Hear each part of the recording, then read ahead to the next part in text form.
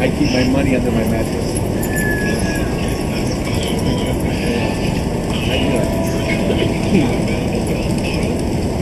Tomorrow, I am not sure, depending on how the day goes. Because there's somebody from DC here, they might leave today or they might leave Friday. So I can't commit. But if anything changes, I'll definitely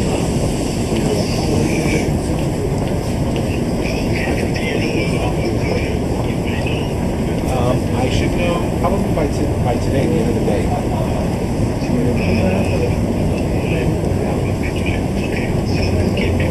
Will do. Again, depends on how the day goes. You might say Friday. I'll know essentially. All right, brother. Thank you.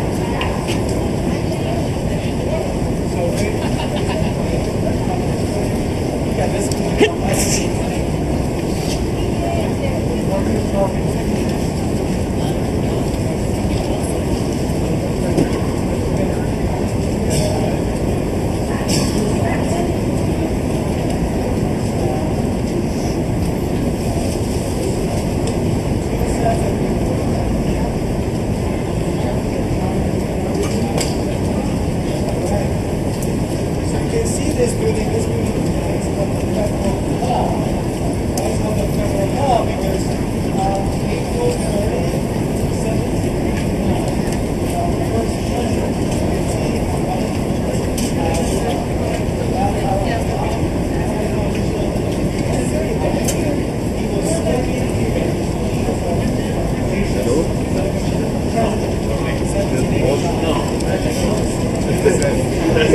No, you want to try you lose.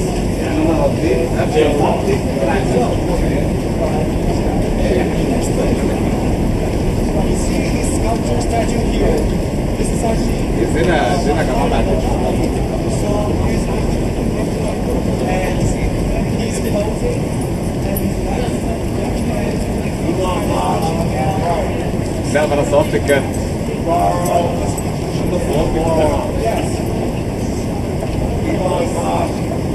ده شرير جدا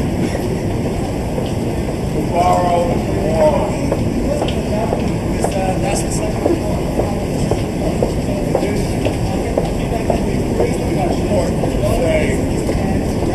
Right now, we're on the brink of total catastrophe.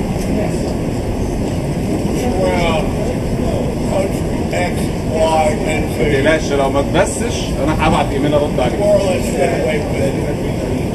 China, 2025, a different ball game altogether. And Elon Musk yes is a hero. Stood up the Bible yes and told the barrel, you are a moron. And thank God, Elon Musk has the courage to stand up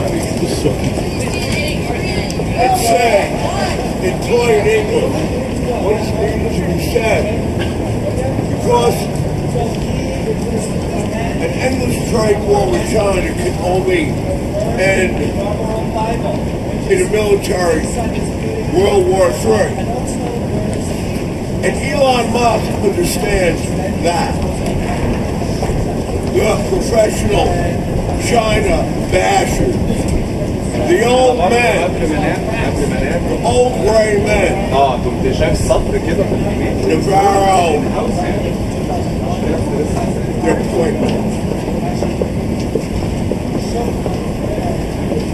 have made a comfortable living, bashing China their whole life.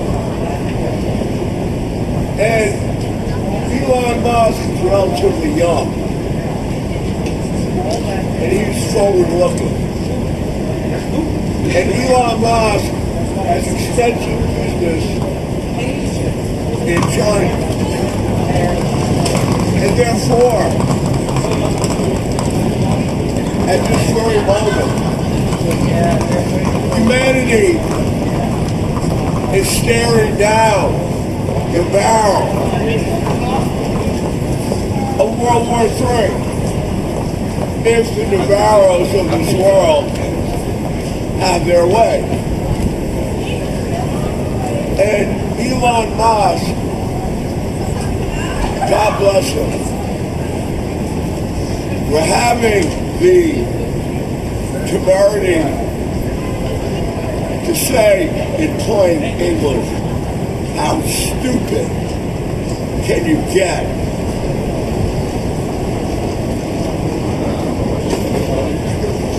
And so, we do not say this to bash Trump. No. No.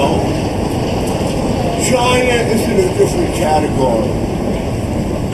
And you can push around Denmark, Canada, Panama. You can't simply push around the People's Republic of China and expect them not to push you back. And maybe twice as hard. And so, President Trump had wise words for Zelensky, the Ukrainian leader, when he was in the Oval Office. And he said to Zelensky, you don't have the right to play the lives of millions of people. Well, I would say, echoing that, شاركته كاملة على سامي that مطلب دلعكم you have to understand, not just millions, but billions, the entire planet. Is it worth it? The answer is no. And thank you, Elon Musk. Thank you. Go back a little bit to be honest. Thank you. I'm good. I got two points. Speaking the truth. يلا جو نضرب شوية شوية. In the words of Trotsky, no matter how bitter. And that an out-of-control trade war with China is not smart. It's dumb. And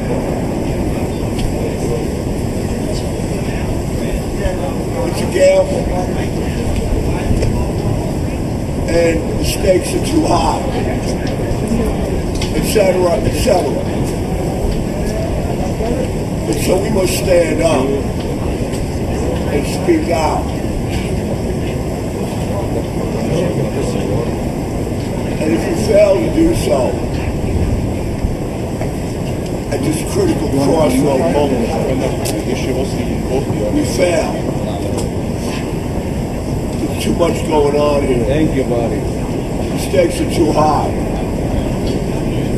And in a perfect world, Tiananmen Square, the slaughter of the young people would never have happened. But it did. And so, no, China is not perfect.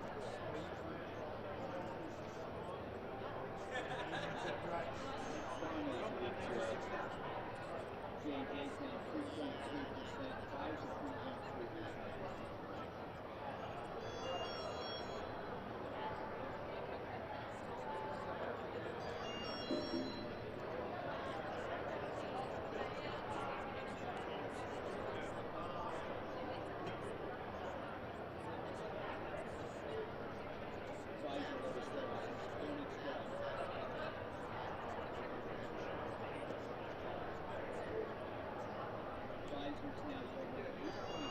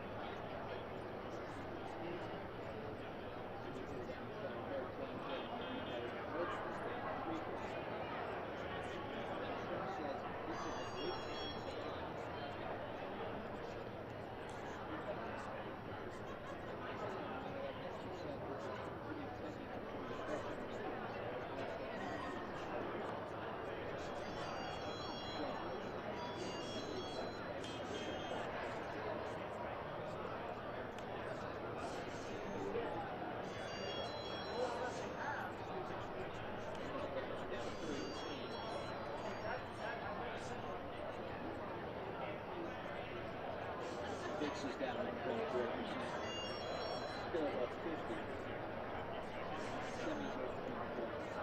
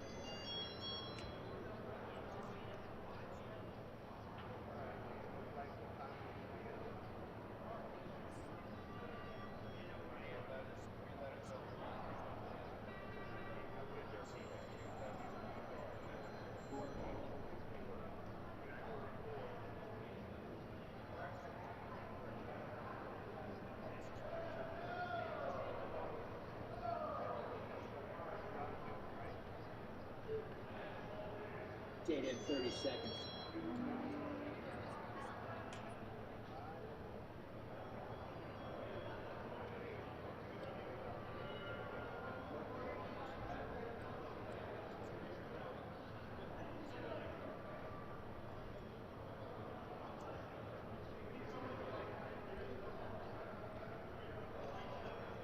I have not seen any confirmation on this, but multiple Twitter sources are saying that China has issued a risk alert for Chinese tourists traveling to the U.S. Risk alert coming from multiple Twitter sources. Back to the data here, wholesale inventory is 0.3% as of 0.4%. Wholesale trade sales dropping 0.4% as of 0.8%. Again, not seeing information yet on that report about China issuing a alert for Chinese tourists traveling to the U.S.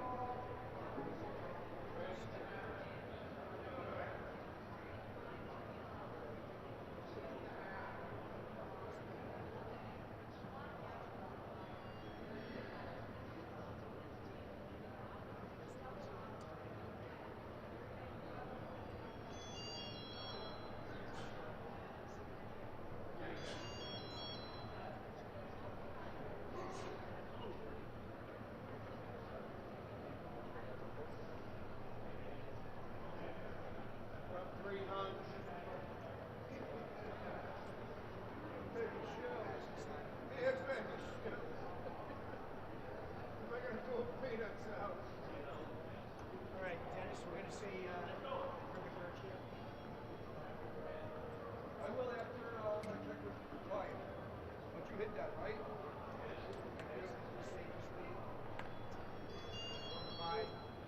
S&P keeps coming highs up 1.1%.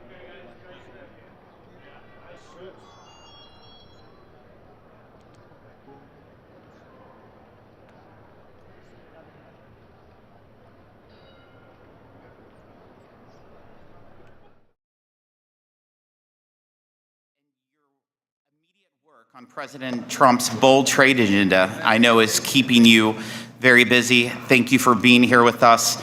The only mistake is you went to the Senate before us, but you won't do that again, I'm sure. The Trump administration's trade policies are leveraging the power of the world's largest market to create fair trade relationships that level the playing field for American farmers, workers, and producers.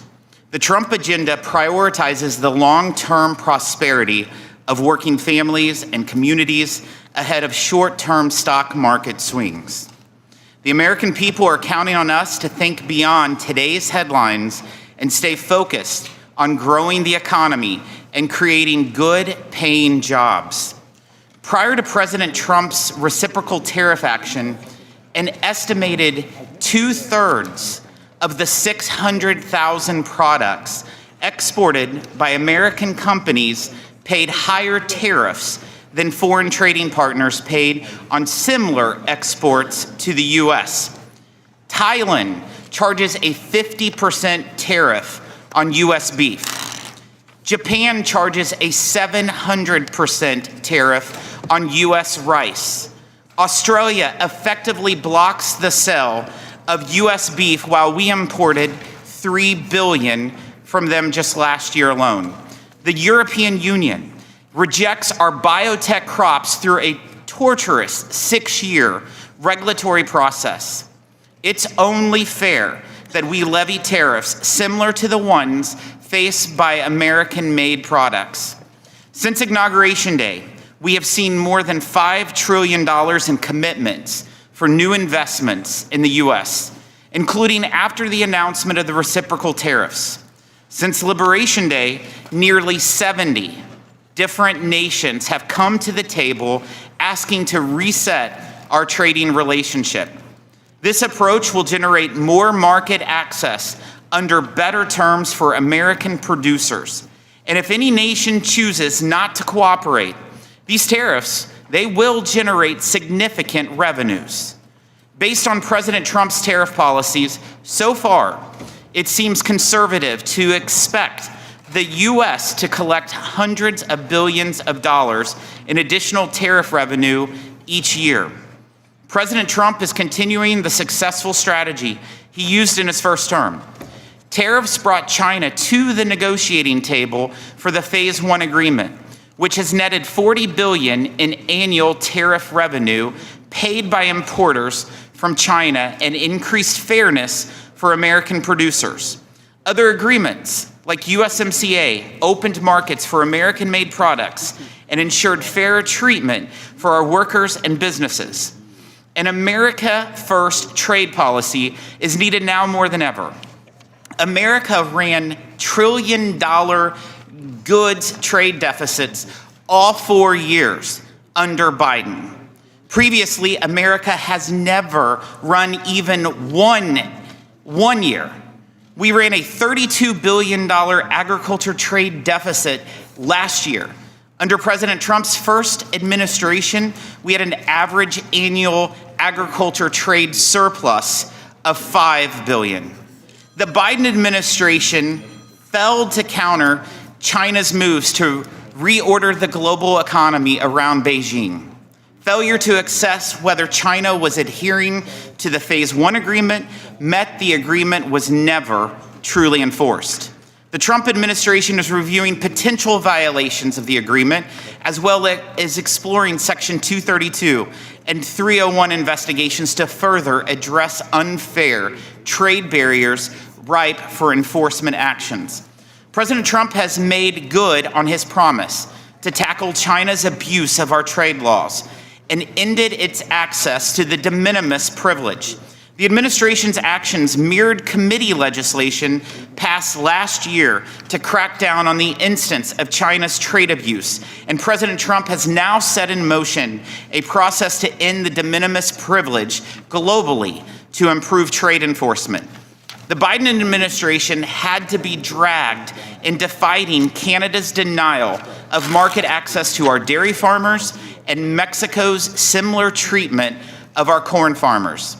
The Trump administration will enforce trade agreements to benefit farmers and ranchers. Strong enforcement should be complemented with trade relationships that respect American workers and manufacturers. President Trump's tariffs have set the stage for the United States to negotiate from a position of strength. I fully anticipate more nations to come forward to reset their trading relationship with the United States. I represent an agriculture and manufacturing region under unfair trade policies. We've had factories shut down and lay off people in our district. The Dana Corporation, an auto parts company in Cape Girardeau, closed, killed 440 jobs, and shipped them to Mexico. A Briggs & Stratton factory where my mother worked in Rolla, Missouri, closed, killing 450 jobs, and shipped them other places. The Brown Shoe Company in Sikeston, Missouri, was just one of numerous brown shoe factories in our congressional district that closed, costing hundreds of jobs. Nordine closed in Poplar Bluff back in 2013, cutting 500 jobs and moved that production to Mexico. Noranda shut down its aluminum plant, costing 900 jobs in New Madrid, Missouri in 2016, before the aluminum tariffs.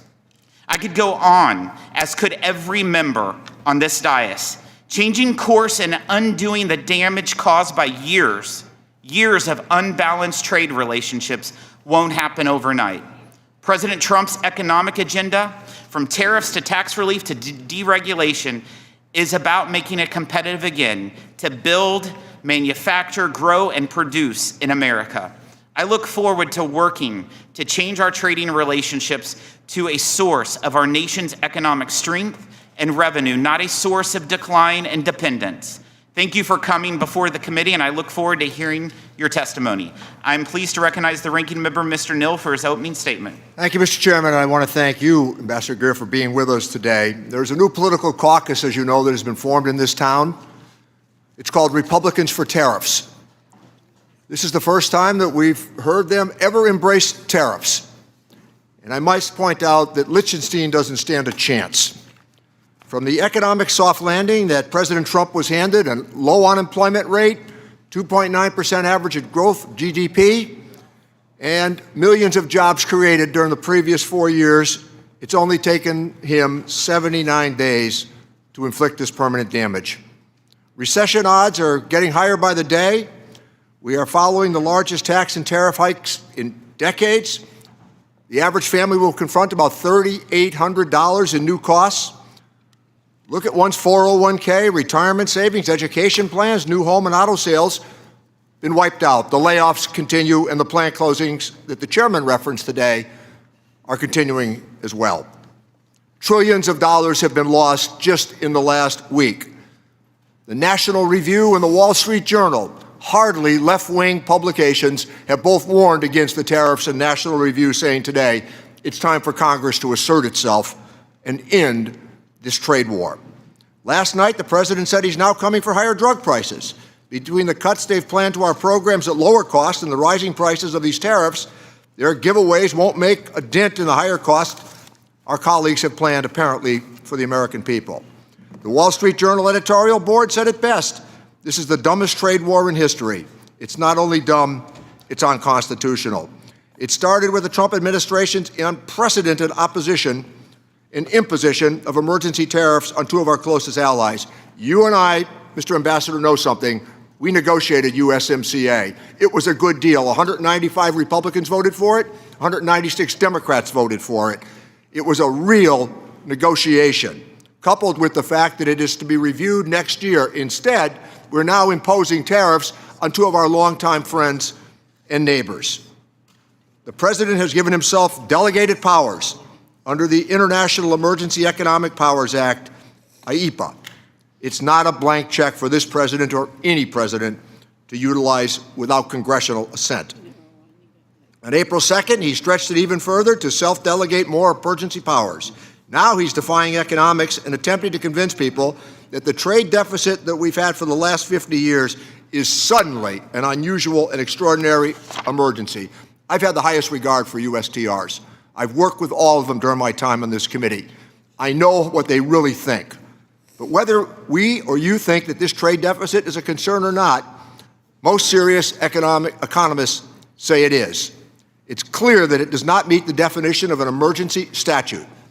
Republicans in Congress are missing in action, afraid to speak up, knowing that they've never embraced tariffs as an economic suggestion. I could never have imagined witnessing this as our Republican colleagues act as though nothing is happening. The Constitution clearly vests trade authority in Congress, and the powers that have been delegated to the President and USTR over the years remain paramount. But the constitutional arrangement has always been based on trust and adherence to the law, and we've had a lot of trust with USTR over the years. That trust is now fractured and on the verge of being permanently broken. I've heard your defense of tariffs, and I expect we'll hear more today. We don't object to all tariffs. Targeting tariffs, the threat of tariffs, it frequently can bring about an outcome that is negotiated and desirable. But to raise prices on the American family and to kill our own exports is unacceptable. Starting a trade war with every other country at the same time is bad strategy, and driving away allies that have stood with us for decades. None of us on this side of the dais understand it. The courts will often see these trumped-up emergencies for the pretext that they are, and eventually will declare many of them to be illegal. Trade policy should return to serving America's interests and being consistent with the law and, indeed, our Constitution. The people cannot afford more amateur-hour undertakings. Trade policy needs to move back into the hands of Congress for real negotiation the way it was intended. We can begin by restoring some of that trust that has been so badly damaged in the last week. Mr. Ambassador, we want to work with you on these trade agreements. Closing the doors to America is not sound policy. It can be fixed, but it's going to take putting the rule of law over ego and greed. I yield back my time, Mr. Chairman. Thank you, Ranking Member. Today's sole witness is the United States Trade Representative, Mr. Ambassador Greer. The committee has received your written testimony, and it will be made part of the formal hearing record. Ambassador Greer, you have 5 minutes to deliver your remarks, and you may begin when you are ready. Chairman Smith, Ranking Member Neal, and members of the committee, thank you for taking the time today for this hearing. Chairman Smith, I appreciate your opening statement and the details of some of the effects that prior trade policy has had in your district. And Mr. Neal, I appreciate the work we've done in the past and your willingness to continue working with us. Last Wednesday, President Trump declared a national emergency in response to the large and persistent trade deficit that has built up in recent years. This deficit is driven in part by non-reciprocal tariffs, trading barriers, and other economic policies pursued by our foreign trading partners. President Trump imposed tariffs to address this emergency. These measures are aimed squarely at achieving reciprocity and reducing our massive trade deficit. This national emergency declaration and tariff action is the most significant change in U.S. trade policy since we allowed China, unfortunately, to join the World Trade Organization. The American working class, in particular, has suffered concentrated losses from the so-called China shock and other adverse effects of past trade policy and the conditions that give rise to our massive trade deficit. The United States has lost 5 million manufacturing jobs and 90,000 factories since 1994. President Biden left us with a $1.2 trillion trade deficit in goods, the largest of any country in the history of the world. The United States share of world manufacturing output declined from 28% in 2001 to 17% last year. In the fourth quarter of 2024, U.S. manufacturing as a share of gross domestic product was the lowest it had been in 20 years. During COVID, we were unable to procure semiconductors to build our cars or materials for pharmaceuticals and personal protective equipment. During World War II, we built nearly 9,000 ships. Last year, the United States built only 3 ocean-going vessels. Our agricultural trade balance, which historically resulted in trade surpluses for our farmers, was in deficit the last 2 years of the Biden administration and likely will take some time to recover. These are all serious indicators of an economic and national security emergency. One important driver of these negative trends has been unfair, unbalanced, and non-reciprocal trade. This includes the effect of higher tariffs imposed by other countries on the United States, the effect of non-tariff measures that promote other countries' exports and obstruct U.S. exports, and other foreign economic policies favoring overproduction and degrading America's manufacturing capacity. This lack of reciprocity is an important driver of our global trade deficit and with particular countries. For example, the European Union can sell us all the shellfish they want, but the EU bans shellfish from 48 states. The result is a huge trade deficit in shellfish with the EU. We charge only a 2.5% tariff on ethanol, but Brazil charges us an 18% tariff. The result is we have a huge trade deficit in ethanol with Brazil. Our average tariff on agricultural goods is 5%, but India's average tariff is 39%. You get the picture. Our trade deficit, driven by these non-reciprocal conditions, is a manifestation of the loss of the nation's ability to make, to grow, and to build. And it's dangerous. And the president recognizes the urgency of the moment. On the very first day of his second term, President Trump issued a comprehensive memorandum setting out his trade policy direction. And over the past 10 weeks, he has executed on nearly all of these priorities. He has tightened tariffs on steel and aluminum, imposed new measures on auto and auto parts not made in the United States by American workers. On April 2nd, he declared his national emergency and imposed the reciprocal tariffs. The president's strategy is already bearing fruit. Over the past few weeks, a planned layoff for an auto production shift in Tennessee has been suspended, and that shift continues to operate. Another automaker is hiring additional employees and expanding overtime to increase auto production in the United States. Companies have announced $4 trillion in new investment in the United States. Nearly 50 countries have approached me to discuss the president's new trade policy and explore how to achieve reciprocity. Several of these countries, such as Argentina, Vietnam, and Israel, have suggested they will reduce their tariffs and non-tariff barriers. These obviously are welcome moves. Our large and persistent trade deficit has been over 30 years in the making, and it will not be resolved overnight, but all of this is certainly in the right direction. We must move away from an economy based solely on the financial sector and government spending, and we must become an economy based on producing real goods and services by American workers in our communities here. This adjustment may be challenging at times. This is a moment of drastic and overdue change, but I'm confident that the American people will rise to the occasion as they've done before. I trust them. I trust that they can do this. I appreciate this committee's interest in President Trump's trade agenda, though we may not agree on everything and may have some severe disagreements at times. It's my hope that our shared interest in doing what's right for the country will allow us to collaborate in the coming weeks and months. Thank you again for your time, and I look forward to our conversation. Thank you, Ambassador. We'll now proceed to the question and answer session. I'll start with the Vice Chair of our committee, Mr. Buchanan. Thank you, Ambassador. Thanks for being here. USMCA, you did an incredible job, and we had a good chance to get to know you there, and we miss Bob Lighthizer as well in that process. But let me just say, being on the committee and being on trade for 10 or 14 years or whatever, we always seem like we come up short everywhere, even with our friends. Like Japan, I like Japan. I've done business with Japan, still do some business with my kids with Japan. But you look at the trade deficit, they're monstrous. And you look at the number you just said, $1.2 trillion in terms of trade deficit. What are we going to do to change it? And I look back over 10, 12 years, Congress is dysfunctional as it relates to trade. We've done one trade deal. Maybe you might argue there was some supplements that were added. But we're not in the business. We're not engaged, and in terms of what's going forward. Now there's this discussion about doing some trade deals. What does that mean? What is that process?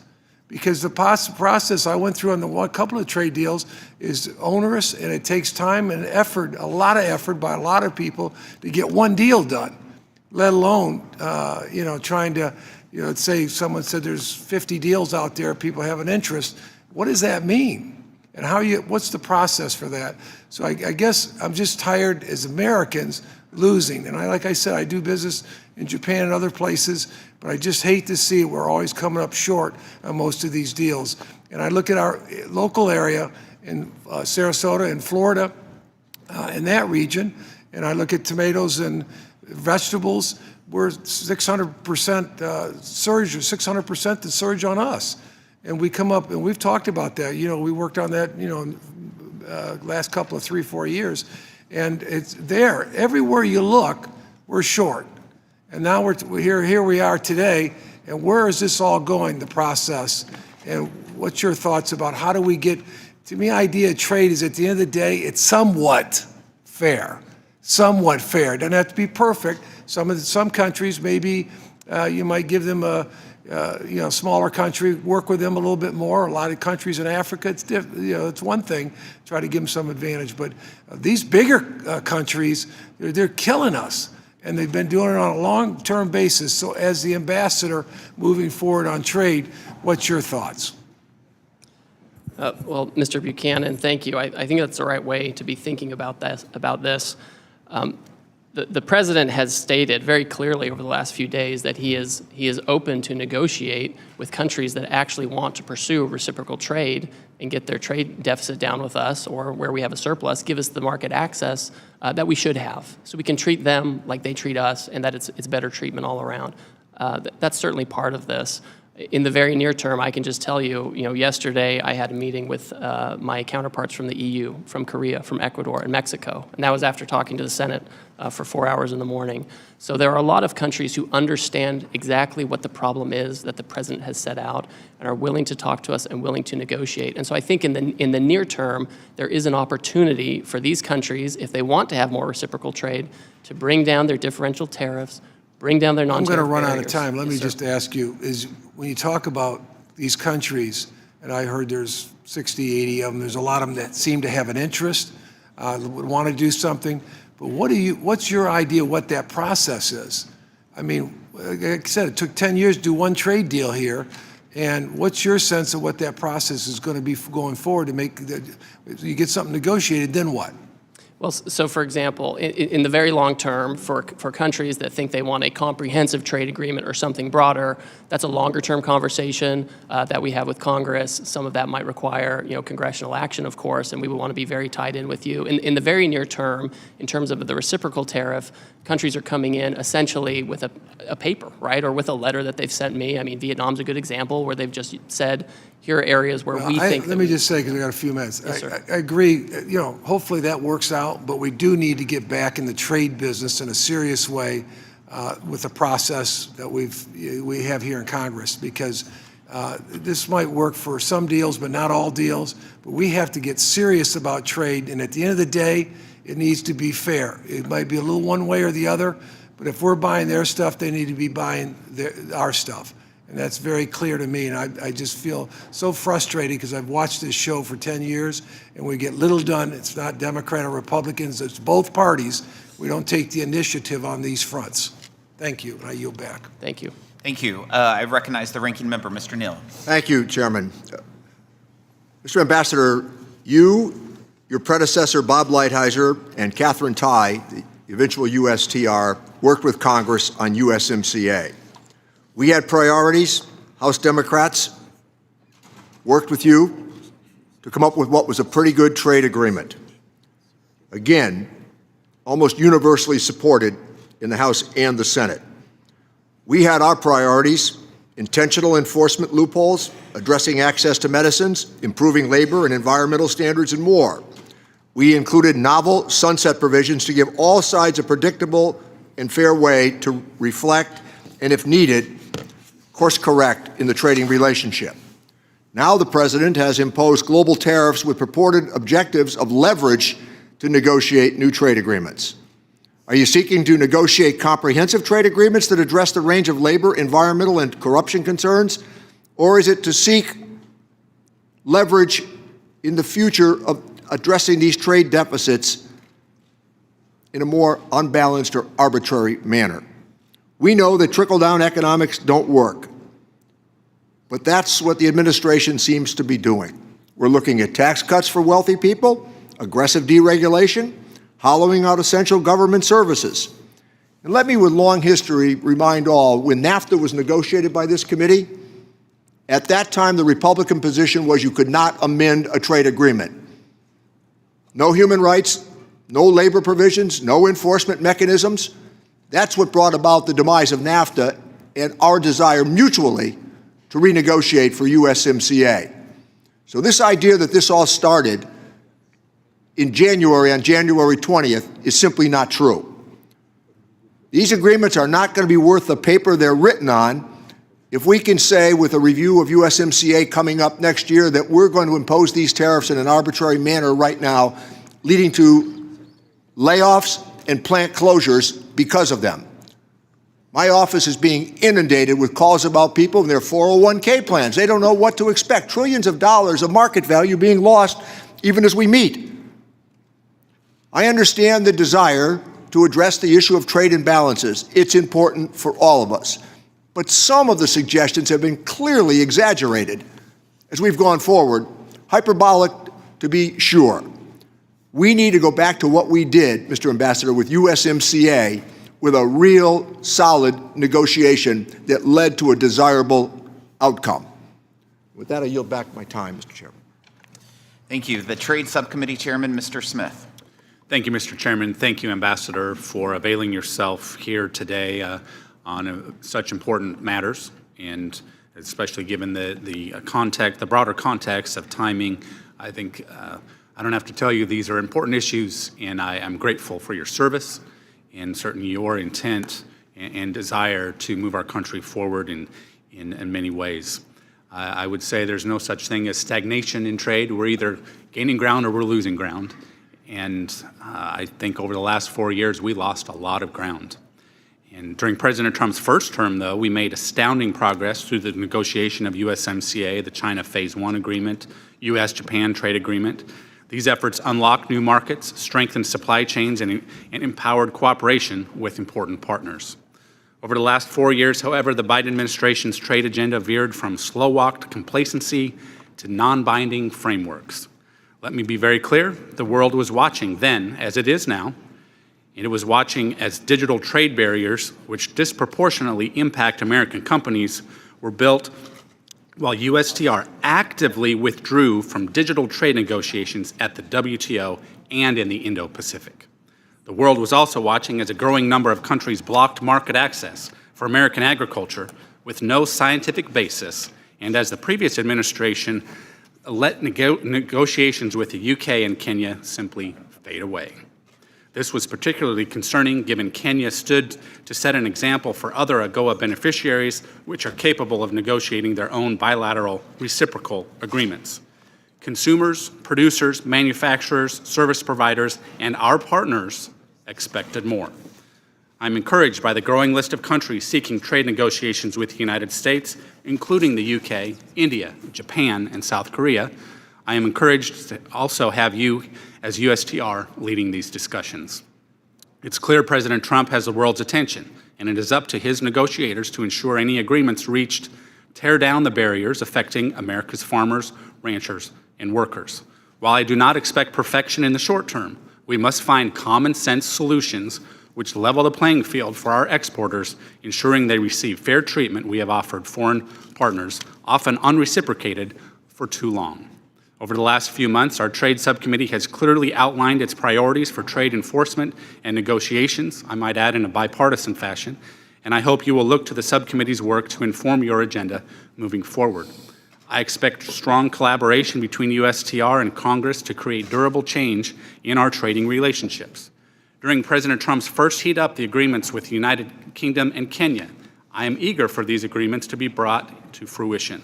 Ambassador Greer, could you elaborate on your engagement with these countries, Kenya and UK? How would you say you are ensuring our partners understand what progress is needed?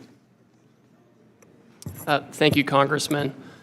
Over the past month, I've had a number of conversations with my counterpart in the United Kingdom. We've talked about non-tariff barriers in the UK. We've talked about ways to collaborate on technology. We've met frequently in person. We've had phone calls. We've had virtual meetings, and we've discussed how to move the relationship forward on an economic basis. I've certainly expressed my concern that the UK has barriers, especially in the ag space, that are very important for us. So that's been made clear to them. But those discussions are on a good footing. With Kenya, I also had my counterpart, the trade minister from Kenya, in town last week, and we sat down in my office, and we had a good talk, and he said that he wanted to engage with the United States. He understands our concerns, but he also understands the need to move forward. It was a very fruitful conversation. I look forward to speaking with him again. He wants to work with us. They want to have some kind of agreement with us. Okay, thank you. I want to say that USTR is a very lean, agile, and effective agency. Simultaneous negotiations with 50-plus countries would require significant bandwidth and expertise, as I'm sure you're aware. The chief IP negotiator, a role which has never been filled, and the chief ag negotiator are positions that Congress created in statute to ensure relevant issues important to the American people are addressed. When would you anticipate the President will nominate these positions, to fill these positions? And in the meantime, how is USTR responding to the influx of requests and prioritizing negotiations? So, Congressman, we have a couple of my deputies who have already been announced, and they're doing their rounds on the Hill or about to. We have an ag negotiator and a second deputy who are pending announcements. We're very close on that, so we're happy about that. In the meantime, the nature of these negotiations, the other countries know what the trade barriers are that we're talking about, and we're moving very quickly. We're meeting every day with several trade ministers from other countries. The crack staff at USTR is working very hard as well to put together what would make sense in terms of near-term agreements with respect to the reciprocal trade. Thank you. I think it's important to note that oftentimes, even if we have a trade agreement with a friendly country, for example, we still need to stay on top of these things, whether it's investor protections in Mexico or beef in Australia, with the expectation of a level playing field. So thank you again for being here. I look forward to the discussion. Thank you. Mr. Doggett. Thank you, Ambassador. I have a number of yes-no answers, and if you feel you cannot answer them yes or no, just say you cannot, and I'll move on to the next question. The first of these, yes or no, the Trump tariffs will soon be levied on pharmaceuticals from abroad. I'd like to discuss that in more detail with you, sir. Is that true or not? Well, the president, he wants to get manufacturing production back here, and so he's going to conduct an investigation to see what's appropriate in terms of tariffs. So he hasn't decided to impose them as he said he would last night at the Republican fundraiser. He said that he will impose them. Now, what the extent of that is subject to an investigation. Reclaiming my time. A simple question, Ambassador. Yes or no, do you agree with the president's senior Trump trade advisor, Peter Navarro, that higher tariffs are tax cuts? Sir, I don't get involved in the tax discussions, but we know tariffs have a revenue effect for sure. You think tariffs are tax cuts? I think that tariffs are an imposition on foreign goods that can protect American workers and American products. And again, yes or no, do you agree with senior trade advisor Peter Navarro that as Americans watch their savings erode and the stock market losses approaching $7 trillion, that what Americans need is patience? I think we all need to work through this period as we try to reshore and get over the $1.2 trillion deficit that President Biden left us with. Do you agree with Commerce Secretary Howard Lutnick that we're not going to reverse course no matter how much the markets implode, and that these tariffs will be permanent? Well, the President has directed that we're negotiating with willing partners, and that's where I'm keying my guidance from. You just referenced the United Kingdom, and you have claimed that these trade deficits require these tariffs. Is it correct that large Trump tariffs were imposed on imports from close allies like the United Kingdom and Australia, even though we have a sizable trade surplus with each of those allies? There's a global deficit, and those surpluses should probably be larger because of the barriers they have. Again, sir, can you simply answer yes or no? Did we impose tariffs on allies with whom we have a trade surplus, not a trade deficit? We impose tariffs on every country because it's a global problem. So the answer is yes, even though you don't want to say it, apparently. Let me ask you also about experiences during the first Trump administration, because at that time there was discussion about the impact of the retaliatory tariffs from China on farmers. And as a result of that retaliation, there was a significant amount of farm welfare payments that were paid. We know this time that the tariffs and the retaliation are much broader, like the Chinese substituting Brazilian soybeans for American soybeans. Will American taxpayers be asked once again to finance welfare payments to farmers that lose foreign markets? Yes or no? It's not clear yet whether that will be necessary. Might have to and might not. Similarly, last time there were concerns about the selective nature and the exceptions that were made to these tariffs. And it seems that those who hired Republican contributors, lobby firms, did much better on exceptions. The whole exception process was criticized by the Government Accountability Office. Can I be assured that if one of my businesses hires a Republican lobbyist and contributor who can get a table down at Mar-a-Lago, that they will not get an exception to these tariffs or an exclusion? There are no exceptions or exclusions to this program for the President. All right. You know, it's not one of my regular allies, but the National Taxpayers Union sent me a question yesterday, and I'll pose it to you as they did to me. They note that the United States has run trade deficits for 48 straight years, during which time the U.S. economy has grown by 255% in real terms, that these decades of trade deficits have corresponded with increases in American wealth and household incomes that far exceed the progress in Canada, China, and the European Union. Do you think that this growth in American wealth as a result associated with deficits is something that constitutes a national emergency? The giant and massive persistent trade deficit that Biden left us with is an emergency. It's not like the small deficits from the 60s when we had auto workers here making production. We've offshored all this stuff, Mr. Doggett, and we are really in an emergency situation, and we're not passing the buck. Time, we seem to have done much better than in the Gilded Age, which the President prefers. I would just say that on the eve of his inauguration, the President promised to bring prices drastically down, and there's nothing that you've said in your answers or non-answers to me today that will give Americans any assurance to believe anything other than that their prices will continue to soar and their savings will continue to shrink. The President's lies continue to cost the American people dearly. I yield back. Mr. Kelly. Thank you, Chairman. Ambassador, thanks for being here. There's a quote in the movie Tora, Tora, Tora from Admiral Yamamoto, and he says, "What I fear is that we have awakened a sleeping giant." Thank God we've looked around at what's happening in the world. Twice America has gone to World War to save the world. We did it in World War I, we did it in World War II, and after World War II, the people that we saved and some of the people that we fought against were absolutely devastated. They had no way to build themselves back up again. So what did America do? We opened our markets because we have always been the most generous people in the world, and we're always the first responder, no matter what happens anywhere in the world. Who's there first? It's always the Yanks. We have ceded so much market share. We have rebuilt, for most of the world, an economy that they never could have achieved on their own. Now we're facing a situation with all those who we've helped don't like us playing in their market. They love coming to America, but they don't want America coming to them. They make it very hard for us to do trade with them, whether it's through tariffs or barriers, which our manufacturers can't meet.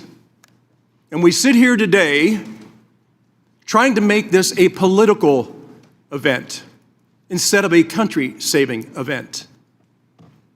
I come from a little town called Butler, Pennsylvania. Butler at one time was a home of a steel mill. Still is.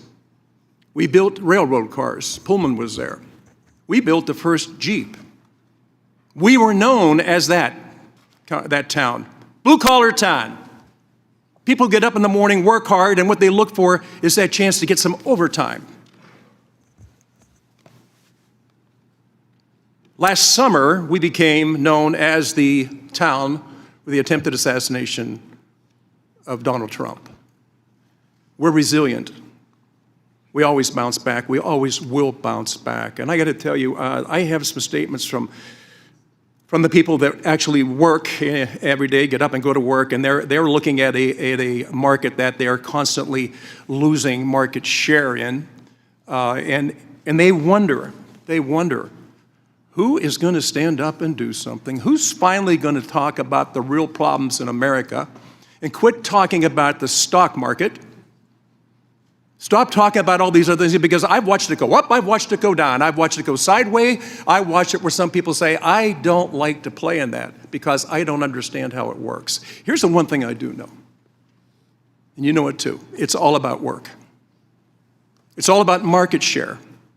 Jamie Sychek from UAW 3303, we were in a dire situation, not because of foreign competition. That hurt us a lot. We went from a steel plant that were 7,000 people down to there's about 1,300. We produced something called grain-oriented electric steel, the only producer of that product in America, and we were in danger of losing it because we had an administration that had a blind eye and a deaf ear to what they were giving up.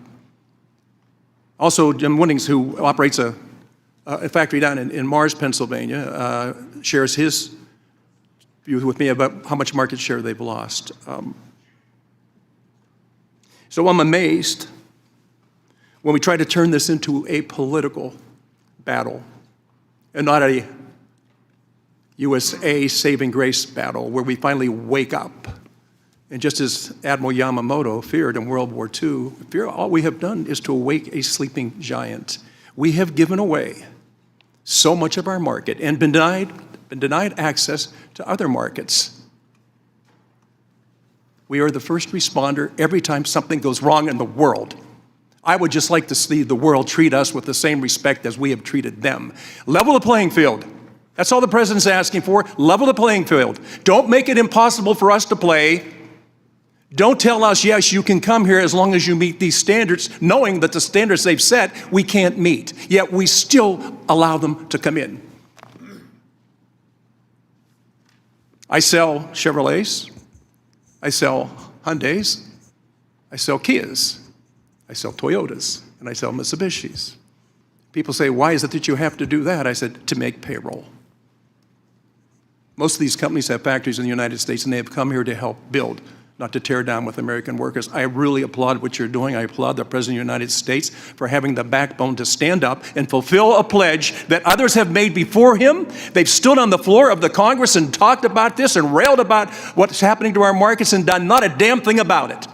He stands up into a stiff wind and says, it's going to hurt for a while until we get back to where we need to be. It's always should be America first, and anybody that doesn't think that way, please tell me what the hell country you think you're going to take your wife and your kids to and your grandkids to. There is no other place in the world like America, and we have been so generous and so welcoming, and as I said earlier, we've saved the world twice. Now it's time for us to say to the world, If you want us to be the first responder, you can't keep stealing our market and not allowing us to play in yours. Ambassador, you've got a hell of a task in front of you. The biggest task you have is this has become a political agenda and not as saving the United States of America. America first, please, for everybody. I am red, white, and blue. I could care less whether you're a Republican or a Democrat. Just wake up and understand that we cannot stand to lose any more market share, and we better be tough on this one, or we turn our backs on the future. And I've got 10 grandchildren that are relying on me to stand up, and hopefully other members of this committee will do the same thing. This is not about tearing Trump down. This is about building America up. Thank you. Okay. Mr. Thompson. Thank you, Mr. Chairman. Mr. Ambassador, thank you for being here. I believe in our great country. I love our country. I put a uniform on and served in combat for our great country. And I'm not here to talk about politics. I'm here to talk about policy, trade policy today. And both the chairman and the ranking member talked about the USMCA. I was honored and privileged to be on that negotiating team when we negotiated that bill and was signed into law by President Trump in 2019. And at the time, the president said it's the best trade deal ever. And I'd like to submit this article into the record explaining what he said. Without objection. Now the president is shredding that deal, creating chaos in the world economy. The numbers speak for themselves. $3,800 higher prices for American consumers, 900 laid off U.S. auto workers, trillions in lost retirement savings, tens of billions in lost agricultural sales for farmers. The Trump administration says that the tariff taxes will raise $6 trillion over 10 years, which would be the biggest tax increase in our history. The message coming out of the administration isn't at all coherent. I'm having trouble, my constituents are having trouble understanding this. He puts a tariff on some 180 other countries, no tariff on Russia or Belarus or North Korea, and he's putting tariffs on UK, Ukraine, France, an island that only has penguins on it, but not a country that is clearly working against us and we have a trade deficit with. It's confusing in every instance. He says that tariffs are here to stay, to support domestic manufacturing and to raise revenue to pay for tax giveaways to people who really don't need that tax giveaway help. And at the same time, he's saying that tariffs are part of a negotiation to secure better trade conditions and that this will be over soon. I'd like to know which it is, because it's not coherent at all, and I'd like to submit for the record documentation of his confusing priorities. And Mr. Ambassador, I'm at a loss to what I tell my constituents. As Mr. Neal said about his constituents calling, my phone's ringing off the hook. I'm getting emails every day. I see people on the street, they're asking. They want to know, a $6 trillion tax on the U.S. economy? What do you tell people when they ask that question? $3,800 higher prices for the average American family? What do I tell my constituents when they ask that question? The major agriculture, I have an ag district. My major agricultural producer just lost all access to the #1 foreign market to which they export their product. Not only has Canada closed the market, Canada has taken every U.S. product that my constituents send there off the shelves and off their web pages. And what do I tell them when they say, I've been working decades to build that market share and it's all gone that quick? What do you tell them? What do I tell my constituents who say, I have a container that it's already paid for of products coming in, and I will not be able to afford the tariff when that container lands? What do I tell my constituents who say we've lost trillions of dollars in our 401ks? How do I make that up? What do I tell my constituents when they say, my kids are getting ready to go to college and my 529 is in the dumps? How am I going to pay for my kids' education? Wait, things are going to get better? Their kids are going to school now. They can't wait for stuff to get better. And pharmaceuticals, we had a hearing in the subcommittee yesterday on pharmaceuticals. And this tariff war is pricing pharmaceutical consumers out of the market. A 25% tax or tariff on pharmaceuticals? How are my constituents going to be able to afford their medications? This doesn't make any sense. This is an unprovoked tariff war that's costing us a lot of money with no confusing answer as to what we're doing, where we're going, or when we're going to get there. I yield back. Mr. Schweikert. Thank you, Mr. Chairman. Mr. Ambassador, just so I can clear my head, what's our trade balance with North Korea? I don't think we have any trade. There's an embargo. A lot of those countries have embargoes and already. that's so the rhetorical thing of you didn't tariff these countries, that we don't trade with them. But there's the problem is, sometimes our rhetoric doesn't have any basis in fact. Mr. Ambassador, the folks sitting behind you, is this your team? This is our congressional staff who's been up meeting with all your Okay, so that's congressional staff. Where I do have a concern, let's say both the left and the right, we agree we want to move as much robustness back to the United States. Whether it be a manufacturing renaissance, whether it be in the service industry, those things. Okay. When you're doing your formulas, when you're advising the White House, others, do you spend some time on infrastructure issues? One of my personal fixations is pharmaceutical manufacturing, just looking at the steps in these things. We actually had testimony in this room 2 years ago.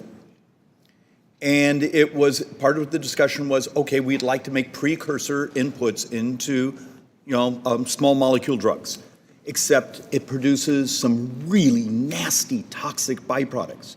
And the United States doesn't have mitigation. We don't have ultra high temperature incineration, those things. So you want to build a policy to re-domicile pharmaceutical manufacturing in the United States. Do you, with your staff, say, oh, but guys, we don't have the infrastructure mechanics to deal with the byproducts, the EPA permitting process to actually get the permits. Maybe we should approach Congress and say, hey, guys, I need you to help us get these things so we can actually, whether it be through tariffs or other incentives, move them. Do you spend time analyzing the infrastructure realities we have to actually be able to produce these products? So yes, Congressman, absolutely. And when we talk about trade policy, which is in the news today because of the president's recent action, we're also talking about favorable tax policy, which is important for pharmaceutical production. We talk about permitting and environmental policy. All of these things go together. That's why President Trump had such a successful first term in terms of the economy, because all of it moved together, and we talk about that. So what's happened in the last week? Would I find that somewhere? Look, in many ways, I'm finding myself, I support the ultimate goal.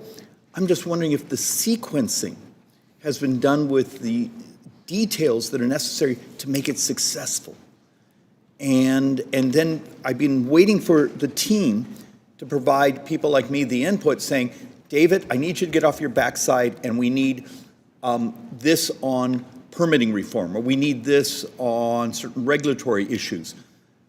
And I haven't seen that input yet on, do you see where I'm going? Is if this is the ultimate goal, how do we get there? Is it straight through a tariff regime? Or do we have to have our series of sequencing before this actually happens? I think we certainly would welcome Congress supporting the reshoring of manufacturing. I think, unfortunately, during the last administration, we saw a lot of studies by the Biden administration about how to reshore pharmaceuticals, which is valuable. But we could kind of do studies for years and years and never reshore this. So you have the information, so you have the studies, so you know what we need to do. And the president can do what he can do, right? He doesn't have the power of the purse, but he can create incentives to drive But people this back is beyond to manufacture sense. here. Even the infrastructure mitigation, it's not enough to say the company wants to get it back here in our country. They can't get the permit. And that's why we're working closely with other economic cabinet members. We're talking about the importance of this. And I'll tell you, Administrator Zeldin and others, they're out there. They're trying to expedite permits. They're trying to make sure that regulations are appropriate to allow the kind of reshoring we need to So, solve this Ambassador, what do you need from us? What can we do?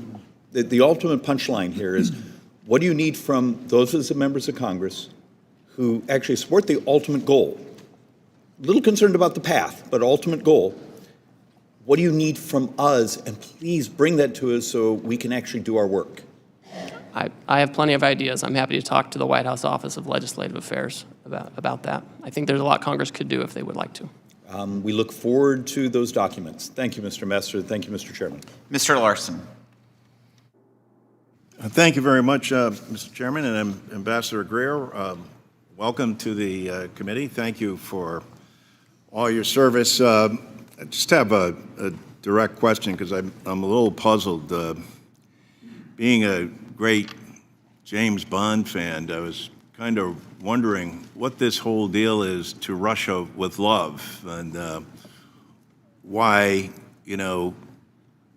as has been pointed out, that on April the 2nd, the president excluded Russia, Belarus, Cuba, and North Korea from the new global tariff.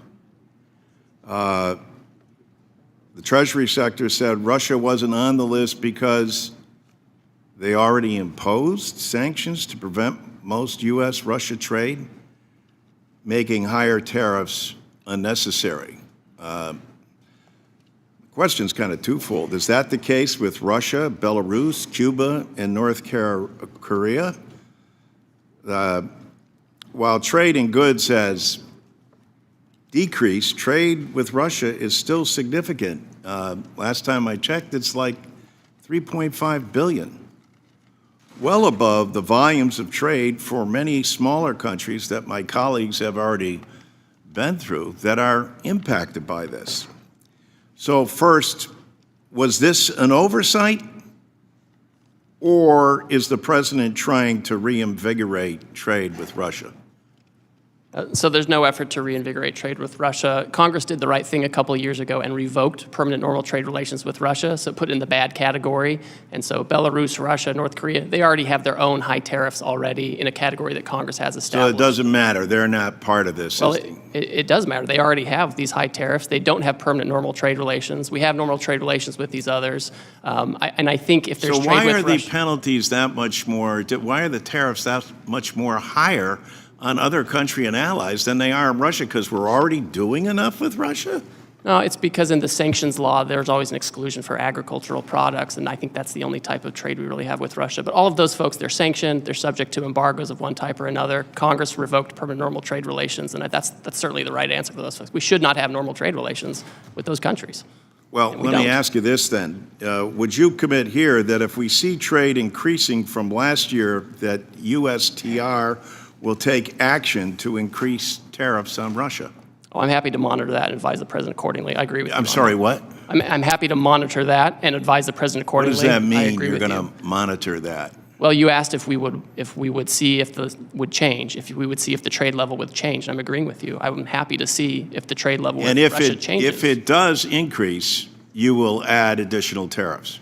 Well, it's the president's choice, but I'll advise him, and I'll say this is affecting the trade deficit. And we should consider this. So for sure. does that mean you would advise him to raise the tariffs with Russia? Well, I don't typically give out my advice to the president out in public, but I agree Well, with I'm you sure that the it's something American to people watch. would love to know, and as would members of Congress. I mean, you gotta kind of admit it is just if you casually follow the news, you're not a member of this committee, and the relationship with Russia is kind of bizarre in terms of what it is between President Trump and President Putin, and why this relationship exists. So you can imagine. I don't know. Have you ever been to Augie and Ray's? No, I haven't. You should. It's a great spot in East Hartford. It's right next to Pratt Whitney Aircraft, et cetera. And they're deeply concerned about this, and they always say, hey, what's going on with Russia and what's going on with the president and Putin? So I'm going to be able to tell them, don't worry. I spoke with Ambassador Greer, and currently Russia's apparently paying enough. Their sanctions already are sufficient.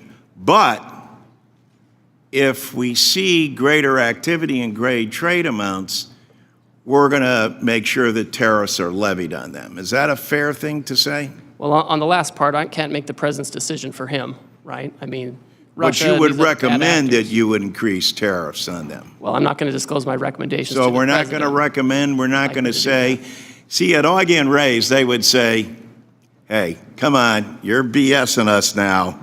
We know what's going on here. But with that, thank you, Ambassador, and appreciate your time. I yield back. Mr. LaHood. Thank you, Mr. Chairman. Ambassador Greer, welcome back. Thank you for your prior service under the last Trump administration and all the work you put in on USMCA, and happy to see you in this new position. I wanted to talk about agriculture and get your take on how tariffs affect agriculture.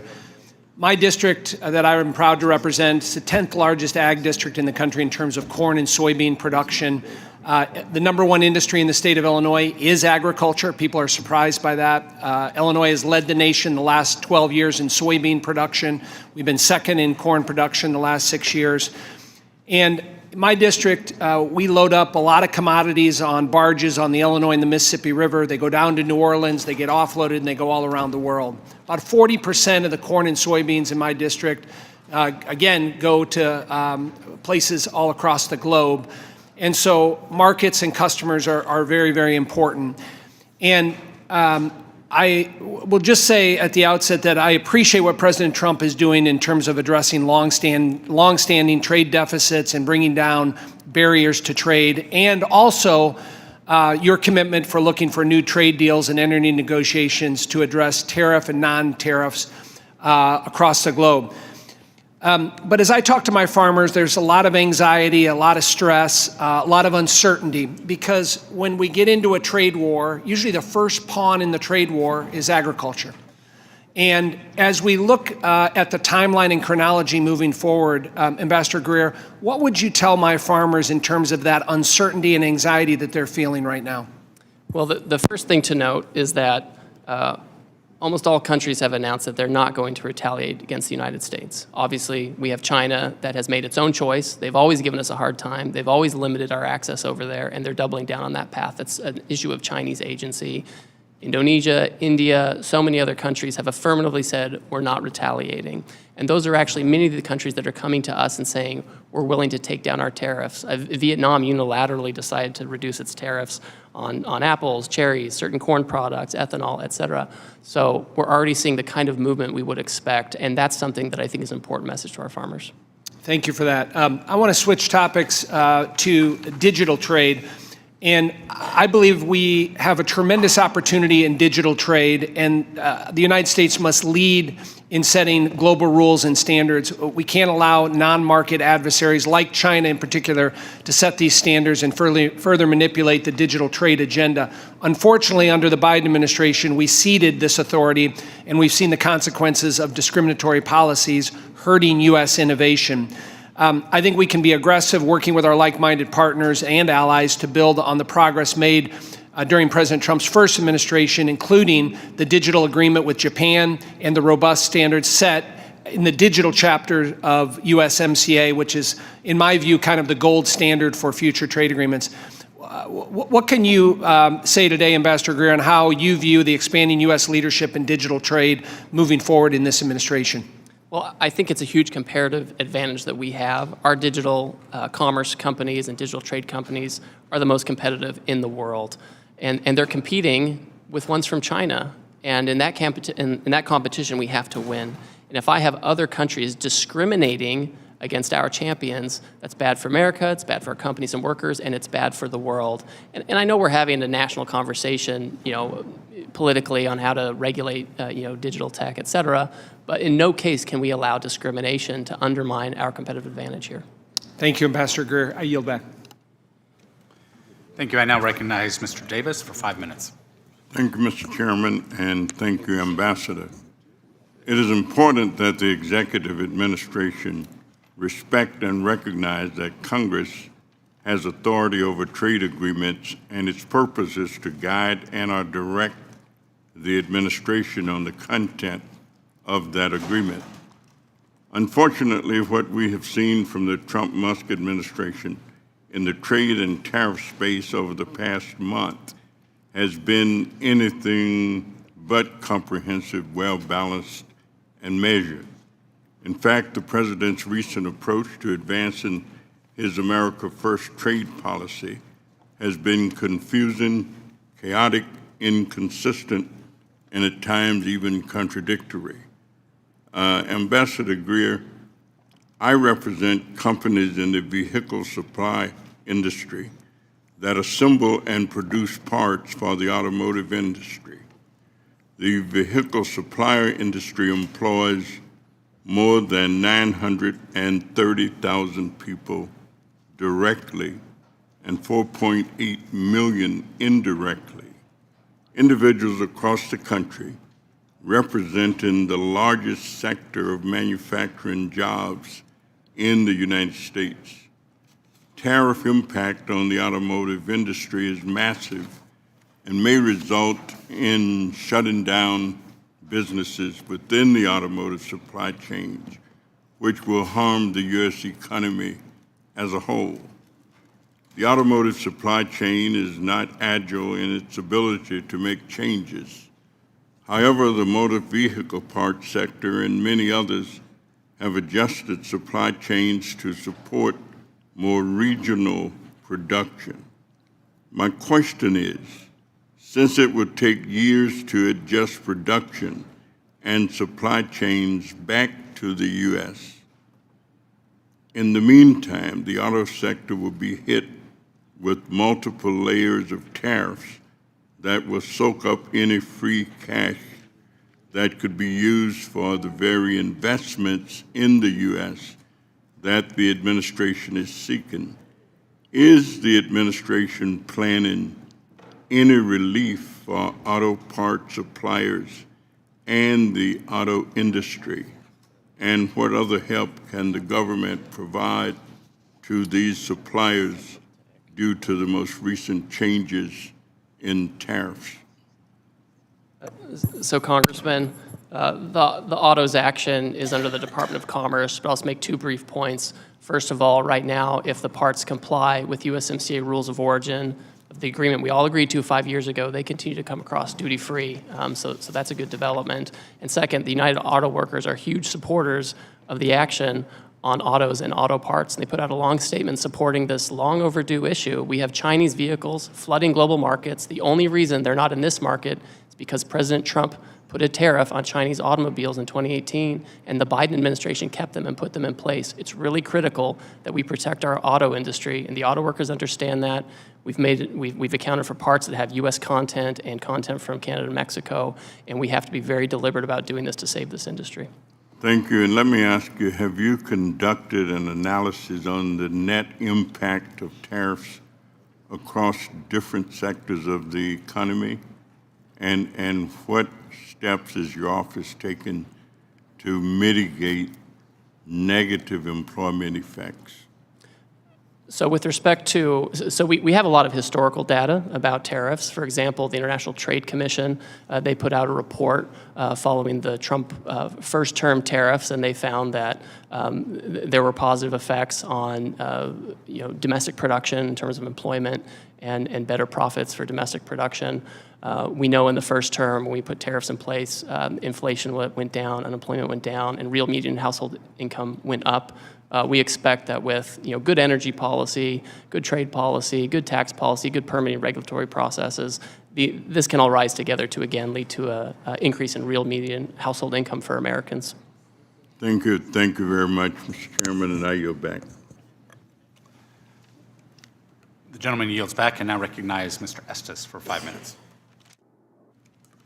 Well, thank you, Mr. Chairman, and thank you, Ambassador Greer, for joining us today and taking time out of your schedule to meet with us.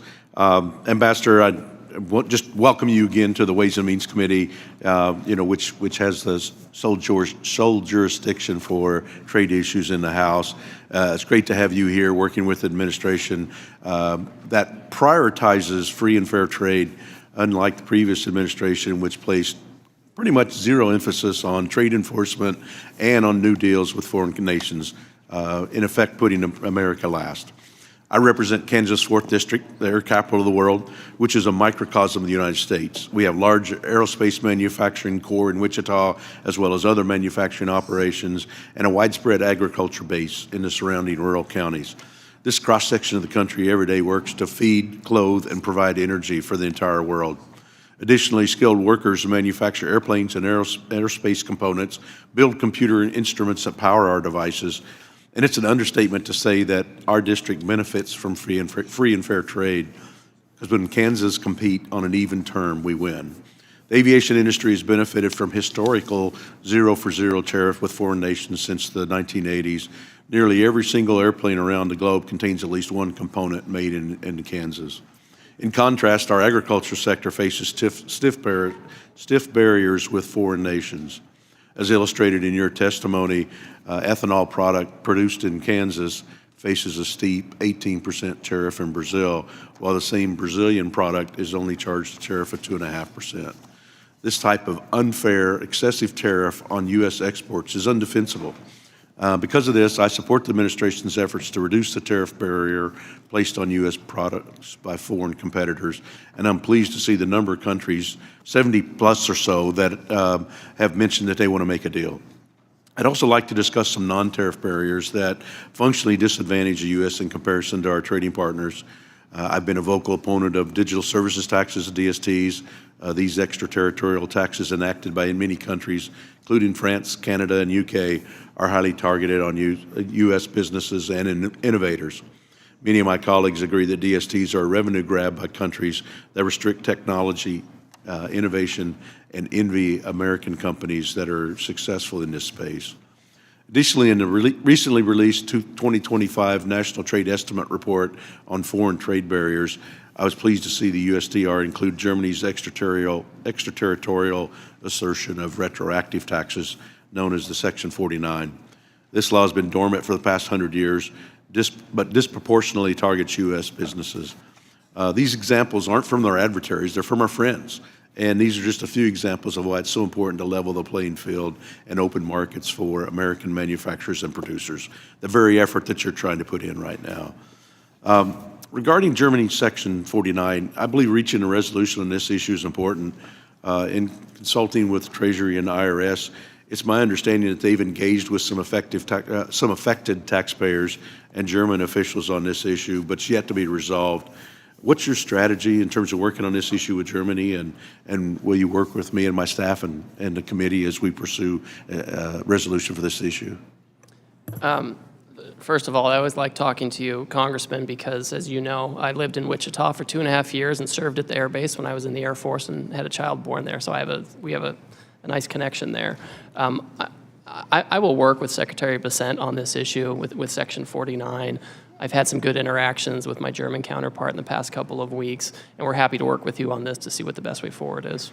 Yep. Well, thank you. And I know some of that crosses over, as you mentioned, with Treasury Secretary and the issues there. And there's so many things moving on in your direct sphere of influence with all activities trying to make sure that there's free and fair trade for American companies and American competitors. And I just applaud your efforts in helping make putting America first in these efforts. And thank you. And I yield back. Thank you. Gentleman yields. I now recognize Ms. Sanchez for 5 minutes.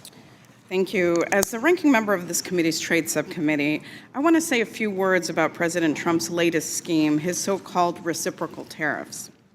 Let's start by making one thing perfectly clear. These tariffs are not reciprocal. But don't just take my word for it. According to the Wall Street Journal, the president's tariff scheme is not reciprocal, nor is it based on measuring foreign trade barriers. Before getting into Trump's latest scheme, I just want to note that I recently returned from a NATO bureau meeting, and I witnessed firsthand how President Trump's chaotic trade decisions have damaged our global leadership with our allies. And it's appalling to see how Trump is treating our friends and allies compared to how he's treating our adversaries. It was mentioned that under this tariff scheme of Trump's, Russia gets a free pass, while our allies, including those who stood with us after the terrorist attacks of 9/11, are hit with increasing tariffs.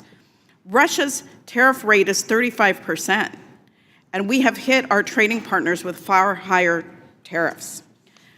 It's sad to say that our NATO allies don't trust us anymore, so his scheme isn't just damaging our economy, it's actually undermining our long-standing security partnerships around the world. And in addition to undermining our relationships with our allies, Trump's scheme imposes randomly high tariffs on numerous countries, including our FTA partners. For instance, under the Korea-US Free Trade Agreement, Korea eliminated tariffs on most goods from the United States. Last year, Korea's effective tax rate for goods imported from the United States was less than 1%, yet Trump has imposed a 25% tariff on South Korea.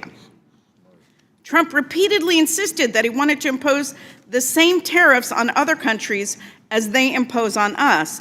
And I want to read a quote from the president, quoting him, "On trade, I have decided for purposes of fairness that I will charge a reciprocal tariff, meaning whatever countries charge the United States of America, we will charge them no more and no less." But as we now know, that is not true. That is completely false. And because it isn't true, the Trump administration came up with a fake formula to justify this tariff scheme. Now, it doesn't take a genius to figure out that the trade studies called for by the president in January and the so-called reciprocity rationale of his latest trade scheme are completely bogus. It's made up. To understand why Trump is pursuing this crazy scheme, you need to understand his MO. First, he threatens a huge tariff. Second, he tries to use those tariffs as leverage to extort countries, many of them are allies. And third, he declares anything that they promise as a huge victory, even when it's an insubstantial deal meant only to appease Trump and his cronies. And fourth, repeat this corrupt practice over and over again. This is all intended to distract and divert the media's attention. I urge everybody to take a step back from the daily chaos that comes out of the White House to consider the bigger picture here. Trump should not fool around with the economy. American families should not be forced to pay higher prices to fund tax cuts for the rich, which leads me to suspect that these tariffs are not temporary in nature because they need the revenue to give tax cuts to the wealthy. Trump shouldn't fool around with workers. Workers aren't pawns. Instead of this chaos, workers need robust industrial policy paired with workforce development and targeted tariffs to reshore certain American industries. Yet the president doesn't have a comprehensive plan to do any of that. Trump shouldn't fool around with our democratic values. Trump's trade agenda is all being done behind closed doors. There's no transparency. Backroom deals are corrupt and they're anti-democratic. As members of Congress, we need to reassert our voice in the face of Trump's insane trade policies. Republicans need to stand with Democrats and decisively call out Trump's harmful tariff scheme. As I said in our previous hearing, House Democrats are open to new trade agreements with partners that are committed to advancing workers' rights, protecting the environment, defending human rights, and safeguarding our intellectual property. Unfortunately, the president's corrupt tariff scheme is trampling on our Constitution by sidelining Congress's jurisdiction over trade. Let this administration's record in trade policy and elsewhere serve as a grave warning, and there is no denying that this president and his cronies are rapidly working to consolidate power. With that, Trade Representative Greer, I have a couple of questions for you. In the April 2nd announcement, did the president issue tariffs on the European Union, Japan, and South Korea? Yes. Yes, every country. Okay, I don't need an explanation. I just need a yes or no answer. Did the president issue any new tariffs on Russia, Cuba, North Korea, or Belarus? They already have sanctions embargo, so no. No, the question was yes or no. I recently read news reports indicating that you are the new head of the Office of Special Counsel. Is that correct? I'm the acting head. That's correct. And you currently serve as USTR. With the trade wars, don't you think that your time should be focused exclusively on trade? And isn't it a gross conflict of interest to be the body that oversees your own agency and position? Oh, I certainly would recuse myself if there was an issue involving Well, me I and my think it's ridiculous that you hold both, and I urge you to resign as special counsel. It makes no sense for you to have oversight Member's over time has yourself. That's expired. not true oversight. And with that, I yield back. Member's time has expired. I now recognize Mr. Smucker for 5 minutes. Thank you. Excuse me. Thank you, Mr. Chairman. Hello, Ambassador. I want to thank you for the work that you're doing, for the change that you're working to bring about.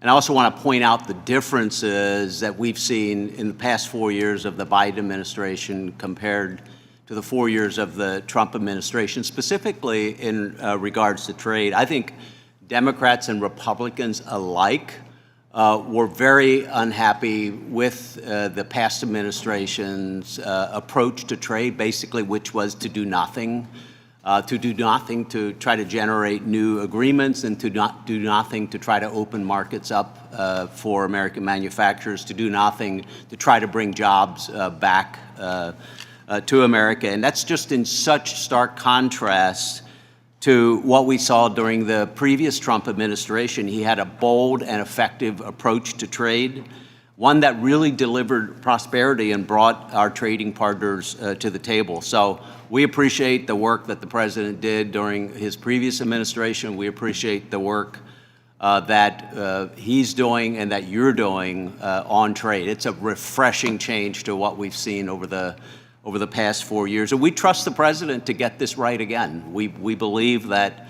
we're seeing already the impact when you have tens, I don't know how many we're up to now, but countries coming to the table that have for a long time had tariffs in place for our goods, but we weren't doing the same. And so the idea of reciprocal trade, I think, is a great one that I can tell you the American people in my district, business owners in my district, very much support, and they support the goals of this administration to bring back manufacturing jobs to the country, to bring back that investment in the country, and then to open up markets to our great American businesses. So I will also say this, many of those business owners who love what the president is trying to accomplish are feeling a little consternation. They're concerned about what this, how we're going to achieve what the intent is here.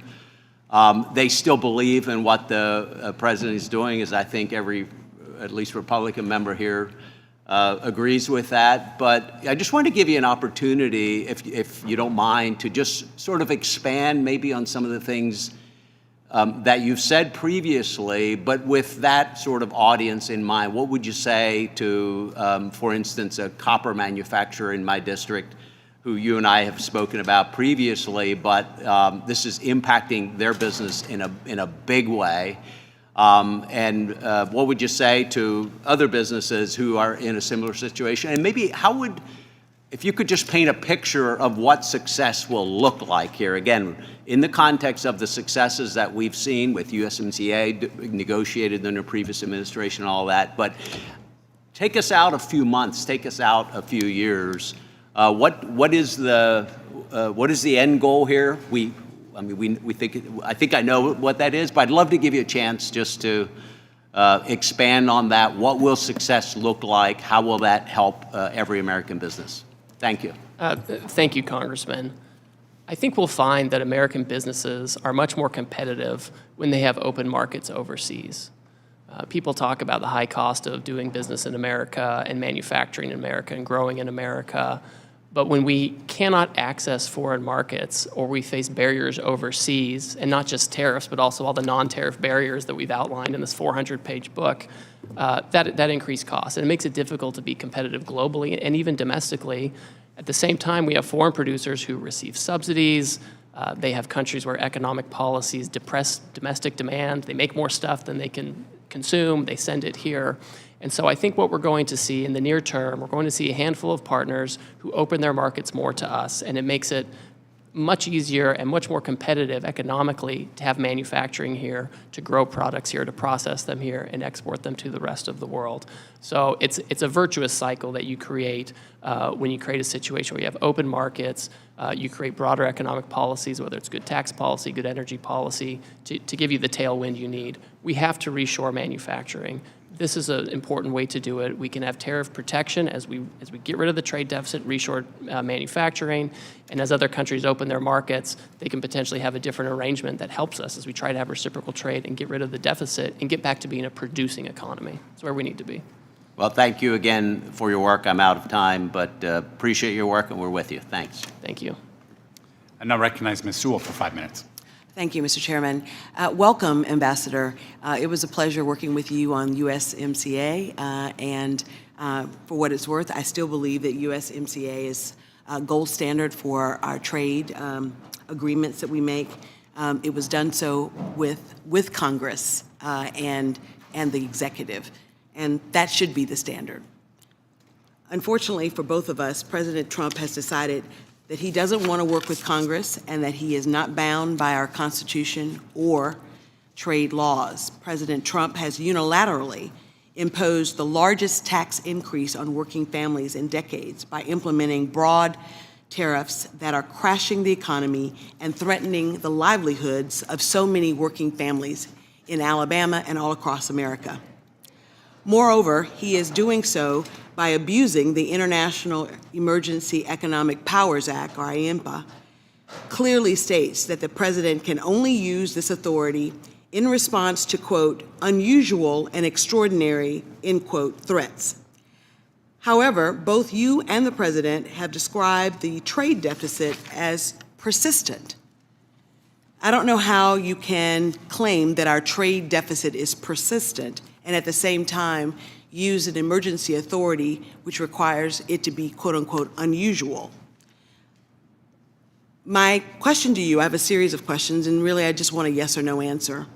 As our trade representative, do you believe there are any restriction on President Trump's emergency authority, or do you believe that President Trump has unlimited power to tariff any country for any reason?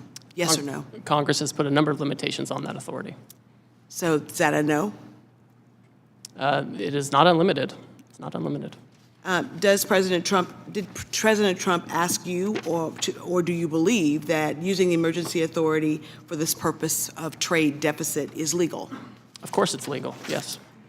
Do you believe Congress has any role in providing oversight of this administration's implementation of tariffs? Certainly, that's why I'm here today. Many of us on this committee have serious concerns that foreign nations will be pressured into negotiating as a result of this. And those negotiations could also extend to them purchasing the Bitcoin with the president's name and face on it. That would be illegal, right? I have never looked into Bitcoin purchases by foreign countries. Reclaiming my time. With this, are tariffs regressive or are they progressive tax? Well, tariffs can protect, and that's why the United Auto Workers want them in place and have cheered the tariffs. I'm reclaiming my time. Who spends a higher portion of their income on goods, the wealthy or working class? I think the more wealthy have a higher percentage of consumption overall in the United States. Well, according to the Tax Foundation, a conservative entity,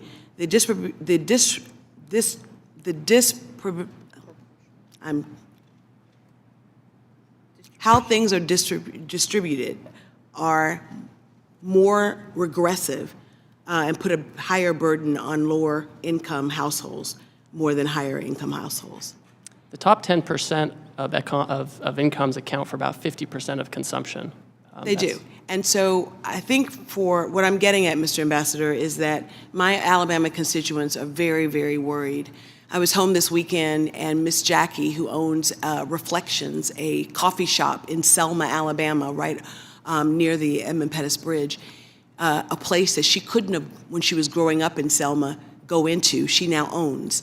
It's a coffee shop, and she's really, really worried that the price of coffee will go up so high that she will not be able to keep her store. And she just, this is year number 3. It's a very popular store. But in Little Selma, Alabama, where the price of coffee is already $5, $4.99, increasing it even more would shut her down. And so my constituents have lots of questions to me and to, and to this president with respect to why we are choosing to go down this path. His tariffs amount to the largest tax increase on those families. It's bad for Alabama farmers who are facing retaliatory tariffs. It's bad for consumers who will see prices skyrocket. It is horrible for those who are retired and depend upon their retirement to live, and seeing the stock market go out of control. So, sir, this is really dire for a lot of folks that I represent. Dire for a lot of folks that I represent. And we can't wait for things to get better. And so I really urge you and the president to think about the least of these, the most vulnerable in our society, and how they're going to weather the storm. And to my Republican colleagues here on this committee, I hope that you will push back on these escalating, sweeping tariffs that have done so much damage to our economy. Thank you, and I yield back. Members' time has expired. I now recognize Mr. Hearn for 5 minutes. Thank you, Mr. Chairman. Thank you for being here today, Mr. Ambassador. I really appreciate you being here to recognize the relationship between the executive branch and Congress as it relates to trade, so thank you. Over the last 4 years, trade has been neglected at best, and it's long past time for a real trade agenda and a president who wants to strengthen America, not cede its interests to foreign governments. As a matter of fact, the American people elected President Trump in November under the premise that he would rebalance trade with our allies and others around the world to bring manufacturing back to the United States, to create high-paying jobs in America, make things in America. And as you just alluded to, it's been applauded by many people, including our great auto workers, as they talk about reconstituting those manufacturing jobs where they're needed most. You mentioned in your testimony that Israel is one of the countries looking to negotiate, and to my knowledge, they were the first to remove all tariffs for the United States. It is heartening to hear that our allies are coming to the table and taking quick action to remove trade barriers with the United States. Last Congress, I introduced a resolution in support of the free trade agreement we have with Israel as a way to support one of our greatest allies as they face an existential threat from Iran and its terror proxies. I appreciate President Trump's strong support of Israel, and I hope that this first step by Israel to move to a zero tariff policy will lead the way to an even stronger trade and economic relationship between our two countries. Trade policy should reflect not only economic interests, but also national security and ideological alignment. Strengthening relationships with allies who share American values is essential to reducing reliance on adversarial nations. Mr. Ambassador, how can we ensure our trade policies prioritize strategic allies like Israel and Taiwan who share American values and are willing to join us in enacting common policies to counter our adversaries?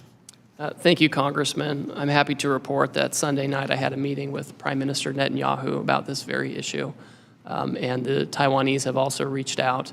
So this is something where we're having close, high-level talks about how to move forward. I would also say, as we talk to our allies, we're encouraging them and hoping that they will align with us on things like export controls and investment screening to make sure that as we trade with them, we're trading in a way that increases our economic security and not just our economic growth. We know calculations are going on and into the reciprocal tariffs, include more than just tariffs other countries place on the United States. And as you're undergoing negotiation with our allies, is the President and your office taking into consideration things like export controls, as you just mentioned, foreign military sales, foreign direct investment as it relates to their relationship with the United States? So we certainly consider those things and appreciate them. Remember, with foreign direct investment, because they export so much to us, they have all these hard dollars, and the best place to put them is here. And so that's kind of a natural outgrowth. We are very focused on making sure that we have a trading goods that is fair and make sure that we're not getting dumped on or have overcapacity overflowing into the U.S. and that we have export market opportunities. But we certainly are encouraged by and the $4 trillion in new investment that's been announced by foreign companies. Are military sales included in that? So that's a good question. We've thought about that. When you look at the trade numbers, I think foreign military sales, official ones, don't normally show up in those trade numbers. But I know that's been raised by several of our allies, and of course we want our technology to be the technology that allies are using. The last 4 years under former President Biden, USTR failed to adequately address discriminatory extraterritorial taxes and digital trade barriers harming American companies. Last year, I raised concerns with Ambassador Tai when USTR failed to include digital trade barriers in the 2024 National Trade Estimate, the NTE, report on foreign trade barriers. The internet and digital technologies have revolutionized commerce, enabling businesses of all sizes to access global markets and consumers like never before. However, this potential is being undermined by the rise of digital trade barriers imposed by some of our trading partners. Those barriers come in various forms, from data localization requirements to discriminatory regulations and censorship measures. That not only stifles innovation and economic growth, but also undermines the competitiveness of American business in the digital age. In 2023, the U.S. exports of digitally enabled services accounted for 64% of all U.S. exports, and the U.S. had nearly $300 billion in digital trade surplus. Will you make it a priority to, unlike the last administration, to address this digital trade barrier? Yes, we're focused on this. We're not political or choosing sectors we like or don't like, and we've recorded in the trade estimate this year different digital trade barriers. Obviously, Congress is going to, regulate and decide how we're going to, manage digital trade, competition, those kinds of things. But we just can't have discrimination, and I won't accept that by our foreign trading partners, especially in this area where we're so competitive. I want to thank you again for coming here, and I appreciate you answering everyone's question. Again, it shows the understanding of the relationship between the executive branch and Congress as it relates to trade. Thank you again. Appreciate it. I yield back. Ms. Del Bene. Thank you, Mr. Chairman. Thank you, Mr. Ambassador, for being with us today. Tax day came early this year, came on April 2nd, since Trump's sweeping tariffs are raising prices for American families by $4,600 this year, according to the latest estimates. It keeps going up. Families are struggling, businesses are panicking. I talked to a business in my district that talked about being tariffed out of business. We have businesses who have a lot of export, who manufacture right here in the U.S. and export, who are losing business.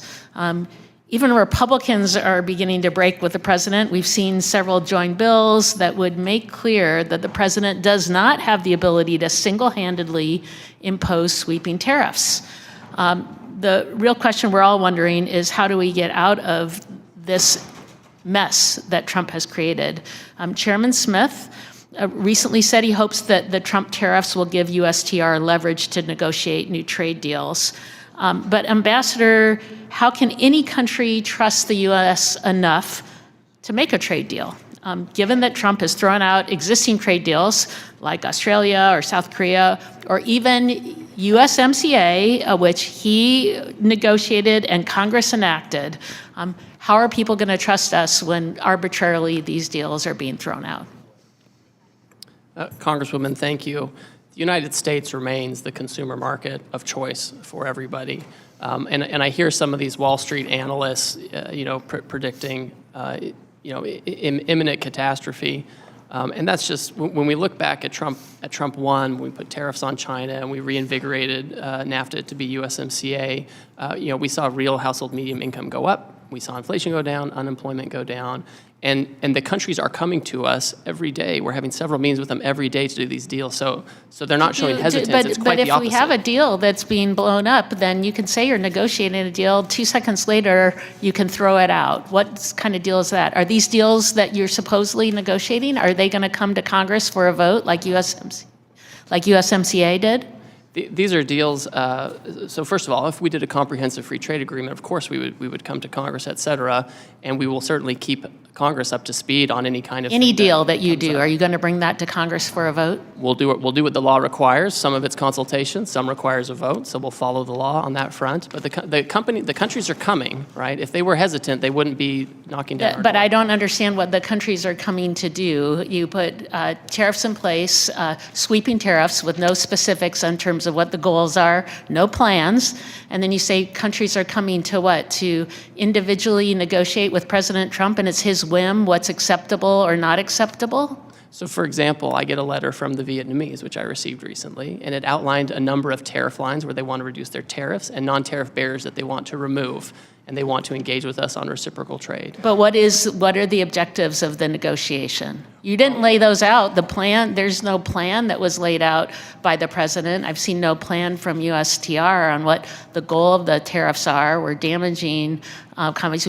We've thrown out existing trade deals that we already have, and now you say there's a negotiation with no clear goal what that negotiation is or whether or not Congress is going to have a vote on a potential deal? So we have a 20-page order laying out the basis for the order and the emergency we're facing, which is the trade deficit that President Biden left us with, the offshoring that it represents, the non-tariff barriers that it represents, and we're looking to eliminate that. And a tariff is a way to do that. And if a country has an alternative method that they think will help us meet those goals, we're happy to entertain Can we talk about the emergency powers of the emergency power statute that Trump invoked, IEPA, to impose his tariff? It states the president in every possible instance shall consult with Congress before exercising any powers. That didn't happen. Our staff came, our USTR staff came up to Congress and did consult. I've had With who? With what telephone members? calls With and what meetings. members of Congress did you consult with? I'm a member of the Ways and Means Committee. I'm a member of the Trade Subcommittee.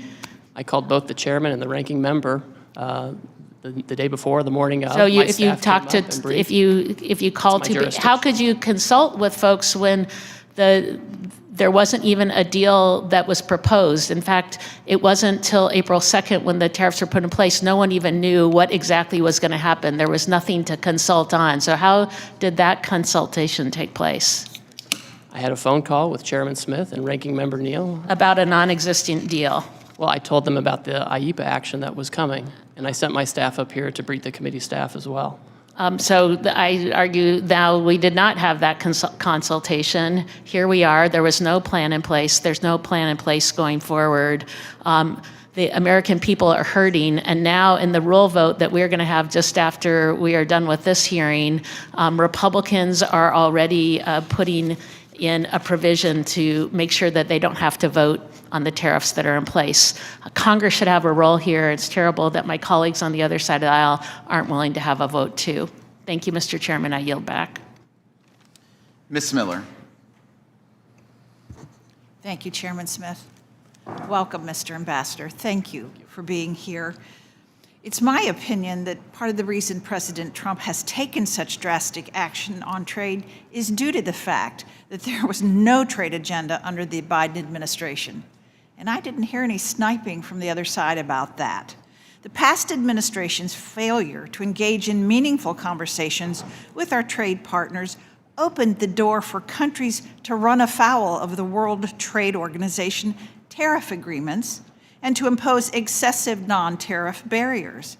These countries have had no incentive to negotiate, and they've been massively benefiting from the system as it is. For example, in my state, the hardwood companies have been pummeled by China, dumping their hardwood in the American market. China gained at our expense while we were asleep at the wheel. Thankfully, that is not the policy of the United States today. Due to President Trump's swift action, more than 70 countries are knocking down our door, ready to negotiate a trade deal. Today, I want to focus on the future of our trade agenda. Looking to the very near future, the administration is required by statute to undertake the United States-Mexico-Canada Agreement review process in 2026. I can't understate the importance of the USMCA to my constituents. The growth in the manufacturing sector, spurred on by our cooperation with Canada and Mexico, has helped sustain thousands of jobs in my district. I'm well aware that this agreement is not perfect, and we are fortunate to have the review process in place in order to make the necessary improvements. Ambassador Greer, what commitments can you make to us today in regard to the USMCA review? Specifically, how will you use this opportunity to advance President Trump's goals of promoting domestic manufacturing, and how will you engage with Congress to facilitate this process? Thank you, Congresswoman.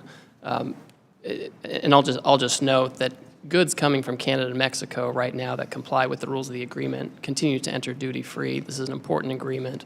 I met with my Mexican counterpart last night. I have worked in the works. I have a meeting with my Canadian counterparts, and we expect that we will initiate the public consultation process that's required by the statute at some point at the time required.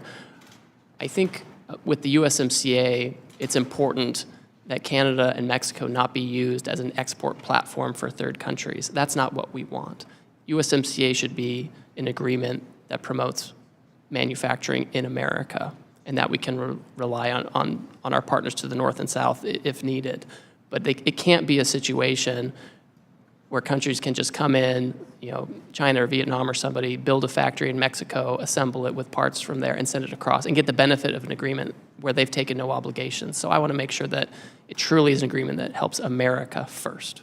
Thank you. I've greatly appreciated your leadership in protecting American digital companies abroad. You and I are in agreement about the dangers of South Korea's anti-competitive policies towards American digital companies.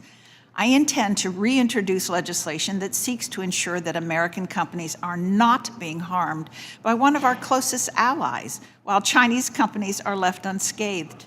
The digital trade sector is rapidly growing, and it's important that we do not lose market share to China in this critical field. Several countries are considering legislation that mimics the European Union's Digital Markets Act, which has undisputably caused a digital winter for American tech companies operating in Europe. What are your plans to address these harmful policies and to ensure the prosperity of American digital trade? And do you think that digital trade will play a part in the imminent trade discussions regarding the Liberation Day tariffs? Thank you. So first of all, I understand that there's obviously a national conversation going on about how digital trade should be regulated, and there are lots of views on that. What I will say is we're not going to outsource that regulation. We're not going to let the European Union or Korea or any other jurisdiction set the rules for digital trade. It will be us, and they won't be able to do it in a way that's discriminatory either. That is impermissible, especially when we have, as you noted, the Chinese competition out there. If we're going to have companies that operate in this space and are so competitive in this space, we need to make sure that they're American companies, right? That's what we need to make sure. And so this is certainly something that we can talk about in any negotiations that come up. Thank you. We have historically forged some of our strongest alliances based on procuring critical minerals, which are difficult or nearly impossible to obtain in the U.S. Will you commit to exploring trade discussions and partnerships with like-minded partners to protect and build up our critical minerals today? Yes. Thank you. I yield back. Mr. Neal. Thank you, Mr. Chairman. I would have invoke a moment of a point of personal privilege. When the ambassador called me, it was more to inform me of what the administration was going to do. It wasn't to consult or to seek my opinion as to what they were going to do. Mr. Murphy.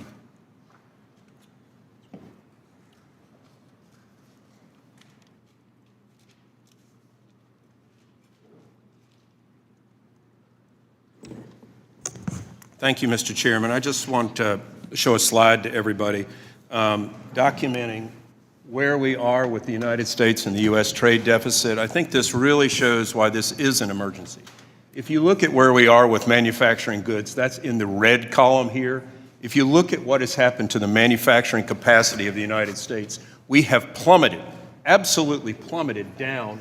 Here in 2022, we have such a trade deficit with manufactured goods. This is critical. This is why the president has said this is an emergency. The same thing with fuels and other total goods. We have plummeted in this nation's capacity to actually produce things. So yes, this is an emergency, and this is by all means altogether the right thing to do. If we do not reverse this trend, again, going with the absolute calamitous effect of how we are hurtling towards a sovereign debt crisis, this nation does not exist. And yes, there is short-term problems, without a doubt. But it's the same thing by taking medicine you don't want to take. If we don't help the body by intervening and doing what is critically important for this nation, nothing else matters. So this is why how manufacturing has plummeted, and this is why we are in a state of emergency. Thank you. Thanks just for that moment. I want to briefly say something before I begin my remarks. I've gone down in many times to Haiti. We talked about this before and done a lot of mission work down there. Unfortunately, the Hope Help program is set to expire in September. I hope some work is being done in reauthorizing this program. We're trying to nearshore, onshore. We want to stabilize our Caribbean nations, our Central American nations, and Haiti has fallen into such decay right now. It makes Somalia look like Wonderland. We really need to help these nations stabilize in our hemisphere. It helps everybody. So I hope that is just going to be on your radar. HR 1625, the Help Extension Act. Just to shift gears again, I want to talk a little bit about de minimis. The legislation, HR 7979, the End China's De Minimis Abuse Act, did not make it to the floor. However, we're seeing that packages being abused by this loophole, literally with China, overwhelm the CBP, leading to billions of dollars of lost revenue and jobs. This has allowed Chinese companies to send so many goods into this country without paying tariffs. Can you discuss why the administration is taking on de minimis, why this is so necessary? Yes, it's essentially for all the reasons you just described. De minimis originated as a way for tourists or others to go overseas, buy souvenirs, come back, bring them in duty-free, and that persists, right? That continues. I think everyone's comfortable with that.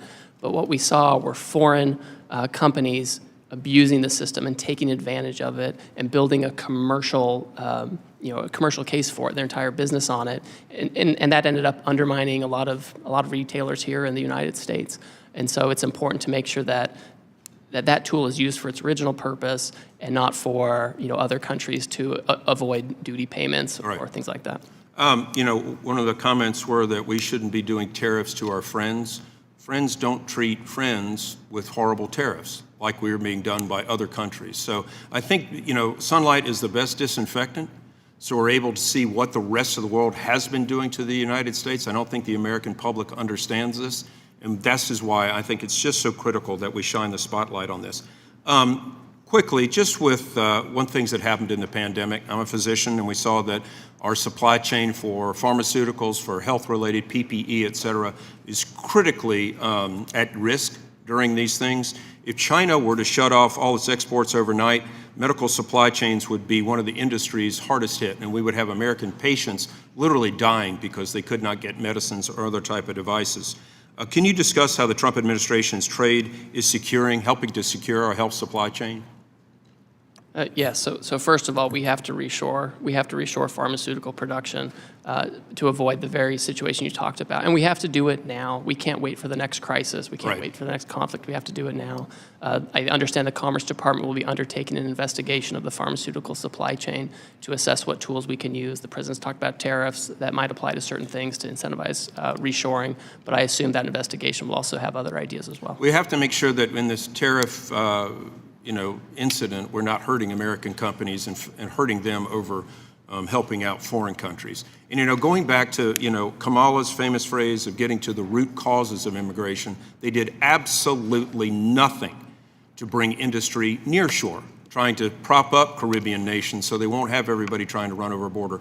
Look, I've talked to you about Puerto Rico. I was in Puerto Rico this last week, and there's so much of an opportunity to go there and onshore in an American territory to bring back American pharmaceutical industries, so many other industries that help us with our national security. And at the bottom line, this is what we're talking about. We're talking about national security. Thank you, Mr. Ambassador. I'll yield back. Ms. Chu. Ambassador Greer, my constituents are sick with worry about the high costs that the Trump tariffs will bring them. They are barely able to afford their everyday living expenses, but now they're hearing that the average family will have to pay $4,600 a year more because of the Trump tariffs. They are hearing this will be the largest tax increase for the American people in our nation's peacetime history. They are hearing Goldman Sachs say that we face a recession. The increases will be for food items that the U.S. does not produce domestically, like cacao beans, coffee beans, tea and spices, and certain nuts. But non-food items like clothing, consumer electronics, shoes, cell phones, furniture, and household appliances will be especially hard hit, as more than 50% of our consumption comes from countries facing tariff increases of 30% or more. I must point out that there are some items on the list like bananas and cacao beans, which the U.S. can never grow enough of to meet our own demand because of our mostly non-tropical climate. In fact, the U.S. produces a tiny number of bananas in Hawaii and Florida, but depends enormously on importing bananas from Guatemala, Ecuador, and Costa Rica, all of which receive tariffs. And in fact, the U.S. is the world's largest importer of bananas. So this shoot first, then aim approach is making Americans' lives much worse with no actual plan and doesn't make any sense. I see this in three ways. First, the president said that these tariffs would bring manufacturing business back to America, but thousands of Americans were immediately laid off, and manufacturers are telling you that this will crush them. And why would the president impose this tariff tax on tropical countries when America can by far not produce their own bananas, coffee, and chocolate? Is the president aware that these crops only grow in tropical climates? Second, in imposing these tariffs, the president claims that the U.S. is being ripped off by other countries that are profiting off of us. Yet these tariffs are being imposed on countries with whom the U.S. has trade surpluses, including the Netherlands, the UK, Belgium, Panama, and so on. Using the formula that USTR released to the public to justify this chaos, no country with whom the U.S. has a trade surplus should be subject to additional tariffs. How can you and the president justify forcing the American people to pay more for goods from these countries that already import more of our goods than we do theirs? Third, then if there's an actual formula, why would the Trump administration decide to reserve its most severe punishment not for Russia, which was entirely spared, but for some of the poorest, least developed countries in the world? For instance, Madagascar, which has a poverty rate of over 75% and where the average worker lives on less than $2.15 per day. The president placed a 47% tariff. So Madagascar, 47% tariff, Russia, 0. My conclusion is that there's only one explanation for this: corruption. The Trump administration is now bragging that dozens of countries are approaching the White House ready to offer concessions and negotiate a reduction in Trump tariffs. This presents a completely unprecedented opportunity for corruption. If his tariffs are allowed by Congress and the courts to stand, then the president could unilaterally decide to remove or reduce tariffs on certain countries. With no transparency, a country could pay the president or his family money through memberships at Mar-a-Lago or payments through their various cryptocurrencies in exchange for a reduction in tariffs. His cronies could pay him directly to remove tariffs from certain imports. So, Ambassador Greer, I would like to ask you two yes or no questions. My first question: you're putting tariffs on crops that we, for the most part, don't grow, like bananas, cocoa beans, coffee, and vanilla. Is the president aware that these crops only grow in tropical climates? My second question, yeah, you answered yes. Can you promise that there won't be a pay-for-play system where companies and donors make the pilgrimage to Mar-a-Lago to get exemptions? You have my promise. Well, my constituents don't have that access, nor do most of the American people, but because of these Trump tariffs, it is they who will have to pay the exorbitant costs of these actions, and that's not right. Mr. Kustoff. Thank you, Mr. Chairman, for convening today's hearing, and thank you, Ambassador Greer, for appearing today. Ambassador Greer, I represent part of Memphis, Tennessee, and most of rural West Tennessee. And in Memphis, Tennessee, last year, 2024, we had a great opportunity with Elon Musk when he made an announcement to create a historic investment in Memphis through his company XAI. And the investment will lead to the world's largest supercomputer called Colossus. So Colossus is the core infrastructure behind Grok, which is the artificial intelligence system that Mr. Musk is developing or has developed and that I use and probably a lot of other people use. I've toured Colossus, and frankly, the capabilities are absolutely remarkable. From what I understand with this project and with Elon Musk is he places a strong emphasis on sourcing American-made products with XAI whenever feasible, demonstrating a commitment to domestic innovation. The issue is that supercomputers like Colossus depend on a variety of advanced components that right now are not produced in the United States. And I think we can all agree that we want the United States to be the absolute leader when it comes to AI. The other issue is the reliance presents obvious and serious strategic vulnerabilities because a disruption in the supply chain could hinder U.S. capabilities. So I understand that the entire industry is working on building domestic capacity. And thanks to President Trump and his efforts and the efforts of the administration, we've seen massive investments from companies like NVIDIA and Taiwan Semiconductors. But I think we all also realize that that transition is going to be several years, or it's going to take several years. So could you talk about how USTR is balancing the near-term need for components with the long-term goal of onshoring these critical supply chains?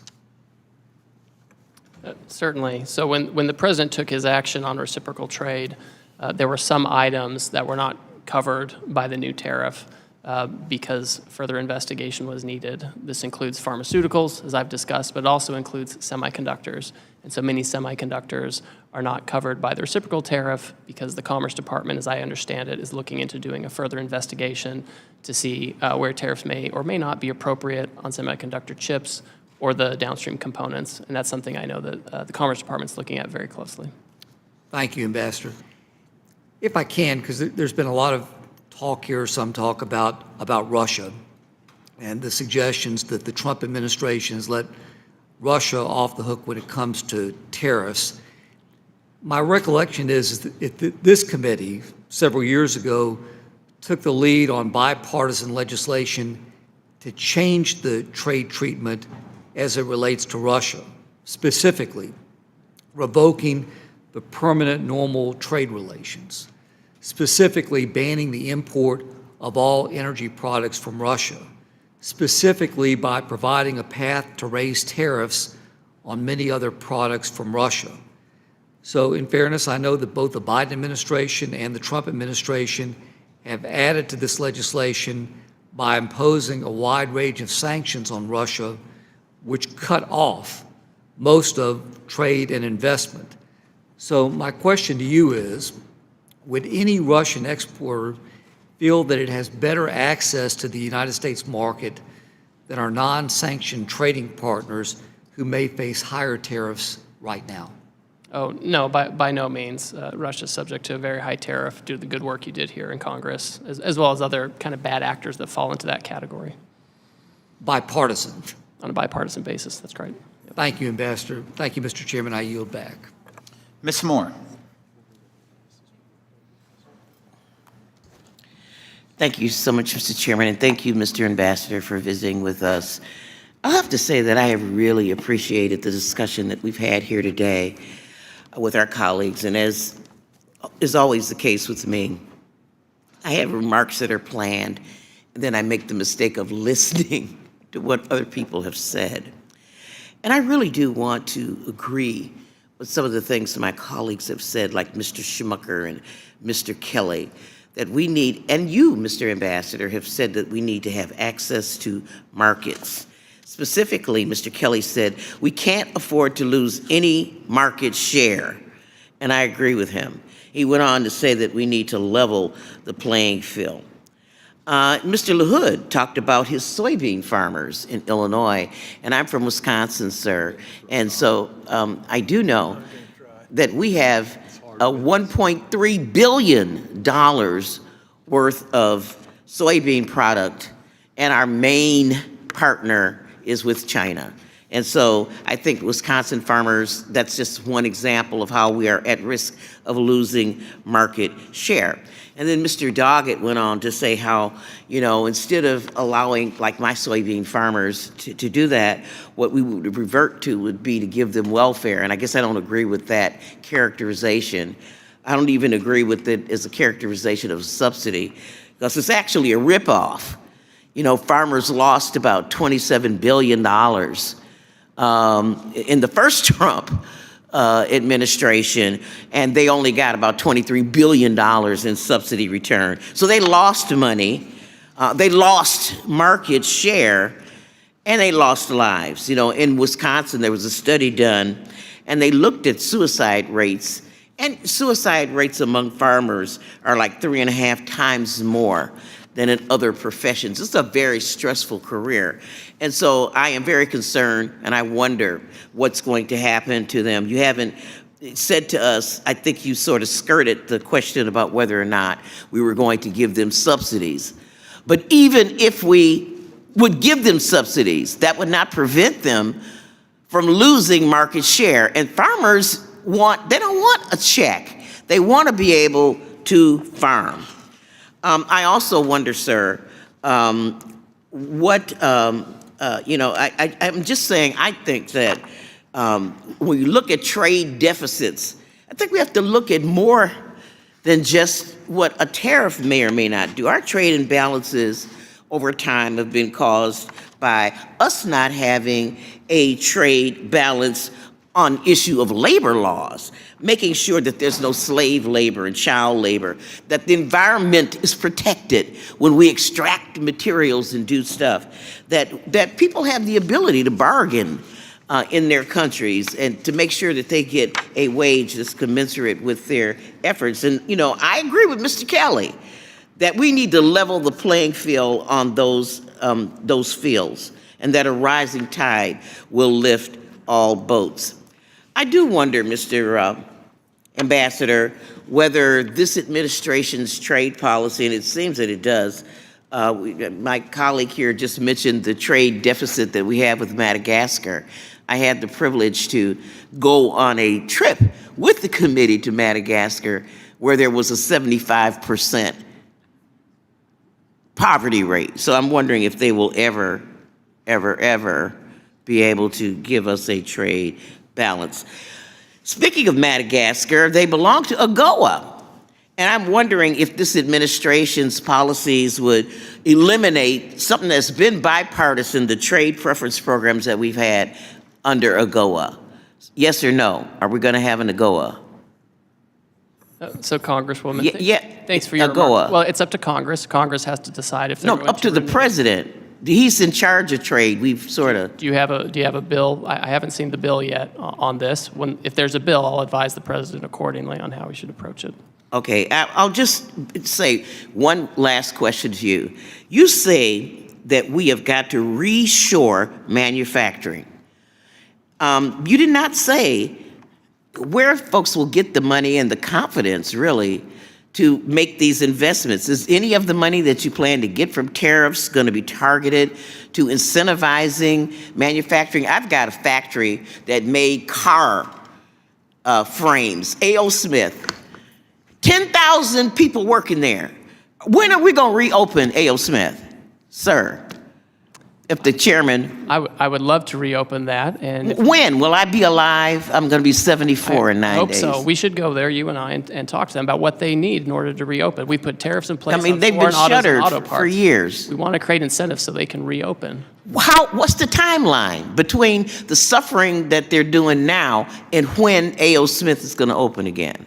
Part of the problem is we've offshored jobs for so long, and no one's taken action. We've sat on it. We have this huge. It is an emergency, and I agree with you. And I think your comments have been very thoughtful. I don't have that much time. I mean, I'll be 74 in a few days. It's 10 years. It takes a long time to open up a factory and to get the investments. That's why the president. And is it going to be 10 years? How long before we just have to be patient?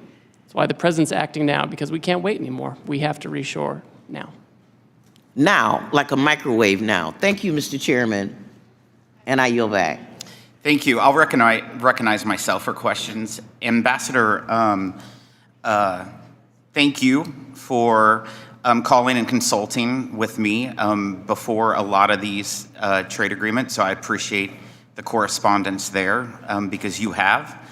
I also want to just raise the significance that I believe AGOA has for this country and those trade preferences with those African nations from a security perspective is extremely important. And I hope that the administration continues to see from a security perspective that trade preferences with those African countries is extremely important.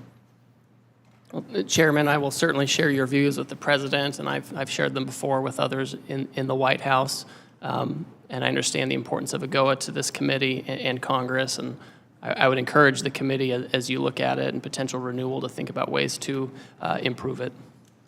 And I would love to work with you all to make sure that we can do that. It's just very important. I also I've heard a lot of conversations today, and one thing that I appreciate is Secretary Bessent's comments that I've read, that he says over the last 4 decades, Wall Street got very wealthy. But over the next 4 years, it's Main Street's turn. And that's in fact who the president's been fighting for, is for all those forgotten people in Southeast Missouri, in rural America, that their place of employment is now vacant. My mother was one of those individuals. I have numerous family members that's one of those individuals. And people will talk about their 401ks. But the reality is that the top 10% own 88% of all the stock market. The top 10.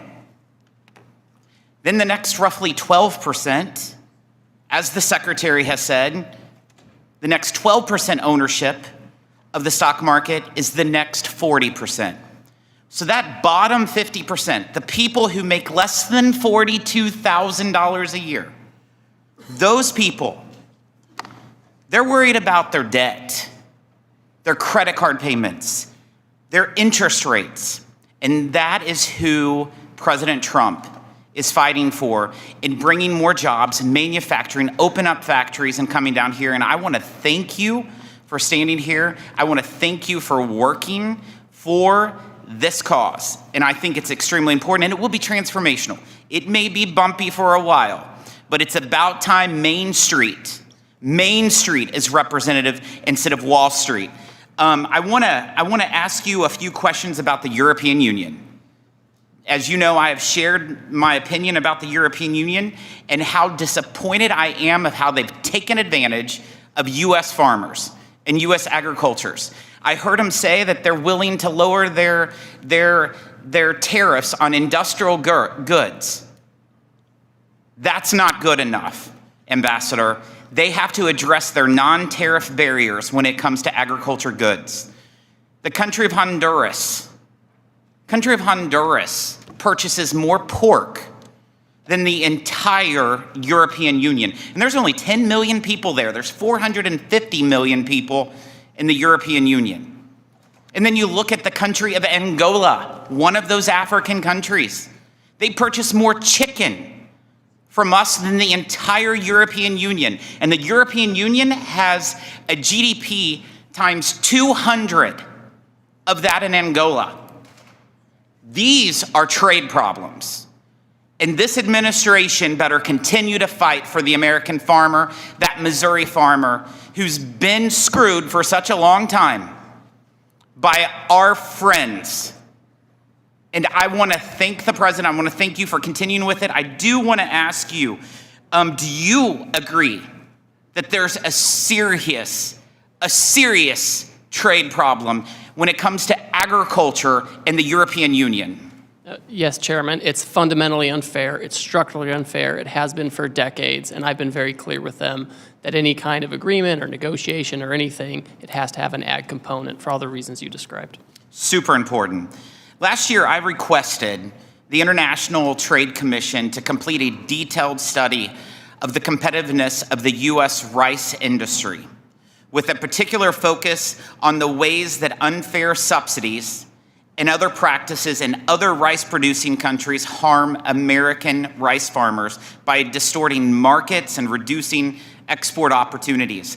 The study was completed earlier this year, and I was not surprised to learn that India is one of the worst offenders. Its subsidies and are particularly problematic because of the lack of transparency around some of them. Do you share my concerns with unfair practices in India and elsewhere that harm American rice farmers? And will you attempt to address these issues through any negotiations with India? Yes, I will. And as you know, Chairman, I'm from Northern California, from rice country there too, so I'm particularly sensitive to that. Appreciate it. Thank you for being here. Mr. Boyle. Thank you, Mr. Chair, and thank you, Ambassador, for being here today. 3 times in this century, 3 times in the last 25 years, we've had a recession. 2001, right after the September 11th attacks, 2008, when the housing bubble burst, and 2020 with COVID-19 pandemic. All 3 of those were caused by some external event.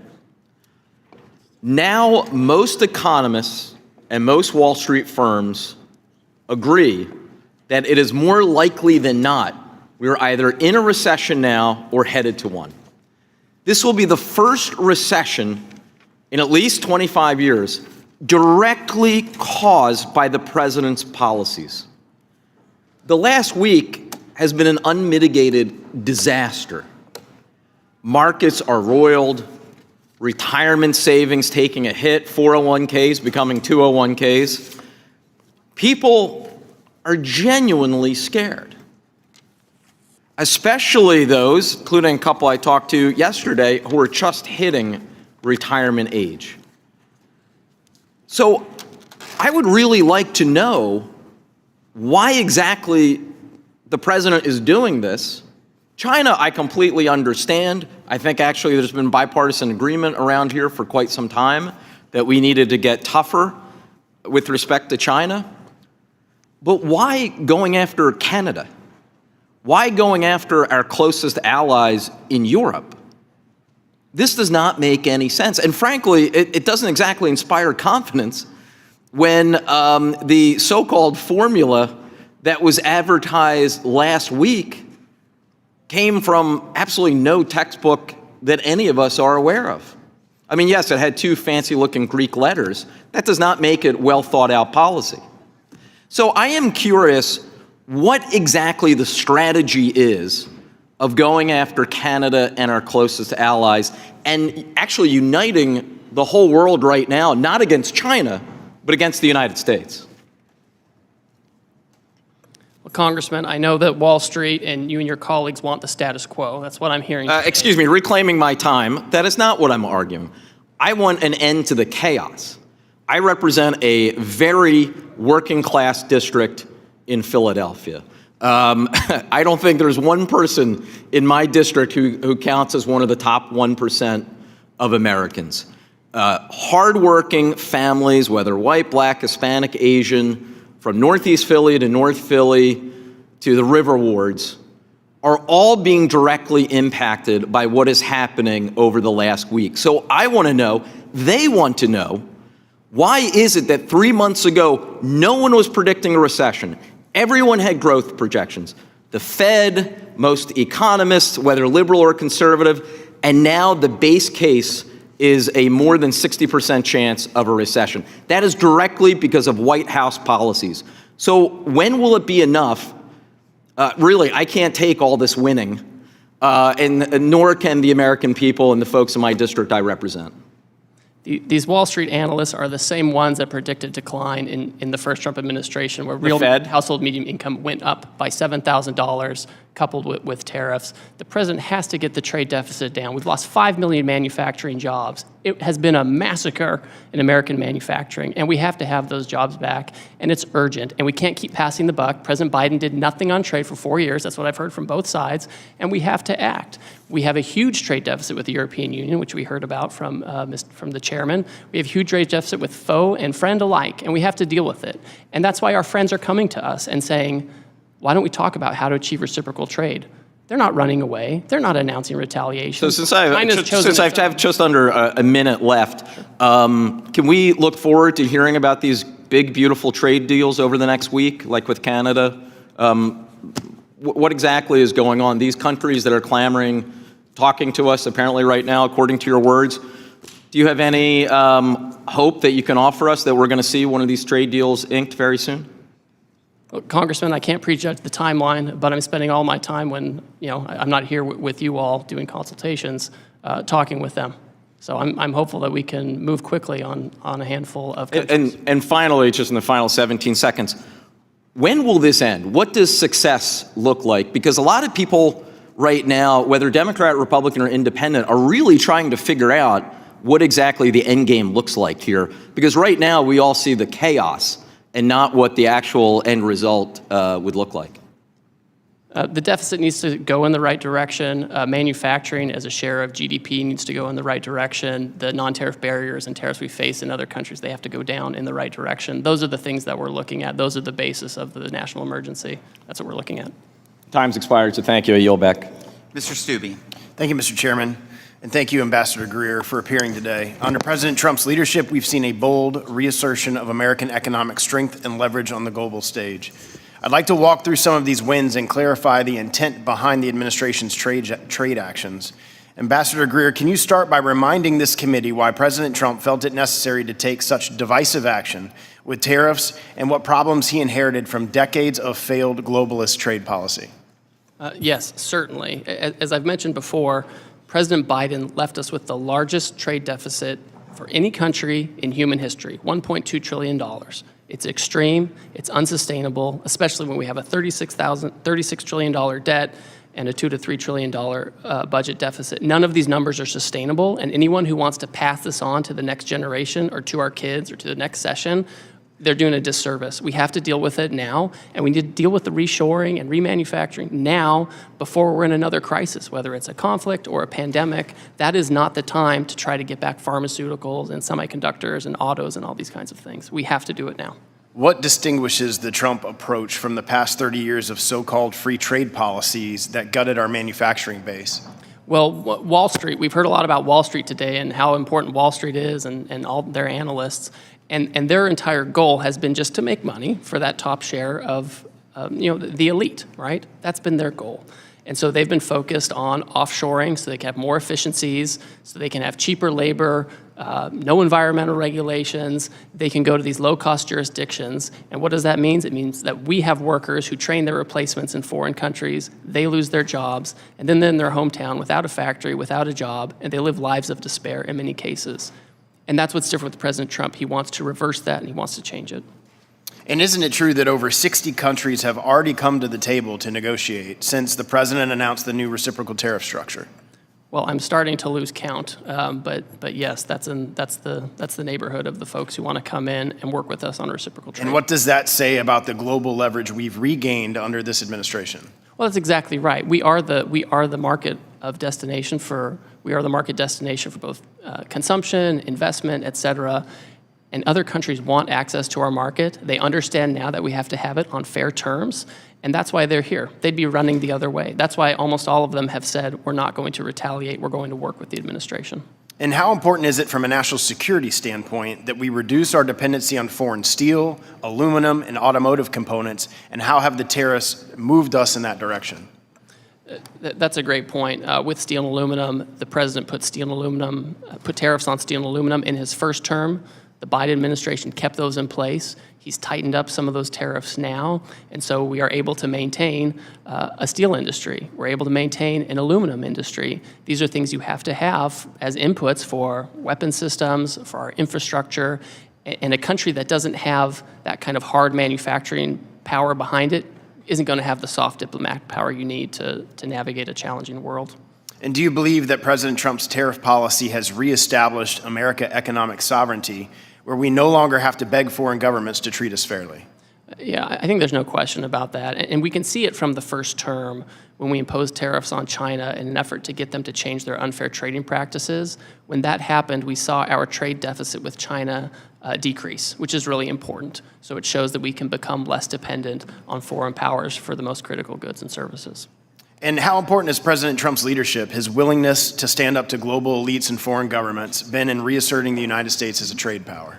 Well, it's been historic. It's been historic because in the past we've had leaders and politicians who were either in the pocket of Wall Street or they had some other special interest, and he's been willing to take a stand and do hard things and show others that he's not going to cave. This is really important because if other countries think about power in a different way, some politicians want foreign countries to say nice things about them. That's like their end purpose in foreign policy or trade policy. President Trump wants the right thing for Americans, and sometimes it means you have to stand up for yourself, draw a line in the sand, and say, we're not going to do this anymore. What would you say for the first time in decades, American workers have a president who fights for them, not for multinational corporations or foreign bureaucrats? That's exactly right, Congressman. That's why workers voted for him. That's why unions support the tariff actions. That's why we see, op-eds in the newspaper about union presidents wanting to work with President Trump on trade. That's why we're seeing all of that change, that realignment. And I'll end with this. What evidence have you seen that President Trump's tariffs are driving jobs back to the United States and helping to rebuild our manufacturing base? Well, for example, the auto tariffs that were imposed, we've already seen that one company is increasing employment, including temporary employment in Indiana. We've seen in Tennessee, there was a shift that was going to go down to another country. They kept that shift in America. Everyone knows if you want certainty, if you want access, you build in America and you use American labor. Thank you. My time's expired. I recognize the acting ranking member, Ms. Moore, to. Thank you, Mr. Chairman. And I'd like to ask for unanimous consent to enter a letter into the record to Wisconsin Republican members of Congress from Wisconsin Governor Tony Evers, his objection to the Trump tariffs. Without objection. Thank you. Thank you. Mr. Byer. Thank you, Mr. Chairman, very much. Ambassador Greer, you have a most awful job trying to convince us and the people we represent that the president's trade policies are wise and measured, when the truth is they are stupid and bad. The last time the U.S. started a trade war, Smoot-Hawley tariffs, June 1930, the world did retaliate, and we get the Great Depression that lasted 10 years. I want to quickly run through a few of the ways the logic behind the Trump tariffs make no sense. You got the math wrong, according to the people whose research you cited. Mr. Chairman, I ask unanimous consent to enter into the record a New York Times article by former Treasury official Brent Nyman titled, "The Trump White House cited my research to justify tariffs. It got it all wrong." The math error had the effect of quadrupling the tariffs Trump applied on some of our biggest trading partners. Trump accepted some goods, notably oil, but not others, including things we simply cannot produce in the United States. Why tariff bananas? Why tariff cocoa? Why tariff coffee? We don't have the capacity to produce these things at a scale that meets domestic demand. Trump logic equates any trade deficit with cheating. In fact, he called it rape. But even this stupid logic didn't help Australia or Brazil or Singapore, all countries with whom we have a trade surplus. How does Australia negotiate an end to a trade deficit that doesn't exist? Some countries have a deficit because we import things that we want, but they're too poor to afford our exports. Perfect example is Madagascar. We buy something like 60% of our vanilla from Madagascar, but they have one of the lowest GDP per capita rates in the world, and they just can't afford many of our products, but we just hit them with the 47% tariff. Trump is hinting that maybe if countries lower tariffs on us, he might drop tariffs on them a little bit or some or possibly, but Vietnam, knowing that Trump was coming, massively cut their tariffs to appease him ahead of his announcement last week, and instead, you slapped a 46% tariff on them anyway. So what are the Vietnamese supposed to do? Trump declared a phony national emergency and imposed tariffs on Canada to punish our closest ally for quote-unquote fentanyl smuggling, despite the fact that our own government says the amount of smuggling at the northern border is vanishingly small, less than 1%. How does Canada get out of a tariff imposed on them for doing something that we admit they're not doing? Trump is risking our economy to bring back factory jobs that pay far less than the 8 million jobs that are listed in the JOLTS report right now. 8 million jobs available in America that pay far more in fast-growing sectors like healthcare, clean energy, or data science. The Secretary of Commerce, Howard Lutnick, is on television raving about shifting millions of Americans to work on, and I quote, screwing in little screws to make iPhones. You guys are blasting nearly every product from nearly every country with these tariffs. Senator Tillis yesterday called it, quote, a trade war on all fronts. It hurts our alliances, it hurts our economy, it hurts our ability to make and keep free trade agreements, which is supposedly your job. Ambassador Greer, the world is watching you. They're watching this hearing across the country. Global markets are in chaos. The U.S. economy and our most important alliances are in serious danger. I had met a couple of nights ago with a dozen ambassadors from Eastern Asia, and the conclusion of the discussion was that we are creating a unipolar Asia, an Asia led by China with America excluded. America first is America alone. And meanwhile, you're now serving as acting head of both the Office of Special Counsel and the Office of Government Ethics. These are both busy jobs in the best of times, but extremely demanding during one of the most ethically challenged presidential administrations in history. It's absurd to think that you're actually doing these jobs, but I think it's fair to ask if the many hats you're supposedly wearing are causing dangerous mistakes that damage our country in ways that's going to be difficult to recover from. You know, President Trump also imposed tariffs on China. China responded with tariffs on agriculture. European Union today announced $21 billion worth of new retaliatory tariffs on us. China's announced 84% retaliatory tariffs on us. The legal pretext, you said, is that this is a national emergency. You refer to the state of emergency as, quote, the largest and persistent trade deficit that's built up in recent years. The actual emergency is that markets are slumping, consumer confidence is crashing, and financial forecasts of recession are coming pretty quickly. And the Fed is projecting that these tariffs are driving prices up. We finally got inflation down. Now we're going to do exactly the opposite. Coming to the table, I don't know. Our trade balance has been in the negative for 50 years, and yet we have built the strongest economy in the history of mankind. This is a terrible way to fix the way of bringing back meaningful employment to our low-income Americans. This is not the way to do it. Mr. Chairman, I yield back. Mr. Arrington. Thank you, Mr. Chairman. I appreciate my friend's comments. Just to take off on treating low-income Americans, it's no way to treat our workers whose wages have been suppressed because of this unfair and unlevel playing field, who, by the way, because of the policies of the last 4 years, have paid a regressive 21% inflation tax.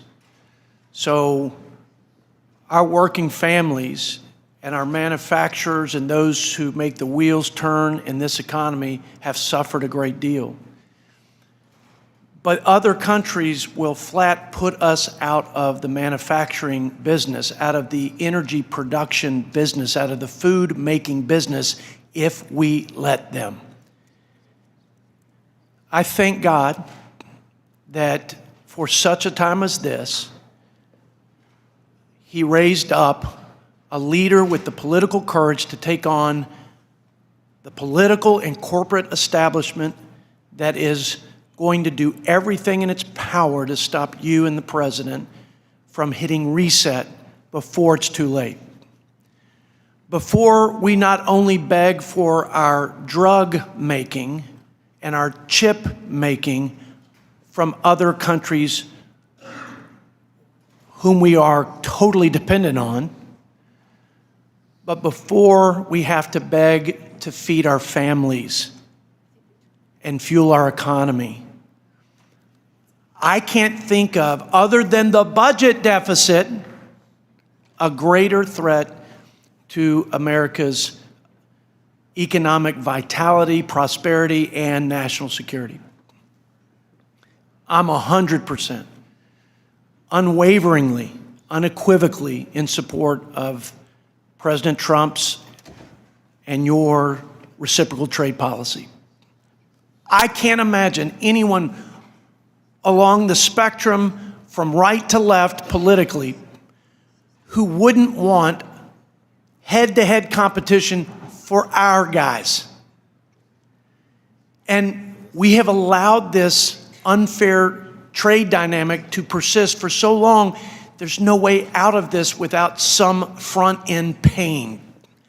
And I'm grateful that we have a leader who's not trying to diminish that or hide that fact, but is transparently calling this nation to persist through this front end so that we have exponential benefits and return to our economy, to our workers, to our farmers. There is no other path, and there is no other politician in this town that would ever risk what is necessary to risk and to exert the courage and will that is necessary to exert to confront this head on like President Trump and you. And we're with you. I'm with you, and I know many of my colleagues are. Couple questions. When we went through this before, in the first Trump administration, we were, I'd say, wildly successful with the reforms in China, with new free trade agreements, agreements in 5 nations that represented almost 50% of our entire export markets. So how important was the reciprocal trade posture in the first administration to getting lower barriers, greater access to those markets where we benefited by 26+% in export activity? Our wages went up, investment went up, job creation went up, poverty went down. How important is this posture to getting there? And is there any other way, Mr. Ambassador, to this greener and more glorious economic pasture once we establish the reciprocal trade dynamic? Congressman, thank you for your support and your words. You're exactly right. There are a few different approaches to trade negotiations. One is the typical one, which is where you ask others nicely to give you market access, and they do a dialogue with you for several years, and at the end you have no more market access. And then there's the Trump way, where he says, we'll have reciprocal trade, and we can do it my way, or we can do it your way, but we can work together because we should work together, and we should have fair trade among us. And that's what we're seeing now. We're seeing countries come and say, we understand the issue, we're happy to talk about this, and we know that there's an alternative path. There are alternative pathways here, and we can choose which way we want to go, and that's the way to do it. I'm grateful for both of you. Thank you, Mr. Chairman. Thank you, Ms. Tenney. Thank you, Mr. Chairman, and thank you, Ambassador Greer, for your hard work. And I'm from upstate New York. This is the home of the Industrial Revolution, the Erie Canal Corridor, the Finger Lakes, all my region. #1 dairy district in the Northeast, #5 dairy district in the country. Third largest producing apple county is in my district. Really important when it comes to trade, and we have always been grateful for the work of President Trump and the administration for trying to understand that we've been hollowed out by China and Asia and other countries, and we want to bring those jobs back. Really important part of not just the building of New York, but the building of the entire United States and our strength leading up through to World War I, World War II, and into today. I got a couple of questions I just want to talk to you a little bit about because there are a few nuanced issues here dealing with Canada, which is my entire northern border. #1, we have an emerging and really strong Finger Lakes wine region, and many of our wineries have reached out to us. We are at the cusp of putting out some really incredible wines, groundbreaking. We have wonderful water, soil conditions, and we're producing top-level wines. A little bit about some of these markets we'd like to have opened up for us so we can trade, and we appreciate the work that the President is doing. However, one of the issues we've experienced, and we hope that you can work on, is many of our Canadian visitors are not coming to our region. We're dependent on the Canadians to come for commerce. They're a great friend to the north. And we've seen a 23% drop just since February in visitors to our wineries. And we just want to know if we can help get your assistance and help in making sure that this sort of very important yet fragile relationship that my district has with Canada, an historically strong relationship, we can continue to work to make sure that we get that kind of trade and the kind of tourism that we've been getting from our Canadian friends to the north. Certainly, and I would note that goods between Canada and the United States that follow the rules of the U.S.-Mexico-Canada agreement, they continue to trade on a duty-free basis, which makes sense, right? Yeah. And I would say, I know you're going to jump into this because this is my next beef with that. But when it comes to Canada, we are grateful and hope that you'll continue to pursue some of the dumping that's been going on against our dairy producers, because as I cited in my start, we are a huge dairy producer and we're getting unfair treatment. We think in the last administration this was not resolved favorably to our dairy markets because Canada continues to bring milk proteins in that we think that are in violation of USMCA, and I know that's what you're going to get to. So. Yes, no, it's certainly on the flip side of the wineries. So, yeah, that's certainly at the top of my list. I would point out that President Trump reported that he had a constructive call with Prime Minister Carney last week, 10 days ago or so, and I continue to work with my Canadian counterparts to make sure that that relationship is one where we can have fair trade. Yeah, we greatly appreciate it, and when it comes to apples, we just have to say we are so excited about the USTR's efforts in trying to reduce some of these market access barriers, particularly with Israel going to zero tariffs. Our apples hopefully will be sold all around the world. We're famous for them. We don't get the subsidies that some of the other states get in the state of New York. And we're hoping that we can do that, including getting our apples to India and around the world to actually grow our New York economy. So we appreciate all that the USTR is doing that. I think that we can have a great relationship in the future with Canada, and we are really pleased that you're working with the Prime Minister and working with everyone that we can to make sure that northern border is protected, but also that we're getting the trade that we're so accustomed to with our great friends from the north in Canada. And those are primary issues for us. Also want to make sure that some of our supply chains, whether, I know this isn't your sphere, but when it comes to aluminum, when it comes to copper, we have some of the best manufacturers and the oldest manufacturers in the entire nation in our region, and we're dependent on Canada for those things. So when we look into the tariffs and some of the negotiation, I know there's going to be some tinkering with the tariffs as we look into the next couple of months, we just know that you and the President will work with us on making sure that we continue to keep these legacy businesses that we have across our region that were part of our nation's real boom when the Industrial Revolution was founded.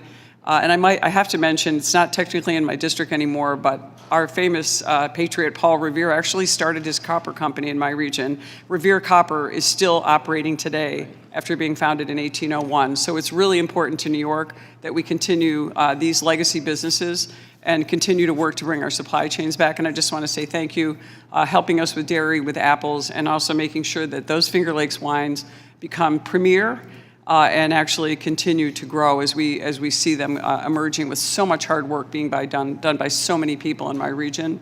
And we're grateful to you, and so continue to work. We appreciate the effort on behalf of our district and on behalf of the President. Thanks so much. Well, thank you, and I look forward to continuing working with you and your staff on these issues. Thank you.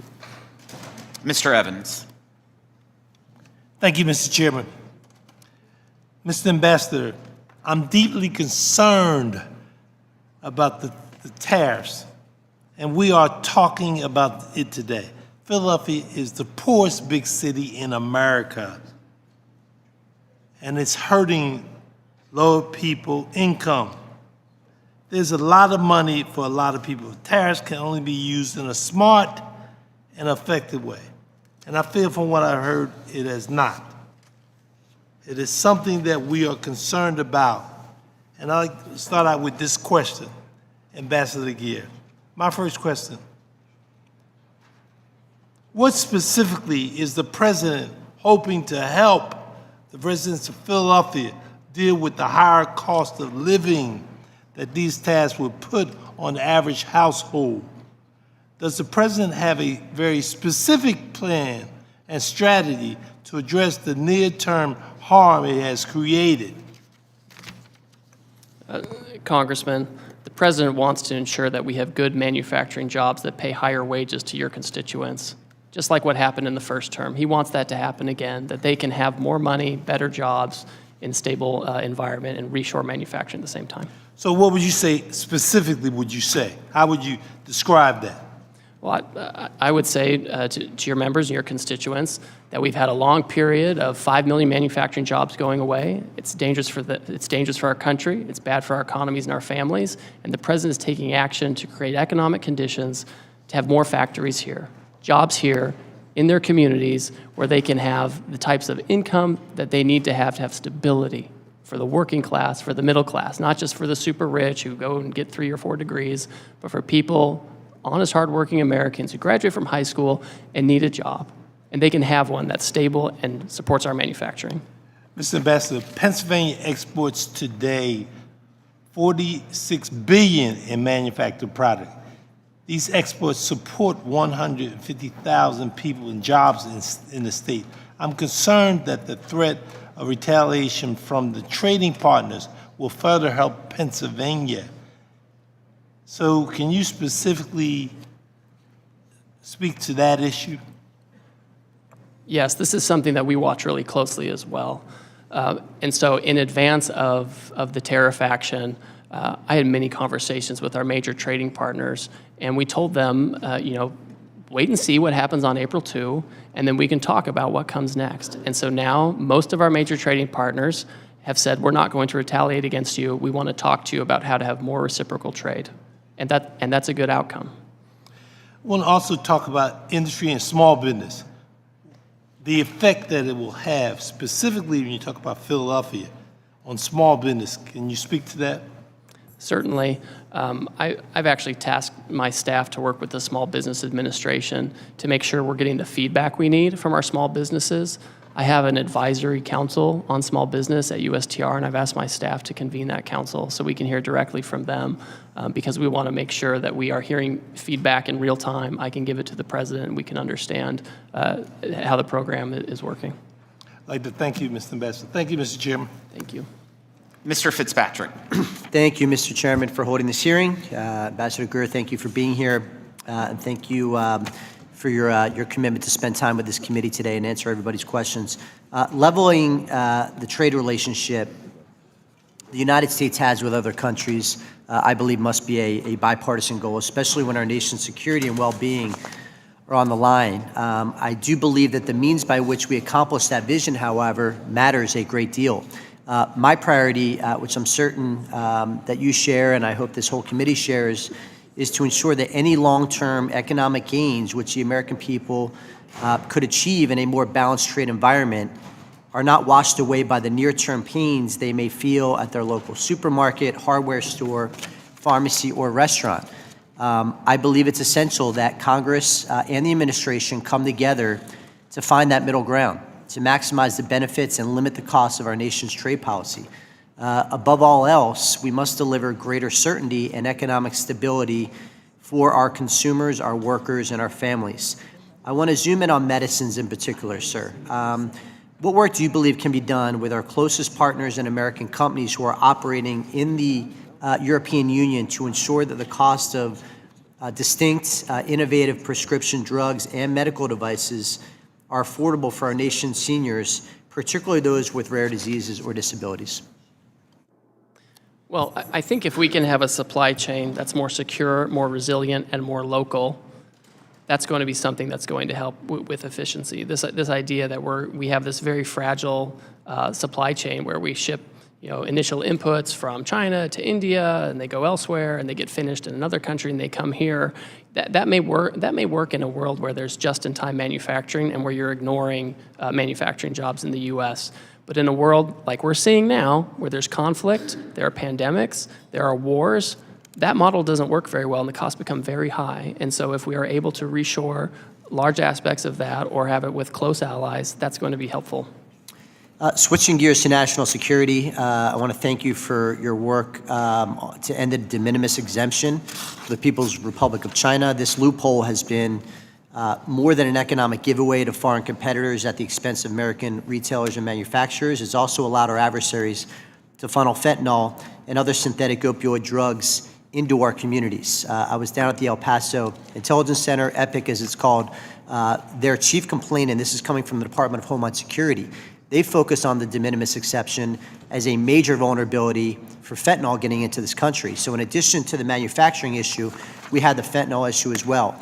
as this administration evaluates how the U.S. should alter or eliminate the de minimis standard for other nations beyond the PRC, particularly those for which have credibly abused the process to the detriment of countless Americans' health and safety, what metrics do you believe should be prioritized? So de minimis is it's really a customs and border protection issue. It's not my jurisdiction, but I think some of the things you've talked about, the loss of revenue, tariff evasion through use of de minimis, counterfeits coming through the de minimis program, illicit substances coming through the de minimis program. These are all the types of things that need to be captured, whether it's from China or elsewhere. I think it's a real problem, and I think Customs and Border Protection should look into that. And finally, very briefly, sir, on the USMCA, recognizing that the agreement is facing a sunset review process that needs to be completed by July of 2026, can you share any details about how you anticipate that review will be conducted? Certainly. There are a few parts to this. First of all, there's a public consultation process that's set out in the statute that USTR will follow. Will follow the law. There's a congressional consultation process, which of course will follow.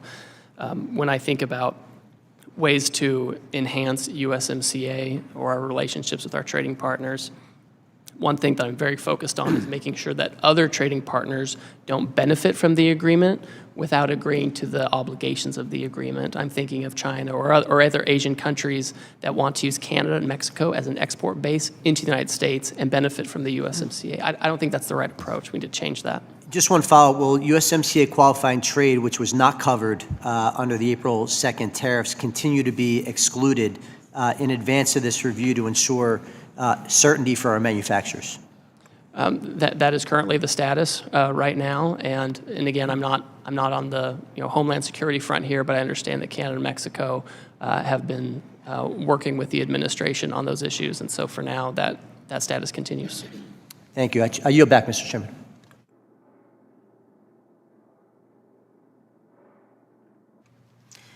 I now recognize Representative Fischbach from Minnesota. Thank you, Mr. Chair. And thank you, Ambassador, for being here and for all of the opportunity that we've had to have conversations or discussions about what's happening. And thank you for answering all of the tough or maybe not so tough questions today. So I appreciate it.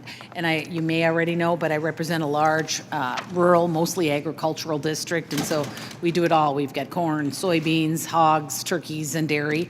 And but we also grow sugar beets. So I was going to ask you I'm a strong supporter, obviously, of the sugar program, which has allowed our farmers, sugar refiners, and end users of that sugar to invest in strong and robust domestic sugar industry. So my first question, very quickly, will you commit to working with myself and other members to protect the sugar program and to promote the domestic industry? Definitely. Happy to do that. Thank you very much. I appreciate that. And many of the other farmers in my district rely on exporting their products around the globe. While China is a major customer of U.S. agriculture, farmers are constantly searching for new market access and expanding market access in other countries. We've seen reports of numerous nations coming to the table, and I think it's over 50 now, with President Trump to negotiate new trade agreements. What are the opportunities in these negotiations to increase access for American farmers? Certainly, as I think was mentioned earlier, perhaps by Congresswoman Tenney, Israel has come, and we've had a trade agreement with them for a long time. People are surprised to find out that despite the trade agreement, they still have tariffs on some of our agricultural goods. And so they've offered that that's something that they're willing to look at. We've heard from Vietnam, we've heard from India, we've heard from Argentina, we've heard from all kinds of countries that they're interested in not only getting the tariffs down, but getting down the non-tariff barriers, which often are more problematic than the tariffs themselves. So I think there's a lot of opportunity there if these countries are willing to really engage in reciprocal trade. And I think I know the answer, but I just want to will you work with me and other members of this committee to make sure that farmers have a voice in the negotiations so that we are heard and are part of it? Yes, certainly. We have a series of advisory committees that involve agricultural stakeholders. We manage those jointly with the U.S. Department of Agriculture. I've already talked to Secretary Rollins about this and the importance of meeting with these committees so we can have their feedback directly. And we are talking a lot about reducing America's reliance on Chinese imports to our country. And I think that's important, and I'm sure you do too. I think we learned a lot during COVID and over the last few years. But I think it's also important that we give farmers the opportunity to reduce their reliance on exports to China by providing them with new markets. And I know that we just kind of are talking about that, but I think it's important that we say it over and over and that we make sure that we include those farmers and that we are looking for new markets, because that is what they want to produce, and they want somewhere to sell it. So maybe that's not even a question as much as just a statement, but I appreciate your willingness to work with us, that protecting the sugar program, making sure our farmers are involved in these negotiations, and that we are doing our best, because it's been the last few years that we have not had that kind of outreach to create new markets and find new markets for our ag products. So I hope that we are going to be very aggressive about that and really helping our farmers, because it's important that we strengthen and build that market and the farms in our country. So thank you for being here. I hope I made it real easy on you, because you've had a tough day. So, but thank you very much, and I yield back, Mr. Chair. Thank you. Thank you. I now recognize Mr. Snyder from Illinois for 5 minutes. Thank you, Mr. Chairman, and I'm not going to make it any easier on you, Ambassador, but I will pick up on what Ms. Fischbach and Schweikert before said. Ambassador Greer, yes or no? Didn't Israel zero out all tariffs on U.S. products before President Trump announced his across-the-board tariffs on April 2nd? They indicate they're willing. Just yes or no? They did not do it yet. They announced they wanted They to. announced it, but yet President still imposed 17% tariffs on Israel. Ambassador Greer, what's our trade balance with the elephant and fur seals, petrels, albatrosses, and penguins living unhurt in McDonald Islands? They're part of Australia's customs union. But they're separate, and I'm going to reclaim my time. The president has imposed specific tariffs on herd and McDonald's Islands while not taking any action against Russia, Belarus, North Korea, or Cuba. And I don't want to disappoint my mom and my wife or have them yell at me, but Mr. Greer, I'm going to say what I think almost everyone is thinking. WTF? What's the president thinking? What did he and you think was going to happen after unilaterally declaring a global trade war? Did you expect the so-called Liberation Day to become Liquidation Week, destroying more than $10 trillion of value and moving us from an extended bull market into a self-induced bear? Did you intentionally plan to decimate Americans' retirement accounts and 529 accounts for their kids' education? Did you and the president anticipate raising prices for American families already struggling to make ends meet? Did you mean to make American businesses less, not more competitive in global markets? Was the intention, with the largest tax increase in U.S. history, to put the United States and maybe the entire global economy into a recession because of what Wall Street Journal editorial board, let me repeat this, it was the Wall Street Journal editorial board said is the dumbest trade war in history. Already, Diane Swank, the chief economist at KPMG, is saying that her baseline forecast is a recession starting this quarter. Jamie Dimon and JP Morgan have raised their probability of recession to 79%. The Wall Street Journal reports the betting markets have it at 70%, and Goldman Sachs recently again raised their likelihood, the second time since this trade war started, to 45%, and I expect that will rise again. Indeed, by the time you have finished this hearing, I wouldn't be surprised if we already were in a recession.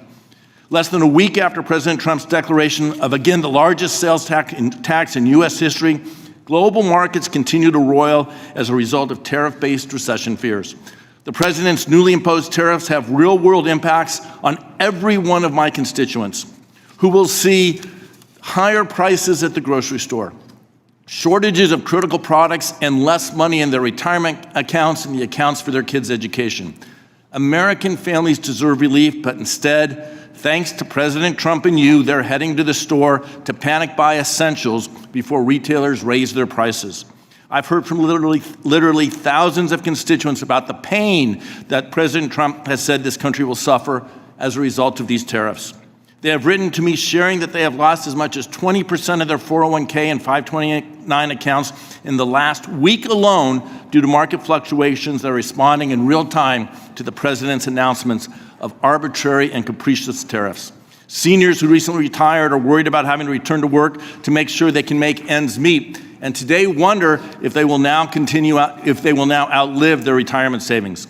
Small business owners are worried about laying off employees. Large companies in my district are preparing their next earnings report for investors and telling me that the impacts of these tariffs are material. That's business speak, for the tariffs are going to have a real adverse effect on their operations and likely adverse effect on their cash flows. Make no mistake, President Trump's trade agenda is slowing economic growth and job creation, weakening U.S. global leadership, and increasing the cost of doing business in the United States. These tariffs make life for Americans more expensive, make our nation less secure, and our citizens less prosperous. Congress must take back its constitutional authority to stop the chaos and the pain President Trump is inflicting on American families and dig us out of what could be a self-inflicted recession. Before I ask a question with my limited time, I ask unanimous consent to submit into the record the CIA World Factbook entry for Heard Island and McDonald Island. Without objection. I also ask unanimous consent to submit for the record an article from Scientific American, The Heard and McDonald Islands Are Pristine Biological Wonderland. The subtitle of the article is, Trump's Tariffs Put a Spotlight on the Uninhabited Heard and McDonald Islands, which comprise a remote volcanic refuge for penguins and seals and a UNESCO World Heritage Site. This just once again illustrates that these tariffs are not strategic, they are not targeted, they are arbitrary and capricious in hurting our economy and our American citizens. I yield back. Thank you. I now recognize Mr. Moore from Utah for 5 minutes. Thank you, Mr. Chairman. Ambassador, thanks for being here. And as I've said to you before, I can't tell you how much I appreciate the communication and the ability to dialogue. This hearing's, in my opinion, one of the most important hearings that we've had, and it's been very important for folks to be able to hear this out. And thank you for providing details and responses. We've talked a lot about trade deficits today in this hearing, and I have concerns about how we went about some of the calculations with just focusing on imbalance. But that completely aside, what I wanted to actually bring was the other side of this equation. So we run massive trade surpluses in services with just about every major economy in the world, especially in high value and high employment technology software industries. And recognizing that there's digital service taxes that we don't like, and we try to address some of that on the tax side, and we're going to work on retaliatory tax side with that in this committee, actually. The Europeans, Koreans, Japanese, they're all allowing us our U.S. tech firms to run surpluses in their markets for a reason. We have the best talent and the most skilled innovators in the world.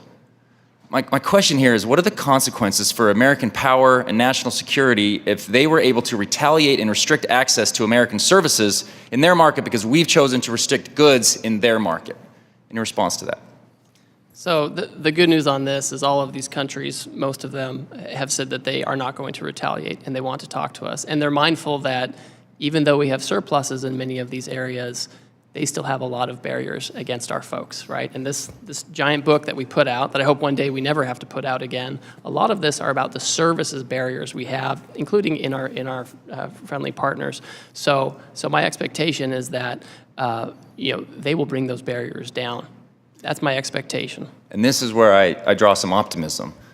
But we're really early in this. If this is prolonged, does their position on no retaliatory commitment, does that wane? And that's something we have to be hyper focused on, and we've got to be vigilant. I have a big concern, and I would, to what extent would you have a concern? Are we at the risk of losing the AI race to China if we lose our innovative edge and our exporting advantage over China? So I think that we benefit from having huge innovation here in the United States. We have an economy that cultivates innovation. We prioritize it. We have an intellectual property system that protects it. You don't have those kinds of things in China, right? You don't have that level of protection. You don't have that level of attractiveness. Now, we can't be complacent by any means. I think it's incumbent on us to continue to have domestic laws and incentives to make sure that we're innovating here. And it's important to have manufacturing, because manufacturing and innovation go along with each other. I'm going to add to that. So really what this boils down to, and I'll try to make it a little personal here. You and I went to rival universities. We're still working through some of those challenges. For now. Yeah. We may never see eye to eye on it, but we were both probably 40 minutes away from world-class ski resorts on the Wasatch Back during those college years. During college, I always went to the Sports Den. It's a local sporting goods store, and I've known the owner, Mark, for over 30 years. I took my, he committed, I mean, every banner at every Little League thing has his banner there. He's committed to the neighborhood, to the community. He's weathered the e-commerce revolution. He's weathered COVID. He's been able to sustain this business through some of the toughest times. I took my son's bike in there on Saturday to get fixed, and I've never seen him like this. I've never seen him so anxious, so nervous about what's going on. He pointed to everything in his shop. You know, I buy ski equipment from him. We rent stuff from him, all the gear. I've never seen him like this. And I would ask you, like, what do I say to him? Like, he's really nervous right now, and I know it's impacting, and I know it's just a lot of concern. What do I say to him? Well, I wish there was a silver bullet for this, Congressman, because I'm sensitive to this, and you all have constituents, whatever side of the aisle you're on, who are talking to you about this.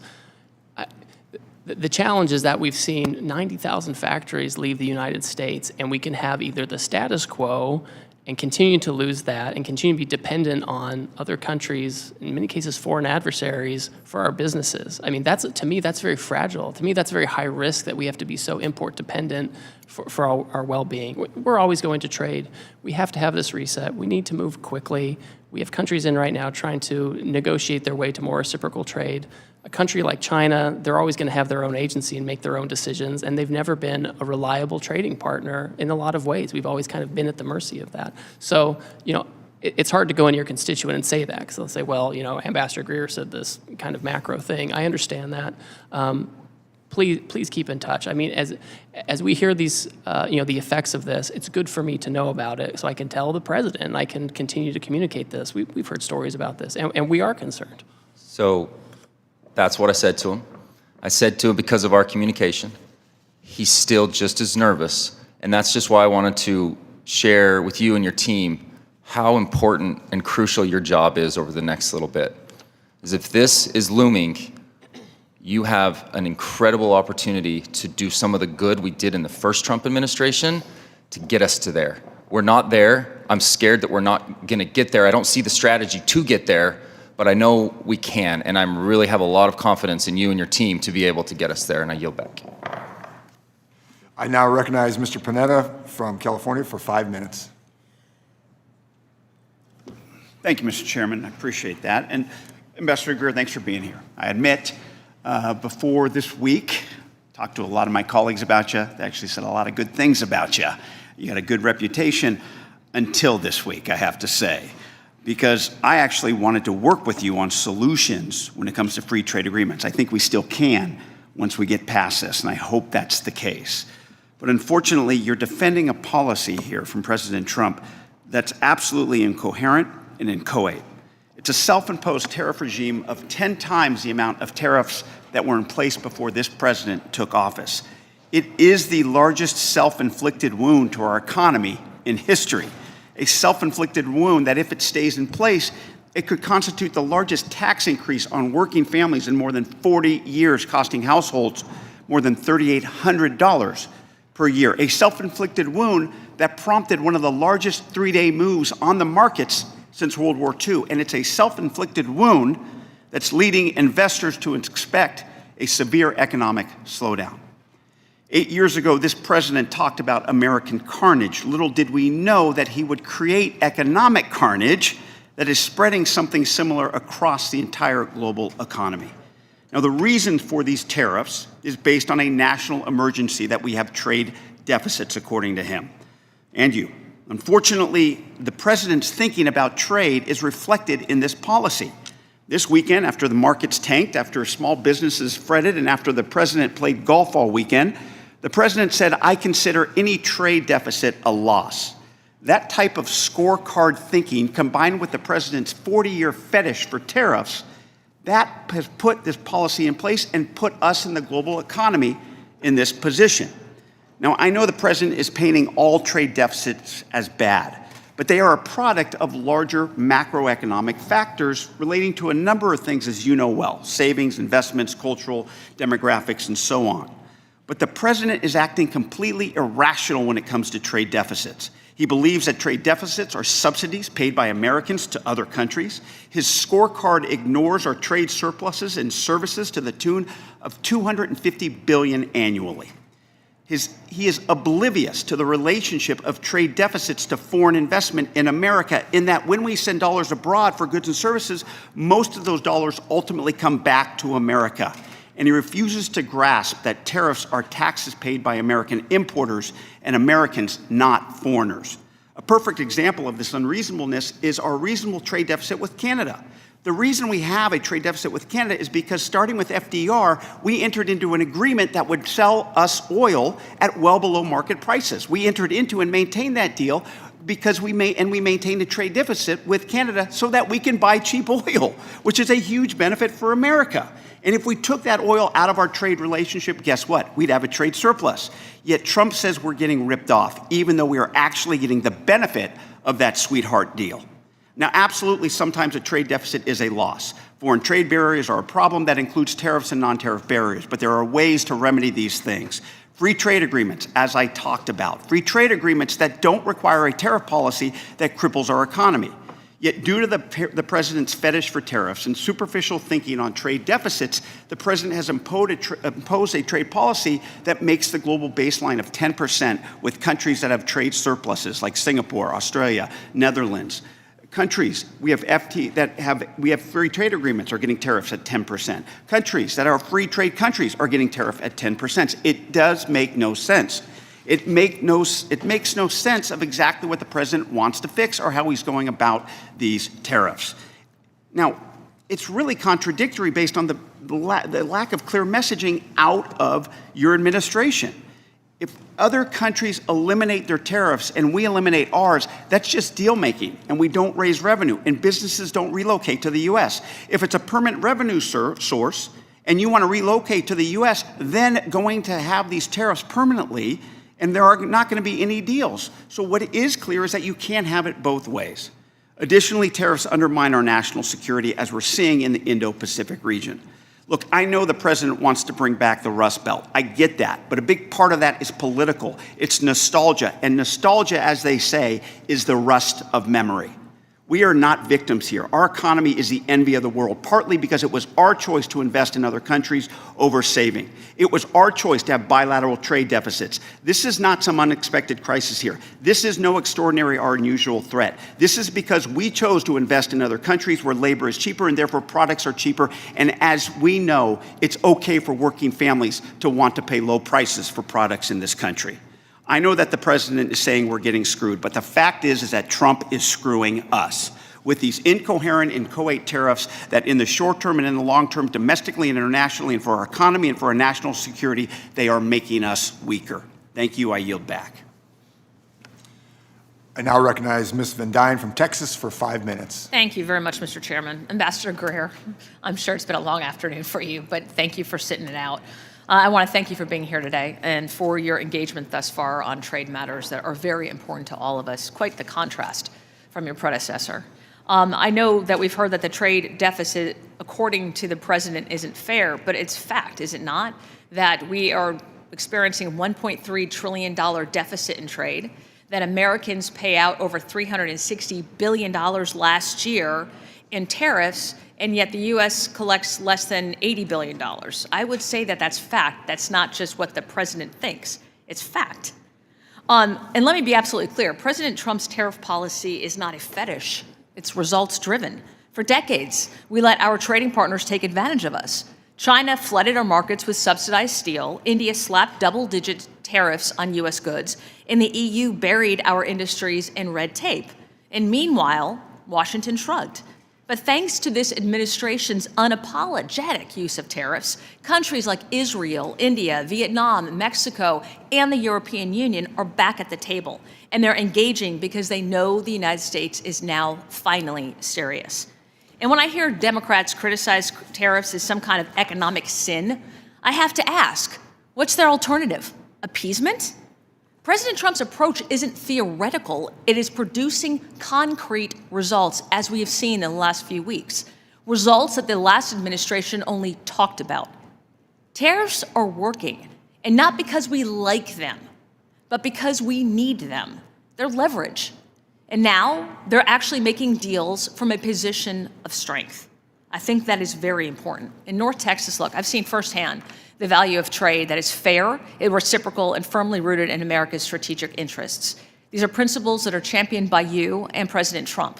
And I also understand something too many in this town seem to forget, is that trade without enforcement is surrender. And under the previous administration, enforcement was weak, inconsistent at best. Mexico violated its obligations under the 1944 Water Treaty, and they violated the USMCA with impunity. And American businesses were the ones that had to pay. We saw it firsthand with the case of Vulcan Materials, a company that operated lawfully in Mexico for decades, but then had their property invaded, shut down, and seized by Mexican armed forces. As we approach the USMCA review, can I ask how the administration is planning to protect these American business interests and ensure that Mexico complies with its obligations? Yes, certainly, and thank you for your comments. What we see is that Mexico, despite their obligations under the USMCA, continues to discriminate against U.S. companies and U.S. products. We've seen this particularly in the energy sector, for example, where they have favored state-owned industries over American industries, which are cleaner and efficient. You mentioned the situation with Vulcan. That's something where we're paying attention. Mexico, we won a case against them about how they treat our corn, and they have a little constitutional amendment they're doing. We're watching that very closely to make sure they don't hit that. So there are a variety of unfair trading practices that Mexico has or threatens to have, where we're watching that very closely. And we expect any renegotiation or review of USMCA to focus on those types of issues. Excellent, thank you. And while the tariffs are seeming to make progress in the right direction, I'm still really concerned with China's third country subsidies and their transshipment to the steel and aluminum industries, specifically in my district. That is very important, which have enacted and enabled them to evade our duties and our tariffs. Can you comment on the specific actions that we can expect to see from this administration in terms of cracking down on transshipment and duty evasion through third country circumvention? Certainly, and this is, for example, you mentioned steel and aluminum. The president recently tightened exclusions and exemptions under steel and aluminum because of those types of issues. I think that we need to pay attention to whether goods coming in from Mexico and Canada, for example, whether they contain a lot of Chinese content. Some of this is Customs and Border Protection needs to do more enforcement. I know that they're focused on this, but I think that we need to make sure where we have trade agreements that the benefits of the agreement are going first to Americans and then, of course, to trading partners who follow the rules. And we have to have enforcement. And enforcement means tariffs. People say they want enforcement, but in the trade space, enforcement means tariffs. So we're going that direction too. I'm concerned that our current trade remedy laws will not suffice, which is why I'm leading the Level the Playing Field 2.0 Act with Ms. Sewell. Do you agree it's time for Congress to update trade remedy laws? Oh, I certainly agree with that, yes. Awesome. All right, Ambassador, we're at a pivotal moment. We finally have a trade policy that doesn't just talk about fairness, but it actually demands it. The Trump administration has sent a clear message. The era of taking advantage of the United States is over. Thank you again for your testimony and leadership, and I yield back. Thank you. Thank you. I now recognize myself for 5 minutes, and I just want to say thank you, Ambassador Greer, for taking the time to speak with us today. It's great to hear a voice of reason. I want to first thank you for including Germany's withholding tax on IP on USTR's list of investment barriers in the National Trade Estimate. And I look forward to working with you on this and ensuring fair treatment of American businesses across the world. I saw the list, and that was one of them, Section 49, so thank you very much.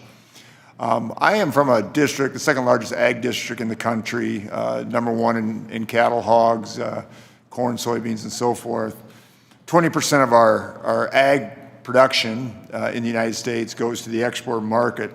So my hope is to see tariffs imposed last week quickly lead to fair and reciprocal market access and to end many of the long-standing agricultural trade barriers around the world. I mean, that is really my hope.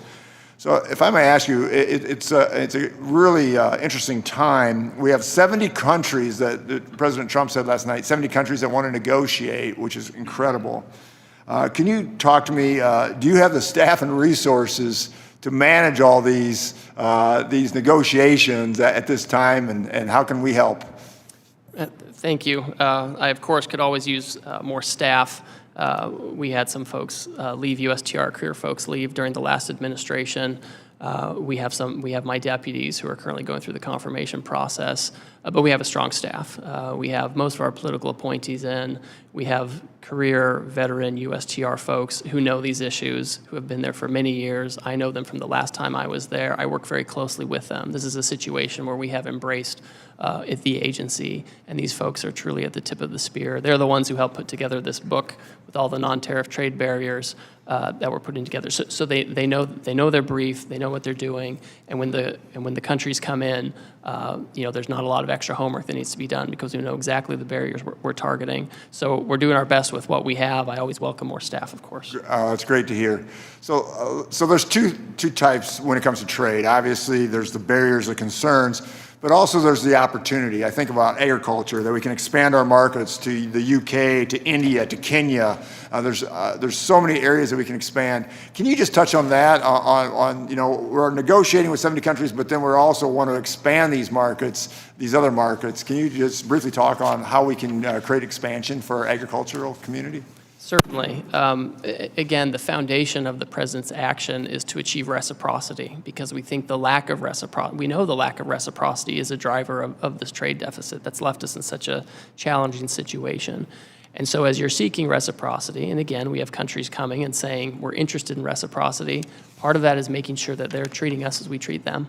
That means that they have to lower their tariffs, they lower their non-tariff barriers, and that's where you get the market access. That's where you get expanded markets. That's where our ag and other producers have the chance to really get their foot in the door instead of little bits and pieces here and there or an uncertain access. You get real access, you get reliable access, something that our farmers can count on. So just to clarify that, so I can tell my farmers by the end of the day, after this is all settled, we should have dramatically expanded markets for them. Would that be a fair statement? I think that's the expectation. Yeah. I think that's the expectation. We certainly want to, I mean, listen, with some countries, it's easier. They have fewer barriers. With others, it's harder. It's going to take some time. And in the meantime, they'll have that tariff. But my hope is that we can have a lot of these countries have reciprocal trade with us and make it, we can be more competitive, whether we're farmers or manufacturers or producers, if we have real access to these other markets. Be more competitive here and produce here. Yep. I want to thank you for your response to my letter to the USTR's proposed measure on Chinese-built marine vessels and for discussing it with me last week. The proposal of the USTR to counter China's shipbuilding industry would significantly increase freight costs on U.S. soybeans and soy products, in turn making the price of U.S. soybean products uncompetitive versus other countries. I'm hearing from my constituents that global soybean orders are simply being canceled and grain shippers cannot secure freight past May due to this uncertainty. I just wanted to hear from you again. So what can I tell my soybean producers, I'm the largest in the country, to give them some peace in this matter and what's happening? Well, first of all, we should have final decision on that by the middle of this month. Second of all, there were a lot of proposed measures in that Section 301 action on shipbuilding. I think that, and this could have been a communications issue, I think some people thought that all of those measures would be imposed. Those were proposed measures for people to comment on and receive feedback. We've now had that process where we've had the feedback, and now we consider which of those measures is most appropriate. Thank you very much. I now yield myself back. Now I recognize Mr. Gomez from California for 5 minutes. Thank you so much. I want to just get to the point. I want to start off by making sure we're speaking the same language, Mr. Ambassador. Do you agree that tariffs are a tax, yes or no? They're a tax on foreign goods. Okay, so I'm glad you're here to say that because also economists say that 98% of that tax is passed on to the American consumer, right? 98 to 99% is passed on to the American consumer in higher prices. And it's going to fall disproportionately, especially on working Americans. So higher costs when it comes to food. 40% of our produce are produced out of the country. Cars, clothes, shoes, household goods, all of it. And yesterday, you said, quote, there'll be some short-term pain. I want to know, and I think my constituents want to know, how long is short-term pain going to last? Is it 24 months? I don't think it's 24 months, no. 2 years? I don't think it's 2 years. The reason why Is it 3 years? Is it a month? Because here's the thing. You also said yesterday, the other thing you did say yesterday, is you said the trade deficit grew over 30 years. It didn't happen overnight, so this problem is not going to be solved overnight. So you're saying on one hand, it's not going to be solved overnight, but then the long-term pain, it's going to be short-term pain. That doesn't compute. People don't believe it.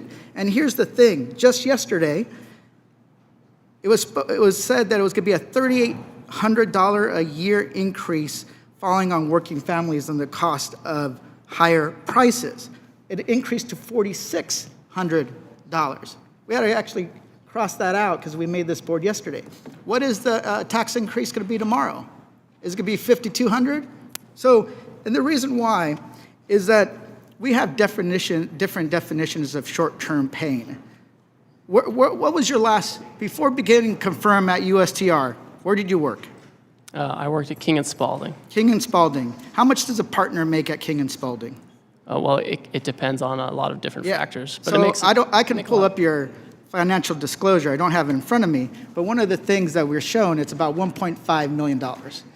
My constituents don't make that. The average American consumer doesn't make that.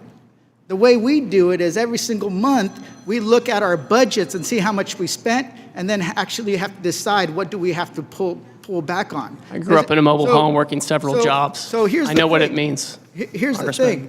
You in also a mobile have, home. You also have a cabinet of billionaires. You have Lucknick, you have Bessent, you have the president himself, you have Elon Musk, Donald Trump, who has billions. So for them, $4,600 doesn't mean anything. But for the average worker, it does.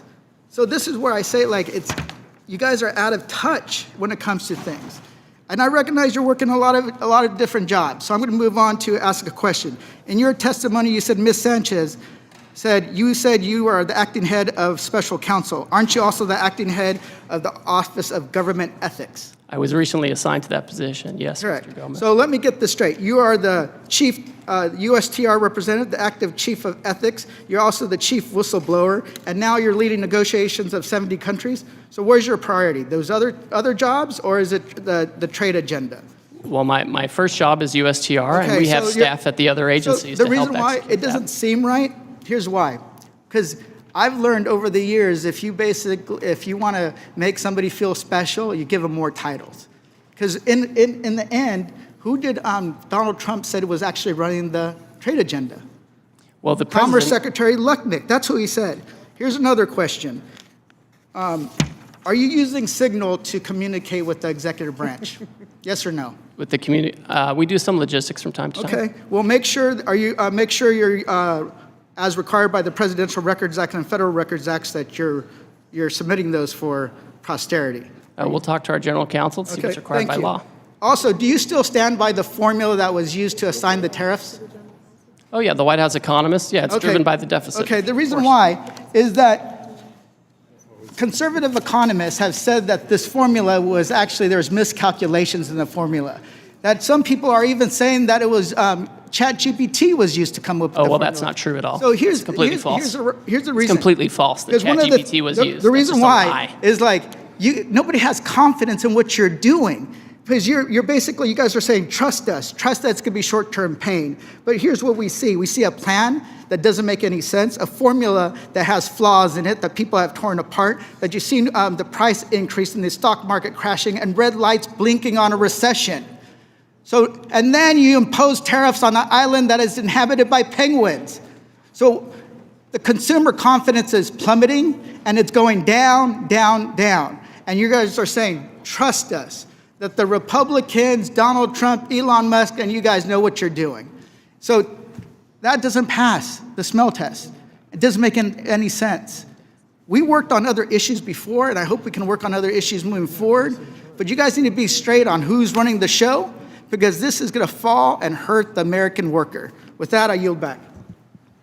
Ms. Malliotakis. Thank you, Ambassador. I very much appreciate your testimony here today.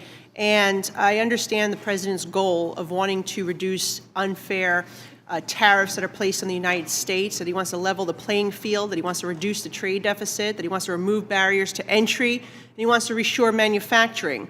I think we need to be cautious. I get concerned about doing too much at one time, about biting off more than we can chew.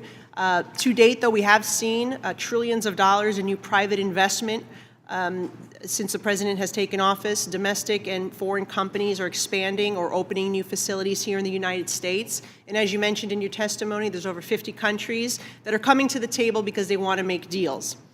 I just want to bring up some of the concerns I've heard from manufacturers, importers from New York that I've spoken to, and they want to make sure that you're considering the impact that tariffs could have on materials, on parts, on supplies that are needed to manufacture here in the United States. Because obviously the goal is to bring those jobs home, to reshore as much as possible.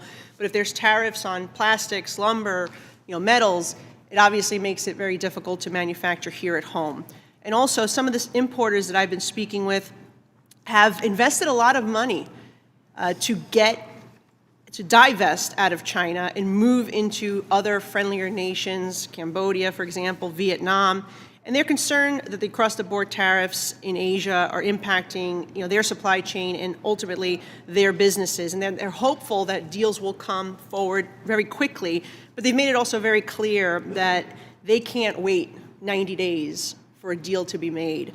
And that it would literally close their business. And so I just want to hear from you on where you think you're making inroads there, on making deals with some of these countries to avoid that type of scenario. And if you could just answer those two, comment on those 2 points first. Certainly, I'm happy to do that. And again, just to reiterate, we've had these, this enormous trade deficit that developed under President Biden. These things are supposed to be self-correcting under normal economic theory. When they're not, it shows that there's something structural at risk here. So that's what's being addressed. We now have so many countries saying, we're not going to retaliate against you, we're going to work with you, we're going to try to figure out a way forward, that the president is looking forward to trying to find a way forward to make deals with these folks. China is on its own path. It's chosen retaliation for many years. It's chosen uncertainty. I won't comment much further on the U.S.-China relationship, but I think what you're talking about, Congresswoman, with respect to these other countries, I think we could count on having some deals with them within the next few weeks or months. Yeah, I hope it's more the few weeks, because I think, again, too many months may hurt the ability for these companies to survive there. At least if you're able to do some business in Vietnam or Cambodia, you don't have to rely on communist China, which they're already starting to move out. But I feel like that's a real issue, because even if we want to bring the supply chain home, this brings me to my second point about pharmaceuticals. We've all said it here today. 4 years that Joe Biden was there, he did nothing to reduce our dependency on communist China for our medical supply. In fact, from 2020 to last year, we saw $213 billion worth of medicine imported from China. That's a 2.5 time increase than the decade before. And so we are relying more today, post-COVID, on communist China for our pharmaceuticals, and that is a very dangerous thing. But my question is, with your goal of trying to bring facilities back home, I mean, it does take about 7 years to get one of these manufacturing plants up and running. How do you close the gap? If the president's going to do tariffs on pharmaceuticals, which I would really caution against that, but if that is the goal, to try to get them to come back home, we know it takes about 7 years for those plants to get up and running. How are we going to close that gap so we're not hurting ourselves in the process, but we are doing what we need to do, which is bring that supply chain home? Well, I think there's a role for Congress in bringing home the supply chains. The president can act with the authorities he's been given, and we found that a tariff isn't, in the first term, we found a tariff is a way to become less dependent on China, for example. We know it works. It's just math. The data's there. That's how it is. To the extent that Congress is interested in helping reshore and creating, tax structures that incentivize manufacturing, I think that's just really important. I think we have to have that. Well, and I'm glad you mentioned that, because I actually have legislation to do just that, to incentivize our sensitive supply chain, particularly pharmaceuticals, back here, and also to utilize Puerto Rico, which has had historically the infrastructure to do it. I agree with my friend Dr. Murphy, who pointed that out earlier, and I have 2 pieces of legislation that I hope the committee will take up, or perhaps we'll put a piece in the tax package. But I do look forward to working with you. I think it does take more than that. We also have to reduce some of the regulatory framework and some of the permitting process that takes too long. But we can get there, but we need to make sure we don't hurt ourselves in the interim. Appreciate your time. Thank you. Mr. Kerry. Mr. Ambassador, a pleasure to be with you today. Thank you for your testimony. I also want to compliment you. I think anybody that has had a successful career on the private sector, who's willing to come back into the public sector, says a lot about the character of the person. So I appreciate your service to the country, sir. I was pleased to see the administration's decision to exclude oil and natural gas from these new reciprocal tariffs on countries with unfair trade practices. As we all know, one of the administration's top priorities is increasing U.S. oil and gas production, which is a shared goal of mine. As many of you know, Ohio is one of the largest coal-producing states east of the Mississippi River. But in order to accomplish this, the energy industry will need access to key materials and inputs to bring these projects online and help keep the U.S. as the top supplier of energy resources. Many of these products, including specialized steel, are not currently produced in the United States. I mean, it's just a matter of fact. These products are designed to handle unique operating environments like higher pressures and temperatures needed for energy production. Many of these specialized products, there really is no domestic option. I mean, it's just, there isn't. So can you share how USTR is considering treatment for these types of key end-of-use materials like specialty steel in regard to the tariffs, especially considering that many of these products cannot be sourced in the U.S. and are essential to help deliver the administration's energy agenda? So, Congressman, the specialty steel you're talking about is not covered by the reciprocal tariff. The Commerce Department, using Section 232 action, they oversee any tariffs on steel and aluminum, and so I'm not trying to pass the buck, but they're much better placed to talk about how that's being implemented. I just want to identify this as something that is very concerning to a lot of people. So we'll follow up with your team, and we'll follow up the right people. The other thing I do want to bless you, bless you. Sorry. Bless you. I yield back the balance of my time. No, Ambassador. I also want to echo Congressman Feenstra's comments about the Chinese-flagged vessels that are going into certain ports. That's a very big issue for a lot of commodities. I don't care whether it's corn or coal or soybeans, whatever it is. So I appreciated your remarks on that, but it's something that we will definitely follow up with you on. One of the things, President Trump unleashed the American LNG industry by ending the former administration's era permitting pause. And as you know, the U.S. LNG industry is already being targeted by nations that are subject to the president's new tariffs. So my question to you is, do you have any plans to prioritize America's newly restored LNG export capacity in conversations with foreign nations?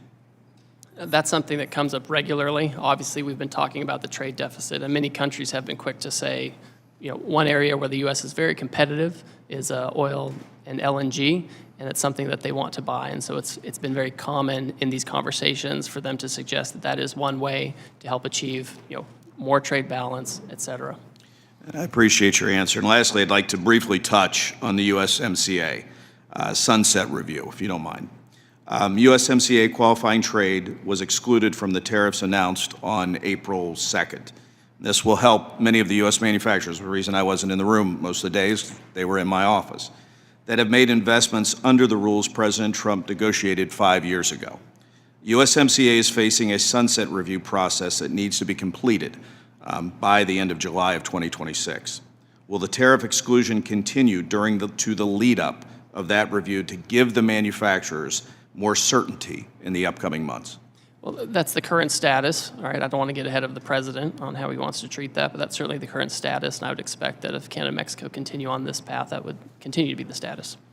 And again, I want to compliment you for your service to the country and being willing to go back into the public sector. A lot of people don't realize you're giving up on a lot. You're spending a lot more time, probably a lot more hours, a lot more time away from your family, and so I just want you to know, as a member of this committee, I certainly appreciate your service. So with that, Mr. Chairman, I yield back. Mr. Horsford. Thank you, Chairman Smith, and to the ranking member. Mr. Trade Representative, are you aware that the tariffs have been paused? I am, yes. When were you made aware of that? Well, I understood the decision was made a few minutes ago. It's something Sitting here. that's under discussion.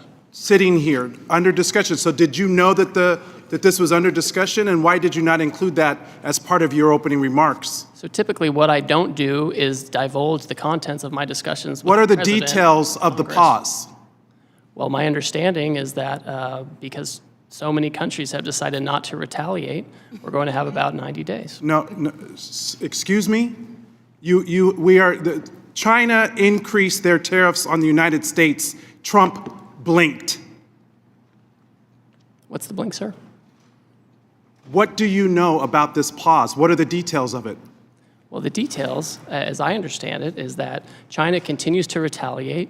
Other countries didn't retaliate. The president 2 or 3 days ago said we wanted to negotiate with those countries that asked for meetings. That's what we're doing. What are the We've had details? discussions. How long is the pause? How many days? How many weeks? I understand it's 90 days. I haven't spoken to the president since I've So been in the this trade hearing. representative hasn't spoken to the president of the United States about a global reordering of trade.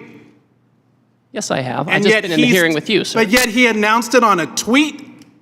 WTF? Who's in charge? The president of the United States is in charge. And what do you know about those details? Well, as I mentioned, It looks like your boss just pulled the rug out from under you and paused the tariffs, the taxes on the American people. There's no strategy. You just found out 3 seconds ago, sitting here, we saw you. We've been discussing a If variety you of these came actions here for- knowing that you were going to be turned off, that these tariffs were going to be turned off, why didn't you include that in your opening statement? Why didn't you reference that as part of your testimony? Well, I don't disclose my conversations with the president, sir. These were specific questions we asked you all along. What's the strategy? These are real consequences for the American people and small businesses. I had a group of small businesses in my office earlier today talking about the impacts of these tariffs on aluminum and steel. This is amateur hour, and it needs to stop. What does this even mean for your negotiating strategy? How are you in charge of negotiation if the president is tweeting about this from wherever the hell he is? The president was elected, and he runs the trade policy, and I advise him and execute his trade policy. Who executes the trade policy? I execute the trade Did you policy. know The that this was happening? We have been discussing all kinds of And there's another options. member of the cabinet, Bessent, who just canceled coming to the Hill to avoid talking about the market because it's in turmoil. This in just days because there was no strategy, there was no plan. The president chose to take actions that he didn't even have the authority to take. He's put our economy in disarray and near collapse. We have small businesses and Americans who are concerned about their well-being, people's retirement, people's 529 accounts went down because of this administration. We have people that are planning to send their kids to college this fall. People who are retiring whose benefits have declined. Is this market manipulation? No. Why not? If it was a plan, if it was always the plan, how is this not market manipulation? It's not market manipulation, sir. Well, then what is it? Because it sure is not a strategy. We're trying to reset the global trade system. You're- It's offshored, offshored all of our factories. And what has that done? offshored all of How our have you jobs. done? How have you achieved any of that? But to enact enormous harm on the American people, which was our concern from the very beginning. Tariffs are a tool. It can be used in the appropriate way to protect U.S. jobs and small businesses. But that's not what this does. So if it's not market manipulation, what is it? Who's benefiting? What billionaire just got richer? And all the while, there are not even any Republicans left in this hearing. They all left because they don't even want to defend this. But meanwhile, the Speaker is rushing to the floor to pass a budget reconciliation to screw America by passing the biggest tax cut in history on the backs of the American people. WTF? Who's in charge? Because it sure doesn't look like it's the trade representative. You just got the rug pulled out from under you. I wish I could feel some empathy, but the empathy I have is for the American people whose very well-being and livelihoods are being affected. This is not a game. This is real life. I yield back. Let the record reflect that there's more Republicans in this chamber than there are Democrats currently in this committee room. There's 6 of us, there's 5 of you. So let's make sure we get the facts right. I appreciate the president did not blink on China, as was said earlier, and it needs to be corrected in the record. In fact, he increased China by 125%. Would you yield, Mr. Chairman? I do not. Yield? Can we have a colloquy? No. We don't want to talk about the trade policy here in the Trade Committee. That this is our jurisdiction. Your time has expired, and I'm more than happy to talk to you. I asked if you would yield. And I said no. Because you don't want to defend the policy or the strategy. Kick me out. What you gonna do? Kick me out of Mr. Yakum, you're recognized. Thank you, Mr. Chairman. Ambassador Greer, it's good to see you today. As we discussed in the past, Indiana's 2nd District has the type of production economy that he would like to make for the entire country. We manufacture 85% of the nation's RVs, 60% of artificial knees and hips, as well as boats, trailers, buses, auto parts, Humvees, you name it. We also have a ton of ag in my district: corn, soybeans, eggs, dairy, ducks, beef, pork, lumber, potatoes, and tomatoes. I could go on. Lumber alone, I was actually just meeting with a cabinet manufacturer here a few minutes ago. I couldn't even remember if I had been to that cabinet manufacturer's site because we have so many of them in my district. I don't know how we do all that in one area, but somehow we do. All this to say, supply chains matter, both getting inputs in the door and outputs out to market. Small hangups can create expensive backups. A drip of price hikes can turn into a stream, and that stream can turn into a river for something with thousands of components. I hope we can get some good deals quickly. It probably won't come as a surprise to you, Mr. Ambassador, when I tell you that when an RV or boat is exported, it tends to not go very far. In fact, 90% of RV exports are to Canada. However, Canadian retaliation tariffs against RVs begin today, and boats are on the bubble. Are you consulting with industries and companies being targeted by these retaliatory tariffs? So, Congressman, in many cases, yes. I understand that the retaliatory tariffs by Canada are related to the steel and aluminum tariffs. And so that would be the Commerce Department. But we certainly, we meet with all these folks, right? Whether it's covered by the Commerce Department or someone else, they want a meeting, we take it, we listen, and we provide the feedback that's necessary. You know, and obviously we're talking to all of these countries to get to a position where we have better terms of trade with them, where we can ensure that we have domestic steel and aluminum manufacturing and the other critical sectors that are so important to our economy. All right, thank you, Mr. Ambassador.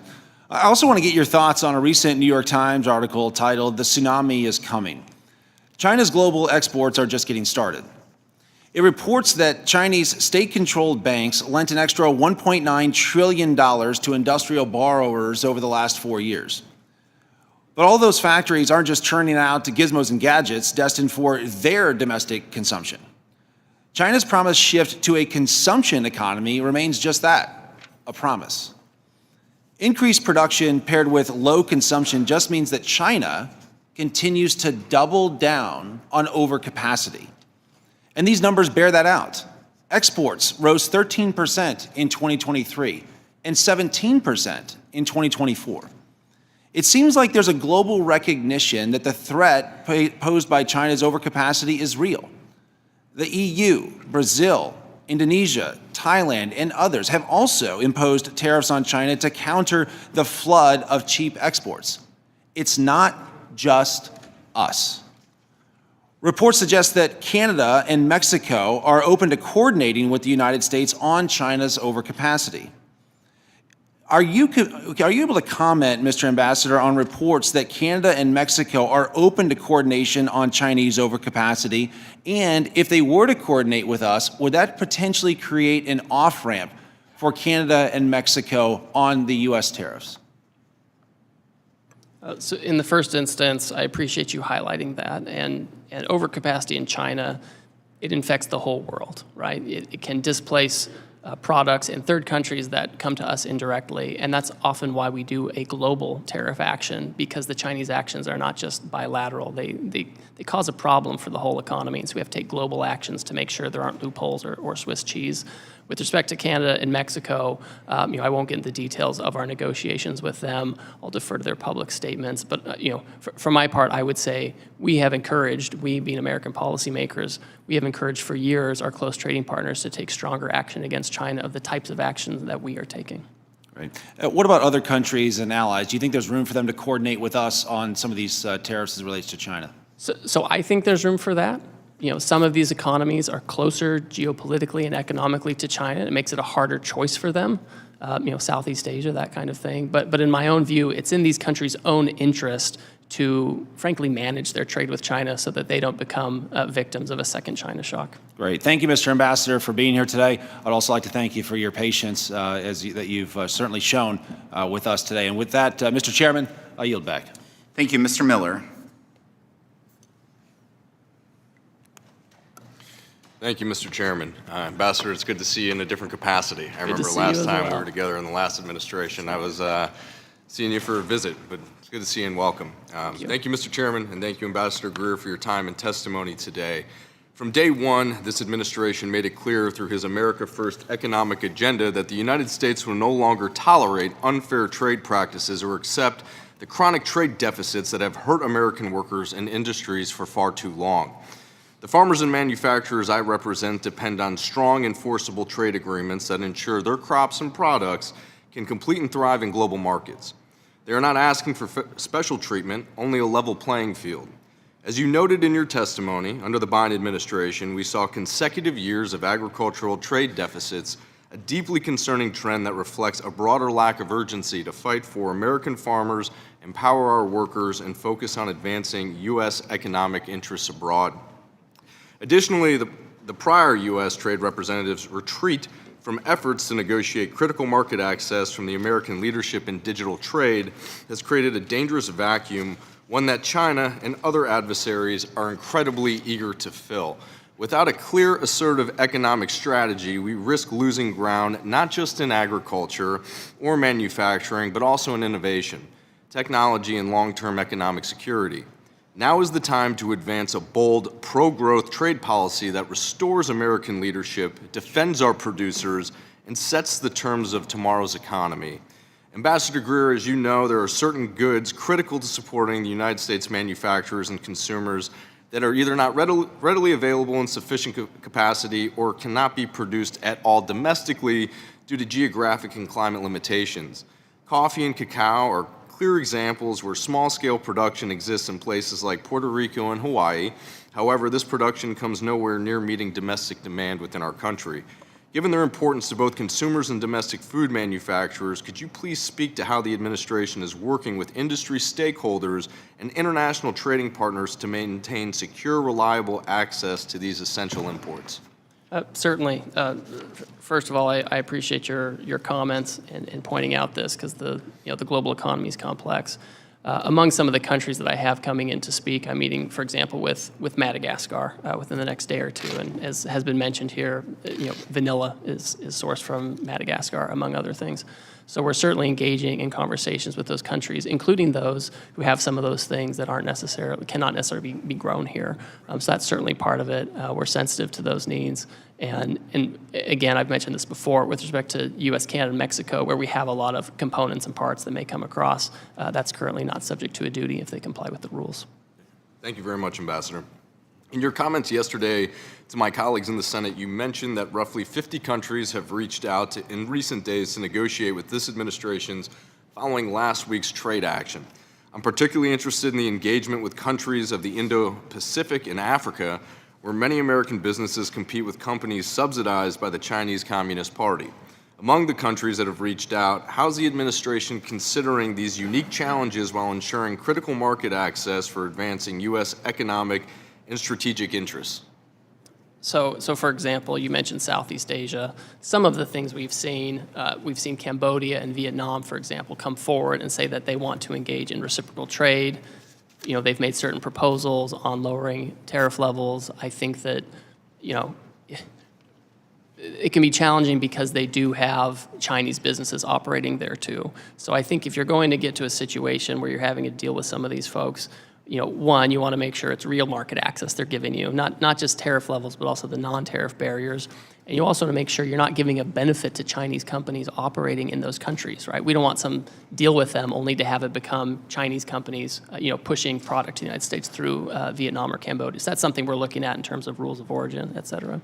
Well, thank you very much for your attention to detail on this matter. It's big in our district, and so that's why I bring it up, and thank you for your answer.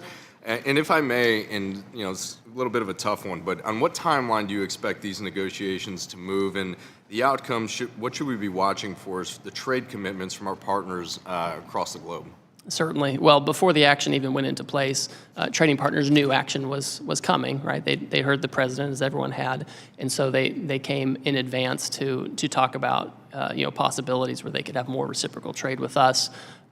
This afternoon, I have additional meetings. You know, I'm working with other members of the cabinet to make sure we can you know, work with these folks, understand where they're coming down, what their offers might be, and this is job one for the next few weeks and months. Well, Ambassador, I just want to thank you very much for your hard work, your dedication to this country, and the service that you're doing as ambassador. And just checking here, seeing as some of the tariffs that the president is doing have already adjusted a bit. The market's up 2,300. So I know it's in the beginning of the administration, but I feel very confident about your direction and leadership moving through with these negotiations.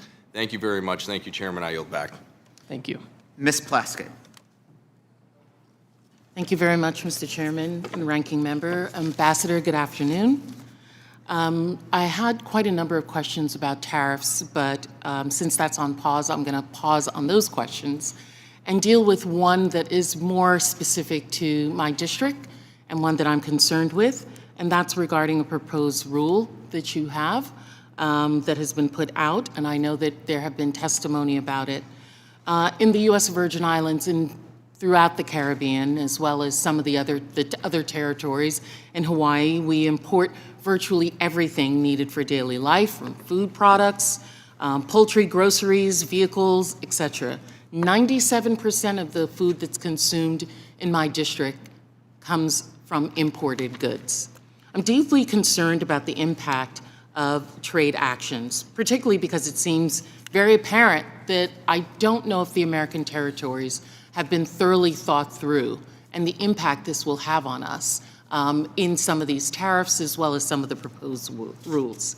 Proposed action taken under the Office of the U.S. Trade Representative, Section 301, authority, right now does not provide a balanced solution, particularly when it comes to American businesses and jobs in the shipbuilding capacity. We know that you've proposed a rule to impose fees on those ships which are not made, that are Chinese made, that are not American made.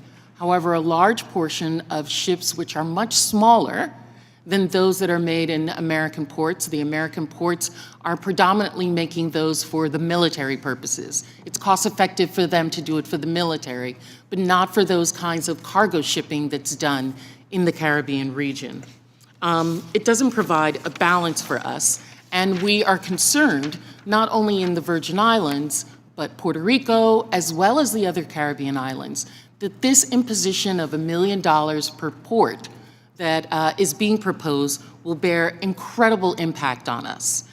U.S. shipping industry serving the Caribbean cannot absorb additional costs of the proposed port fees, which would have a significant economic consequence to us. I have the median income, family income in the Virgin Islands is $30,000 a year. The cost of $1 million per port is going to be passed on to the consumers in my district, to the business owners. We are about to start a rebuilding of 20 schools, 2 hospitals, a complete microgrid, complete utility rebuilding both in the Virgin Islands and Puerto Rico. All of the laying and supplies that are coming into us are coming from these type of vessels. If they are then going to be imposed this fee, we will, negotiations that have already been done with FEMA for the cost of rebuilding are going to skyrocket. And we need some support for that. The thought is, sir, is many of these shipbuilders are in fact American-owned. They're American shipping vessels that are American-owned. They are just Chinese-made. Has there been discussion about having some exemption for American-owned, American vessels that are coming out of Florida, going into the Caribbean? I have a chart up here. $92 billion has come from the Caribbean are imported from the United States. The Caribbean region, which only has 80 million people, is the 4th greatest trade partner with the United States. Have you thought about exemptions for those individuals who are in there? Thank you for your thoughtful comments and feedback. We've also heard from other territories that have expressed similar concerns, and so we've had a process going on with hearings and collecting comments, and this is certainly something that we take on board. I think it's very important. We have 2 things we're trying to thread here, right? One is the Chinese make all the ships, mostly, besides Japanese and Koreans, and we don't make any ships, and so we need to change the incentives there. But then we have the issue you're talking about is, we're not going to make 25 ships on April 18th, the day after we put in any kind of measure. So I certainly think that there has to be accommodation made for circumstances, because we're not going to have all the ships on April 18th. So this is helpful to me. No decision has been finalized yet. I would also put this out. The other concern is one that has been mentioned by my colleagues as well, is national security. We cannot have Caribbean nations moving closer to China, who is already on the shores of these Caribbean nations, to try and do increased trade with them. If we are having a trade war with China, if we want to ensure that America is first, America needs to be first in its 3rd border, which is the Caribbean. That was said by President George W. Bush. That is the 3rd border. That is what we need to secure. And we're not going to do it if we are pushing American shipping companies outside of the Caribbean, and they have to go to China to do that. So I want to thank you for your consideration of this. Thank you. Mr. Bean. Thank you very much, Mr. Chairman. A very good afternoon to you, and good afternoon, Ways and Means Committee, and a special welcome to our special guest, Ambassador Greer. Thank you so much. As I look at the clock, you have sat in the hot seat for 4 hours. And the hot seat is gotten hot. I know it's gotten hot. It's gotten hot because you and this president, President Trump, have chosen to not ignore a problem anymore. It would be so easy just to ignore it. It would be so easy to ignore our collapsing manufacturing base. It would be so easy to just ignore that we're subsidizing the rest of the globe right now, but it's not how you roll. It's not how this president rolls. We're determined to make things better. The problem is, as you know this already, since 1994, we've lost 5 million manufacturing jobs, 90,000, I'm looking at a camera somewhere. I want the American people to know what's at stake. 90,000 manufacturing plants have closed. You have said enough. You have said enough. This President Trump said, I'm going to fix it. I'm going to leave it better than I found it. And for our kids and grandkids, no more. Ambassador Greer, can you tell the American people what's going to happen if you just ignored it? If we just ignored it, how long? Is it unsustainable? If we just ignored the problem, what happens to our economy? Now, thank you for your comments. I agree completely with you.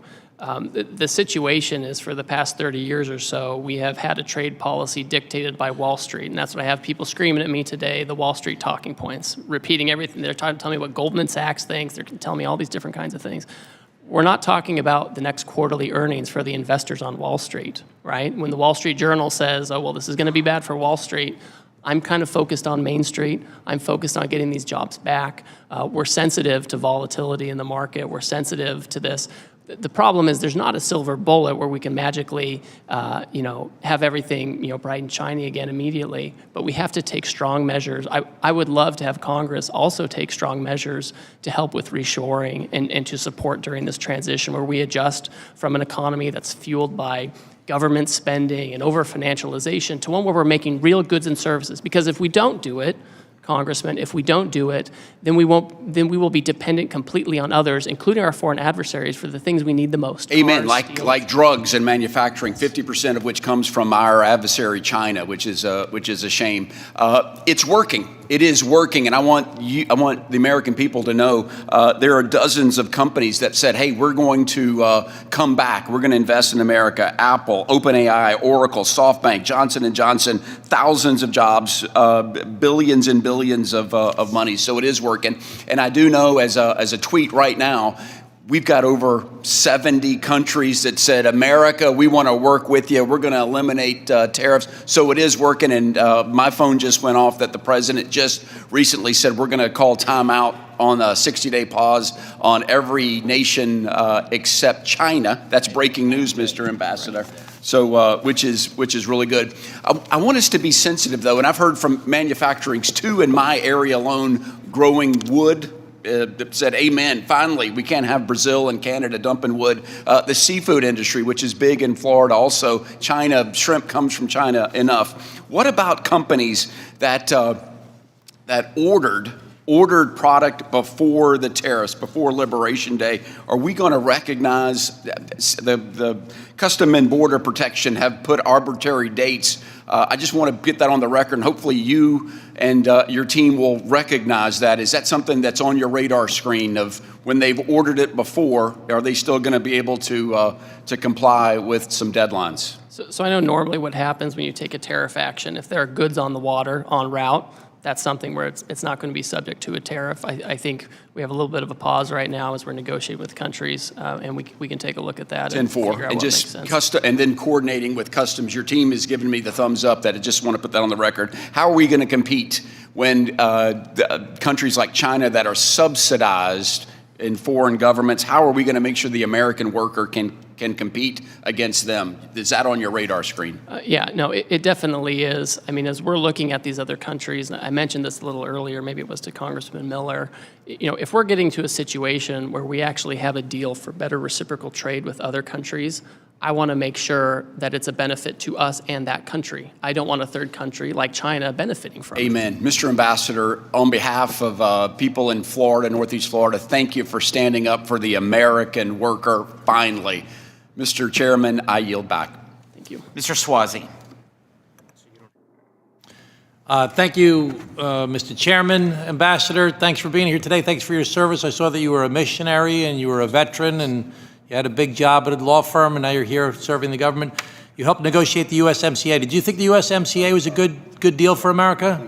I think it was. There was a lot more we could have done and should have done. So why did the president come out after this year and say it was one of the worst deals we ever negotiated in the history of the country?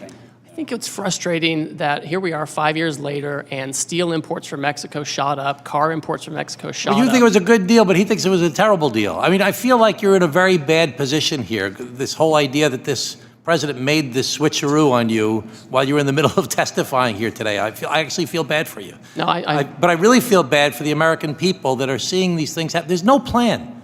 I mean, that's my big concern. I know there's goals.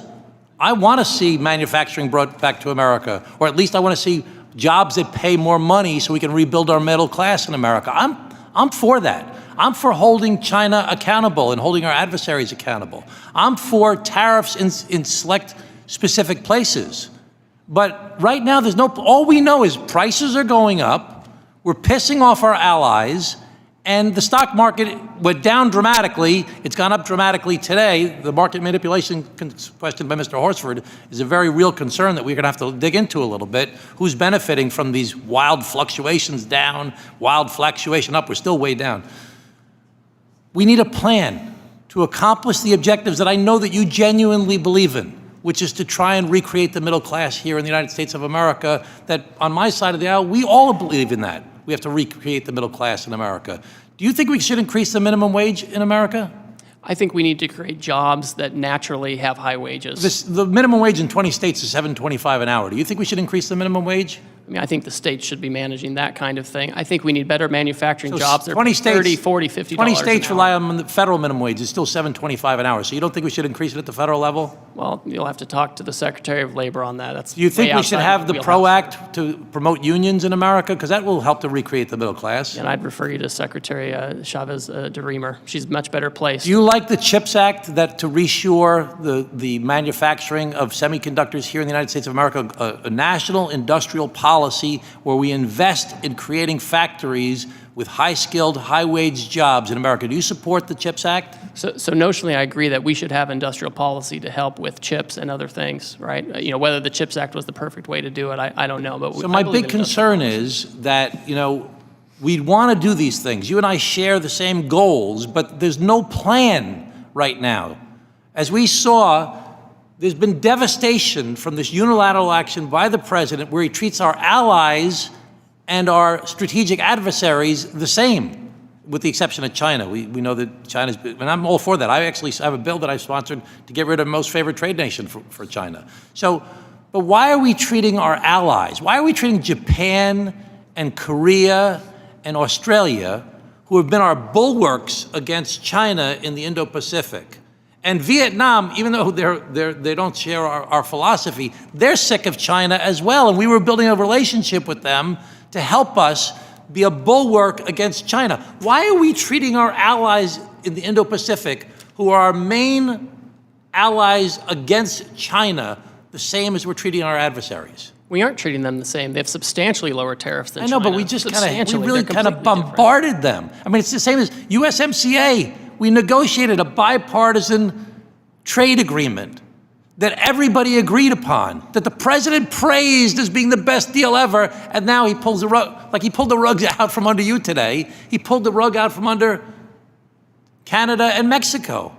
I mean, it doesn't seem like there's no plan. Do you think that there's a plan, and can you share the plan with us? Certainly. Listen, I'm very confident in the president's policy. Goods that meet USMCA rules come in duty-free. So when the president comes out and he says, we're going to have a tariff to make sure we're treated the same, that we can get rid of these deficits, we have a baseline 10% to make sure that we don't have Swiss cheese in this program, and then we have higher tariffs on those who are the worst offenders. That's why you end up in the president put in place Can I finish? the president put in place these high tariffs, but today he just yanked them out. Is that part of the plan? Was that always part of the plan? Well, they're paused. The reality is, a lot of these countries have come to us and they said, we understand American leadership, we understand what you're trying to do, we want to have reciprocal trade with you. China has taken a different choice, and so they're on a different path. Our Western Hemisphere countries, they all have the lowest rate. They have a 10% rate, right? The UK, Australia, they have a 10% rate. These are all the lowest. The big issues are in Asia, where we saw the offshoring, and China is in a category all by itself. Okay, thank you, Ambassador. Appreciate your time today. I'm very concerned there's no plan, and this is being done kind of willy-nilly at the last minute by the president, out of his head. It doesn't really make sense to us. It'd be great if we knew what the plan was and it was shared to us by the administration, and even if it was done in a way for our committee, that we could at least know what's happening. We have a lot of the same goals, but right now, prices are going up, our allies are very upset, and the stock market is on fire. Thank you. Thank you, Mr. Chairman. Thank you. Mr. Gomez is recognized to enter and document into the record. Yeah, Mr. Chairman, I wanted to enter a tweet by Howard Lutnick, basically where he states Scott Besson and him sat with President when they drafted the post, the Truth Social post that paused the tariffs for 90 days. This is just to emphasize that we don't really know who's running things over there. So ordered. Thank you. Mr. Moran. Thank you, Mr. Chairman. Ambassador Greer, thank you for your time today. Sincerely appreciate you coming down to answer questions during this week. I know your time is busy. I want you to know that I support President Trump's effort to achieve trade reciprocity and equal treatment for the United States on the world economic stage with those countries that are strategically aligned with the U.S. As a short-term negotiation strategy, I am hopeful that the current tactics of the administration will restore trade disparities and imbalances around the world, to induce our friends and allies around the world to reduce or eliminate their tariffs on the U.S. and eliminate anti-American non-tariff trade barriers like quotas, subsidies, sanctions, unreasonable regulatory restrictions that are there against and on American products, not to mention currency manipulation and intellectual property theft issues. If President Trump is able to achieve this worthy reset, it will have a material long-term benefit for the American economy and the American worker. I'm confident about that. I'm confident that his strong leadership can achieve these results using this tool. But I do think it's also important for you to hear from me that I urge caution and express my hesitation on the use of tariffs as a long-term economic strategy rather than a short-term negotiation strategy. In my opinion, freer trade practices traditionally have helped spur economic growth, technology innovation, and cooperation of economies. Freer trade also helps to keep consumer prices lower, in my opinion. I want to come back to and visit this idea of China, because I think China really is the big problem here. When we're looking out on the world stage, I was glad to see that we even went up today from 104 to 125% on the tariffs, according to the tweet that was put out just a little bit ago. And China, I think, needs to be our focus on where we put our efforts in the next few months. The de minimis rule is $800, or was before the recent executive order. I want the American people to understand. I would love for you to explain how the China-friendly de minimis rule was helping China companies undercut American companies before the president's April 2nd executive order went into place. Certainly. So just to lay it out, the de minimis exemption it's a provision of law that allows goods to come in. If they're valued under $800, they can come in duty-free. And we have a lot of Chinese companies that have leveraged this to avoid tariffs, right? We have high tariffs on China for very good reasons, and they have used this law to bring in these goods.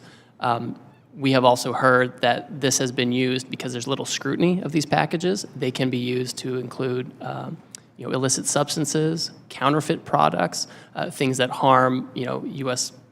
people, but also U.S. companies. And so it's been a loophole. And so that's one of the reasons why I know there's been bipartisan movement in Congress to deal with it, why the president was comfortable moving forward with that as well. Yeah, and I think the American people don't realize what a big loophole that has been over the past 4 years and how devastating that has been to a number of American businesses to have China unfairly compete under that de minimis rule. So I applaud the president including that in his executive order, and I hope we eliminate that altogether moving forward. I also want to talk to you about the fact that China is involved in a worldwide illegal and unregulated fishing around the world. Is the president's team, is the administration looking at helping to stop the illegal and unregulated fishing that's occurring across the globe by China? Yes, that's I have an office at USTR that deals with environmental type issues, and they're very focused on this particular issue of fishing. It's something we're looking at. We're working, there are folks in the Senate too who are very concerned about this. We currently have now tariffs on China, so that at least creates a deterrent from having that in our market, but it's a broader issue that we should deal with. Yeah, it not only hurts American fishing, but it actually undercuts particularly the global South from being able to have a revival of their economies in their fishing waters, which makes them more dependent on China as China comes in and invades effectively the global South, as you know. The U.S., moving on to a different topic, the U.S. has now imposed, as of today, 125% import tariff on China. China hasn't indicated that they're really willing to come to the table yet. I was glad to see that all these other countries have come to the table. I think that's because of the strength the president's leadership is showing across the world stage, that he means business, that we're going to have a reset where American businesses are not taken advantage of. But what is the administration planning to do to make China come to the table and actually engage in freer trade or fairer trade and cut out these unfair trade practices? Well, China doesn't believe in free trade or fair trade for that matter. We had an agreement with them under Trump 1, and they started to comply with some of that. In the Biden administration, there was no enforcement. And to some degree, they've chosen their own path. And when they're ready and when they want to talk about how to have a better approach, obviously, we always have an open door. Ambassador, again, I applaud the President's efforts, particularly as it regards China, to push hard on China already and to make them understand that we are not going to lay over and let them run this world, that the United States is going to reset the economic stage. Thank you, and yield back. Thank you. Thank you, Ambassador Greer, for appearing before us today. Please be advised that members have 2 weeks to submit written questions to be answered later in writing. Those questions and your answers will be part of the formal hearing record. With that, the committee stands adjourned. Thanks. Thank you.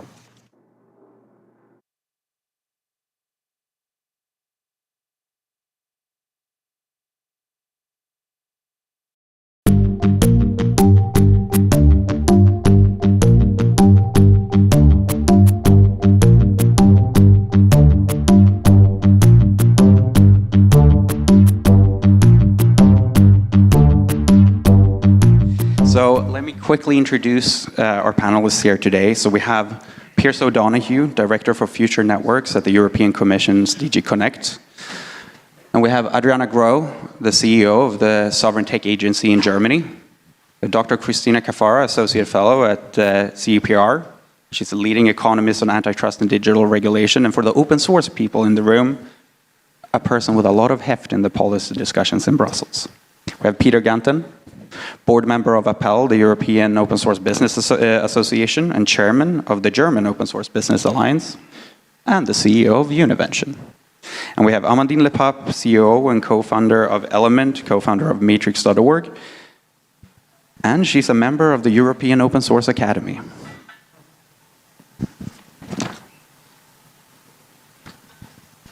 So, starting off with a question to all of you. We'll see who jumps on it first.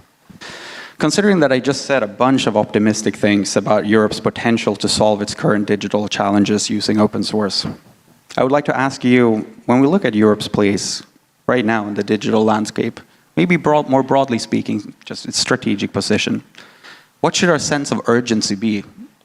What is truly at stake right now? And I'm going to send it straight to Christina first, because we just spoke about it before I got on stage. Thank you, Astor. Oh my God, you throw this ball at me. I mean, I had just yesterday a big event here in Brussels talking about time of truth for Europe, the general picture of our economic circumstances, of course, and a lot of emphasis on the digital situation. And I have to tell you, the